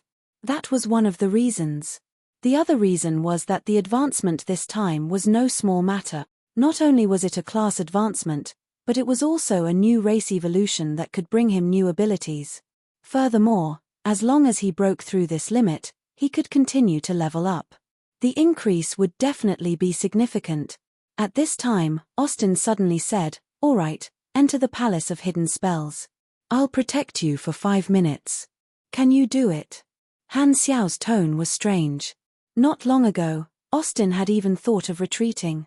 Now that the 10,000 deity scepter was sealed by Han Xiao and was no longer a fatal threat, Austin did not choose to retreat after hesitating. He did not expect him to take on such a difficult mission. This was completely different from the old man in his impression of him. Could it be that unknowingly, our relationship has become so deep? Or could it be that this old man really values his reputation that much? As if he had read Han Xiaoxin's mind, a smile appeared on Austin's tender face. "Just when you sealed the 10,000 deity scepter, I suddenly felt that letting you live might be a good thing." Han Xiao was stunned. He thought for a while and said, "If we survive this time, I'll give you some spacetime amber balls. That's what I used to block the 10,000 deity scepter." "I was waiting for you to say that." Austin suddenly laughed out loud. Although he wanted to sound bold and heroic, his voice was so cute and tender. He was indeed tempted by the spacetime amber and wanted to study what it was. However, this was not the only reason. The Arcane Church's 10,000 deity scepter was defeated, which was out of his expectations. The current situation was very clear. If he stayed, they could still fight. If he ran, the dynasty's combat power would be weakened further. The chances of Blackstar and the other two surviving were extremely slim. It could be said that his decision would determine the life and death of the Planet Lighthouse troops. He had already stepped into this quagmire. If he ran away midway, both the Arcane Church and the dynasty would be dissatisfied with him. If he stayed and continued to help Blackstar, he would only offend one side. More importantly, Austin wanted Han Xiao to live. He liked this guy who always gave him surprises more and more. "Isn't it just 5 minutes?" Austin's eyes narrowed. "I'm not that weak." Han Xiao opened the secondary dimensional army box, put away the Mech Legion, and flew to the side of the Palace of Hidden Spells under the cover of his teammates. A gap appeared in the defensive formation of the Palace of Hidden Spells, allowing him to enter. Without saying a word, He charged into the Palace of Hidden Spells, activated a mechanical army, and took out the space-time amber to seal himself. After obtaining the space-time amber for so long, he had already done all kinds of experiments, including sealing himself. He knew what it was like to be frozen by the space-time amber. His character's status was shown as frozen. He could still move his thoughts and sense the outside world, but he could not move or release energy. He could not connect to the quantum network. Philip followed the instructions left by Han Xiao and controlled the mechanical army to surround Han Xiao. He could use the space-time amber to undo the seal at any time. Sealing himself was a safety measure to prevent any unexpected interruptions during the escape process. There were only 3 people left fighting against the 6 people from the Arcane Church. The pressure increased tremendously. Sagman and the others did not know what Han Xiao was doing when they saw that he was not attacking. However, with the 10,000 deity scepter as an example, they did not dare ignore Han Xiao's abnormal actions. Instead, they turned to focus their fire on the Palace of Hidden Spells. The Palace of Hidden Spells endured the ferocious attacks. In less than 3 minutes, the clock-like defensive formations protecting the Palace of Hidden Spells collapsed one after another, exploding into colorful magic fragments. The entire palace shook non-stop, and cracks appeared. More and more magic circuits were destroyed, and many functions failed one after another. Austin and the forbidden sorcerers cast spells crazily. Colorful magic runes shot into the magic formation of the Palace of Hidden Spells, and colorful magic radiance flowed within, repairing the damaged parts of the magic formation. However, the speed of repairing was not as fast as the speed of destroying. After all, the enemy outnumbered them by twice. On the other side, Milizor's injuries were getting more and more serious. Although the situation was getting worse and worse, Milizor's and the other 2 did not give it their all. They would not be killed by the enemy within 5 minutes. Austin's Palace of Hidden Spells was very sturdy. Although its durability had plummeted, it still managed to block all of the enemy's attacks. At the same time, the Dynasty's fleet and the Arcane Church's fleet were still fighting fiercely. High-energy light beams shot into the enemy's formation, and dazzling electric arcs appeared on the shields of the spaceships one after another. Tarakov had already boarded the battleship and joined the battlefield. He commanded the battle and formed a defensive line to resist the crazy attacks of the Arcane Church. The Arcane Church's fleet outnumbered the defending army by a few times. The dark energy furnace of the enemy's disc-shaped assault ships expanded and contracted as if they were breathing, shooting out red arcs of dark energy that bombarded the giant blue psionic barrier of Planet Lighthouse's defensive line. With such a large scale of cannon fire, each round was enough to destroy the surface of dozens of planets. At this moment, the psionic barrier was exploding with dark energy. The Arcane Church's butterfly-shaped glorious sun-class armed main battleship turned into a complete form. Hundreds of pairs of highly malleable soft alloy wings opened up, and the appearance of the main battleship turned into a sun-like pattern. The edges of each pair of butterfly wings glowed with a faint red light, continuously shooting out light blades as if they were attacking. If one looked closely, the edges of the butterfly wings were densely packed with cannon barrels. When the dense cannon fire was fired together, it formed something like a light blade. The Red Empire's main battleships were in a neat formation. The cannons fired together as if they could tear the universe apart with light beams. The 3 universal civilizations had many types of battleships, and they focused more on technology. The Red Empire's battleships were known for their powerful firepower, sturdy armor, and powerful weapons. How long until the reinforcements arrive? Tarakov stared at the star map of the battlefield and asked without turning his head. The first batch of rapid reaction forces will arrive in about 4 minutes, the adjutant hastily replied. Tarakov nodded. Planet Lighthouse was under attack, and he had already ordered all the troops to return. There were more than 3 million battleships.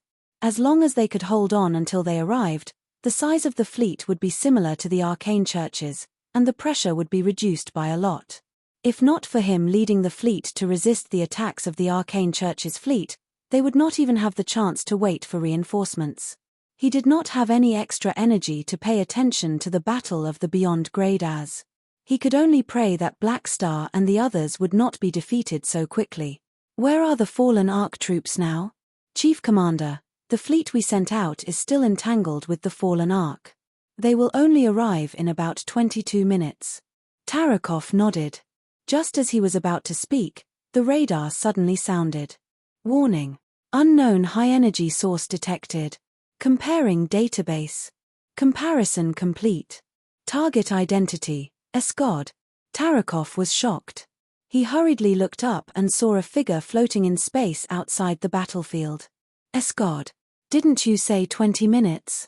Why is he? Tarakov was shocked. He suddenly realized that there were no troops beside Escod and immediately understood. This guy had abandoned his fleet and arrived early. Escod turned around and locked his gaze on the battlefield where the Beyond Grade as were fighting. He was not satisfied with the speed of the fleet, so he abandoned the fleet and used his teleportation Esper ability time and time again to arrive at the battlefield on Planet Lighthouse. Observing the situation on the battlefield, Escod narrowed his eyes. Black Star, where did he go? If you're interested, you can search the public account Chi Pagear. Occasionally, I'll post some information.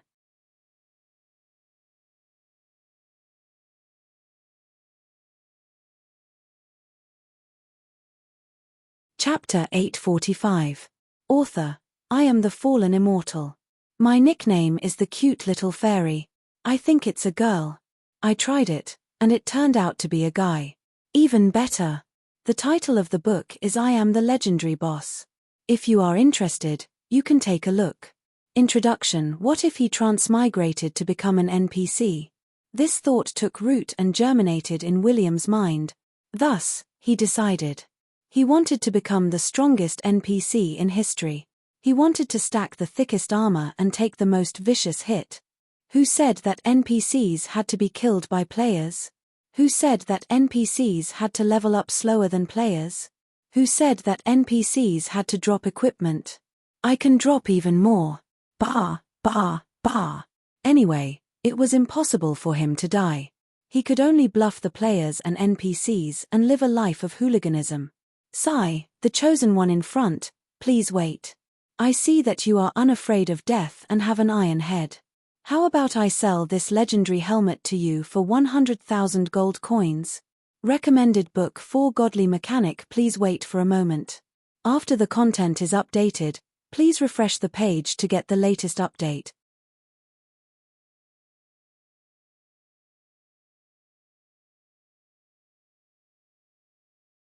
Chapter 846. The next moment, Escod's figure flashed, and he directly teleported into the battlefield of the 10 Beyond Grade as. The moment he appeared, the expressions of both sides changed. The pressure on Milizors and the other two multiplied. Escod had arrived so quickly. It had not even been 5 minutes yet. The Beyond Grade as of the Arcane Church also raised their guard, except for one person. Cisco, who was bombarding the Palace of Hidden Spells with his psychic energy, suddenly opened his 7 eyes wide with shock. Why are you here? Due to the grudge between them, the Arcane Church hid the fact that Escod was participating in this battle from him. Now that his enemy had appeared, Cisco's expression changed drastically. Escod turned to look at him and revealed a faint smile. However, in Cisco's eyes, it was no different from a provocation. Don't be rash, Sagman said through psychic communication with a deep voice. Escod is our temporary ally. Cisco was shocked, and his tone turned cold. So, you guys knew about this beforehand? The other 5 were silent. This was an order from the Arcane Church. It was indeed not right to hide this information from their allies. Dylan, you knew about this too? Cisco snorted coldly. Sorry, I only knew about this a moment before we left. Dylan did not want to face the questioning of his good friend, so he vented his frustration on his attacks. He clasped his hands together and aimed at the Palace of Hidden Spells. Water flowed around his arms and turned into a high-energy blue laser under the activation of his Esper ability. It shot out along his arms and bombarded the colorful defensive formation of the Palace of Hidden Spells. Cisco, the mission is more important. We'll talk about other things later, Sagman interrupted. Sisko's eyes darkened. He stopped looking at Escod and focused on his attacks. The battle was in its climax, and he had to end it quickly. Now was not the time to seek revenge. He had to think for his race, so he naturally could not disrupt the arcane church's plan at this juncture. Thus, he held his nose and endured. Seeing this, Escod also retracted his gaze. To be honest, although Sisko was one of the top figures in the entire universe, he was nothing in his eyes. Those beyond grade as he had killed in the past were not much weaker than Sisko. Of the 10 beyond grade as present, only Milizors and Sagman were worthy of his attention. As for Austin, he had only heard of his name but had never met him before. This was especially so for Milizors. Only this old dragon had a record of killing a beyond grade A super like him. Escod had fought him several times and knew how strong this old dragon was. Thus, when he saw Milizor's injuries, a look of surprise flashed through his eyes. This wound was caused by a one-time attack. The arcane church must have used a special weapon to heavily injure him. Otherwise, he wouldn't have been injured so quickly. Escod narrowed his eyes and became even more wary of the arcane church. He was worried that he would be betrayed after this. However, at this moment, he was still on the same side as the arcane church. Observing the battlefield, Escod could not see Blackstar or his mech legion. With a confused expression, he used his Esper ability to connect to Sagman's consciousness and asked, "Blackstar isn't here. Did you guys let him escape?" Sagman had just shot out a platinum energy attack, which penetrated Milizor's magic defense and exploded on his dragon back. Hearing this, he said with a deep voice, "Blackstar has left the battle and is hiding in the Palace of Hidden Spells. I don't know what he's up to." "Hiding?" Escod paused and asked, "Are you sure the evolution cube is with him?" "It's confirmed. He just took it out and used it." "Good." Escod nodded. The next moment, he appeared above the Palace of Hidden Spells and stepped on the surface of the defensive magic formation. When the magic formation was activated, it did not affect him at all. Austin, who was sitting at the top of the Palace of Hidden Spells, looked up and saw Escod's feet. The two of them were separated by a thick defensive magic formation. Austin's eyes narrowed. He opened his arms, and the dozens of magic books around him started flipping on their own. Whoosh! As the pages flipped, colorful magic runes were born and quickly landed on the Palace of Hidden Spells. Following the magic circuits everywhere, they were instantly transmitted to the control core of the Palace of Hidden Spells. This was how the Palace of Hidden Spells operated. The next moment, the defensive magic formation thousands of meters under Escod's feet suddenly changed color.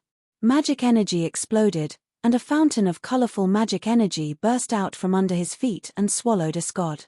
Austin was looking up at the result of this attack when an unfamiliar voice suddenly sounded in his ears. It was like thunder in his heart. "Magician Austin? You're quite strong."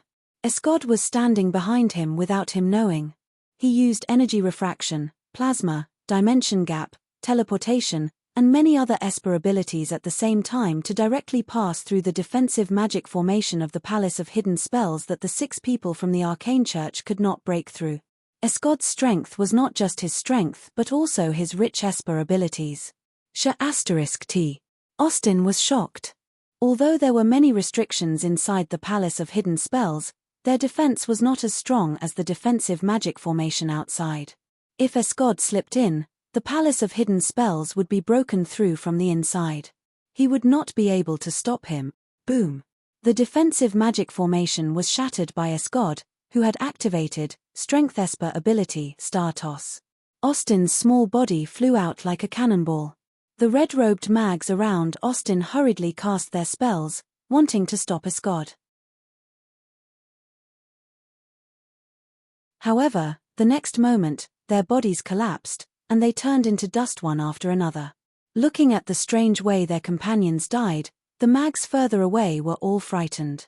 Seeing that they were about to turn into dust, they hurriedly retreated, not daring to get close to Escod. Escod put down his hand, and a satisfied look flashed through his eyes. He had used the Esper ability that came from ashes. Using it against targets weaker than him was simply a god-tier AoE Esper ability. Then, Escod activated his Esper ability and instantly scanned the entire palace of hidden spells. However, he was stunned. He did not sense Han Xiao's energy waves. His senses were blocked by the spacetime amber. This situation made him frown. Where did he go? Austin stabilized himself in the distance. He would not be so easily injured by Escod. Remembering the mission of stalling for time, he decisively counterattacked and interfered with Escod. Boom boom boom. The two of them immediately started fighting inside the Palace of Hidden Spells, and the shockwaves destroyed many buildings. Although Austin was not Escod's match, if he went all out, he could still stall Escod for some time. However, the wounds on his body were increasing rapidly, and he could not be bothered to control the Palace of Hidden Spells. Without Austin's control, the operation of the Palace of Hidden Spells slowed down. Although the red-robed mags and forbidden sorcerers who were still alive tried their best to control the Palace of Hidden Spells, they could not hold on at all with so many beyond grade as surrounding them. Catcher. The defensive formation shattered layer by layer, finally reaching a critical point and exploding. A huge hole appeared on the defensive barrier of the Palace of Hidden Spells, and a powerful suction force came from it. The Palace of Hidden Spells was a sealed space, and all the air inside was sucked out. It's finally broken. Sagman hurriedly rushed in, afraid that Escod would snatch the evolution cube first. At this time, before anyone could observe the situation, a familiar energy wave gushed out from within the Palace of Hidden Spells. A tower in the Palace of Hidden Spells shattered, and a figure shot out. A fist rapidly enlarged in Escod's eyes. Whoosh! Bang! The fist landed on Escod's raised arm. The huge impact passed through Escod's body and formed an air cannon, exploding into the defensive circle of the Palace of Hidden Spells and turning into a hurricane. This figure was Han Xiao. His fist was pressed against Escod's arm, and they clashed again and again. Feeling the shocking force coming from his arm, Escod raised his brows with a surprised expression. Compared to the last time we fought, you've become much stronger. The last time they fought in the Central Galaxy, he had an overwhelming advantage over Black Star. However, the energy level that Black Star displayed now made him look at him in a different light. The improvement was too obvious. What Escod did not know was that the last time they fought, Han Xiao was only at level 240, stepping on the threshold of beyond grade A. Now that he was at level 260, his strength had increased significantly. However, at this time, Han Xiao had not advanced. However, he had already left the battle just now, and the promotion mission was finally displayed as completed. He could complete it at any time. That was close, so close. After wrestling with Escod, Han Xiaoshin heaved a sigh of relief. Escod had entered the battle early, causing the situation to worsen rapidly. Thankfully, this guy had spent some time observing the situation and was then held back by Austin. This allowed him to leave the battle for 5 minutes. Seeing that the two of them were in close contact, Han Xiaoshin hesitated for a moment and suppressed the urge to use Escod character summon card Esper Silence. Although he had already leveled up and could advance at any time, the level difference between him and Escod was still there. The effect of Esper Silence depended on the level, energy, and luck of both parties. If the duration was too short, the damage done to Escod would be limited. The 6 beyond grade as of the Arcane Church were not made of wood. Although Escod and the Arcane Church were wary of each other, Sagman and the others would not be so short-sighted as to watch their reinforcements suffer heavy losses. Even if they were unwilling, they would still protect Escod. Under such circumstances, using this character summon card would only be a waste. Thinking of this, Han Xiao did not continue to fight with Escod. He opened the secondary dimensional army box again and released the mech army that he had stored earlier. Promotion. LV-260 promotion mission completed. Plus 45 end. 1 END equals 355 health equals 365 stamina in an instant. His cells changed drastically, and his body was turned upside down. Intense pain exploded, hitting every nerve. Every promotion required time to transform, and it would not be completed instantly. Thankfully, Han Xiao was already familiar with this kind of pain. As a mechanic, he relied on his mechanical army to fight most of the time, so he could still fight through the pain. Escod sharply noticed the changes in Han Xiao, and his eyes narrowed. This guy's energy fluctuation is increasing in the midst of battle. The other Beyond Grade as also noticed Han Xiao's abnormality and were surprised. They were not unfamiliar with this situation. Wasn't this the evolution of life form? Is this what you mean by the eruption? Austin was stunned. He did not expect Han Xiao's eruption to be a breakthrough in life form. Every Beyond Grade A had experienced such a life form evolution many times, but their evolution was done slowly, and some even took decades. However, to evolve in the midst of battle and compress years of evolution into such a short period of time, they had never seen such a thing in their life. Could this be the reason why Black Star broke the record of becoming a Beyond Grade A super? Is this his special talent? Everyone was bewildered, and they all had such guesses. A notification popped up on the interface, and Han Xiao quickly chose the race evolution option. His talent would be merged into the Black Star race. He could only take a quick look at his new talents and abilities during the battle. He was already distracted by the pain of the transformation and could not afford to slack off anymore. He forced himself to focus and continue fighting. The strength of the Mech Legion had obviously increased, and Han Xiao could feel the pressure from the enemies lessening. 7 against 4, Escod's participation had made the situation worse. Han Xiao did not expect to turn the situation around with just one promotion. The promotion was to increase the strength of his side and stall for as long as possible. The Arcane Church had 6 Beyond Grade As and Escod. His side was at a huge disadvantage, and with such a huge gap in strength, if the enemies did not reveal any flaws, there would be no chance for them to counterattack. Han Xiaoxin had plenty of tricks up his sleeve, and he would not lose his cool because of the sudden increase in strength.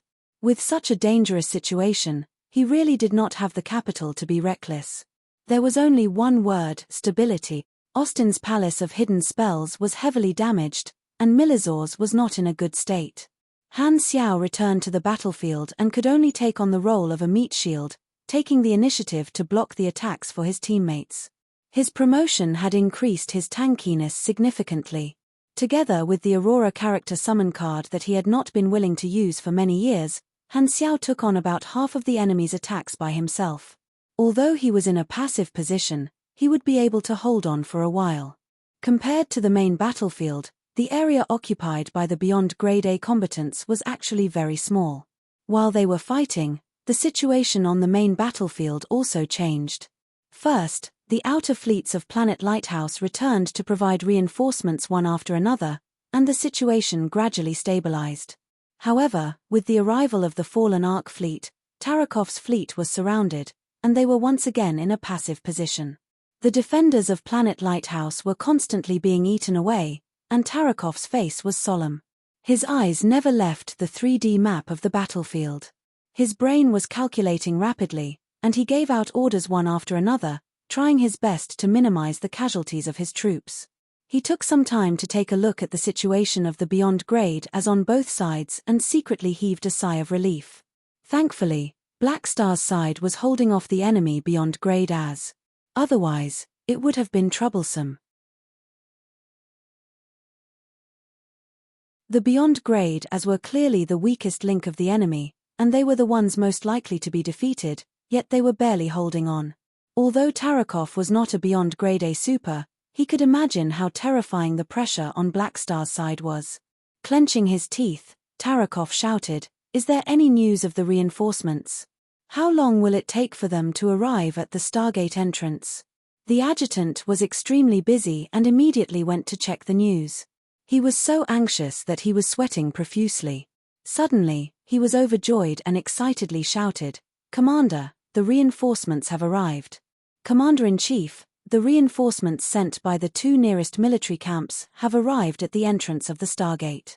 The reinforcements from the border strongholds of Garu, Reno, and the Crown Star Cluster have all been gathered. Also, His Excellency Maximila, His Excellency Heber, and His Excellency Ravenlouder are about to arrive. The reinforcements were finally here." Tarakov's eyes sparkled, and he yelled, "Engineering team, immediately assemble the Stargate and reactivate the channel. Let the reinforcements in." The Dynasty fleet immediately changed their formation, using the fleet as the defense line and assembling the portable Stargate in the center. Seeing this, the expression of the commander of the Arcane Church turned ugly. The resistance of the Dynasty fleet was stronger than he had imagined. Under the command of Tarakov, the defense of Planet Lighthouse was extremely resilient. There were many times when the commander of the Arcane Church thought that the Dynasty fleet was about to be defeated, but they still managed to hold on. The situation was the same on the Beyond Grade A battlefield. The 4 people of the Dynasty were too stubborn. He immediately contacted Sagman and said, "We can't let the Dynasty fleet assemble the Stargate. You guys hold back the enemy Beyond Grade As and send 1 or 2 people to cut into the Dynasty's formation and destroy their Stargate." Sagman was unwilling to give up. Looking at Blackstar, who was still alive despite taking huge damage, he clenched his teeth and made a decision. "Mercer, you and Dylan will go and destroy the Dynasty's Stargate. We'll hold back the 4 of them here." The 2 mags had to control the Palace of Hidden Spells and could not be separated. Cisco was sensing the evolution cube and could not leave, and he had to stay behind to hold back Milizors and Escod. Thus, he could only send Mercer and Dylan. Sagman originally wanted to end the battle quickly and get rid of Han Xiao and the others. However, Austin had appeared, and the 10,000 deity scepter had been sealed by the enemy. At this point, he no longer had the confidence to end the battle quickly. The tenacity of Han Xiao and the others was beyond his expectations. Since he could not end the battle quickly, destroying the Dynasty's Stargate became the more important mission. Sagman and the others went from attacking to holding back Blackstar and the others, making it impossible for them to stop them from destroying the Stargate. Mercer and Dylan nodded and immediately left the battlefield, charging toward the Dynasty's fleet. With 2 less opponents, the pressure on Han Xiao and the others was greatly reduced. However, they were not happy but worried. Only reinforcements could turn the situation around. They could not let the enemy destroy the Stargate's assembly. Now is the time to decide the outcome. This thought appeared in everyone's mind at the same time. Han Xiao exchanged energy with Escod, and his mechanical suit was destroyed. He then changed into his 7th mechanical suit and turned to look at Mercer and Dylan, who had left, with a gleam in his eyes. Finally, someone separated. You're tuning in to the Celestial War YouTube channel. Don't forget to subscribe and join us on this journey to catch the most captivating stories.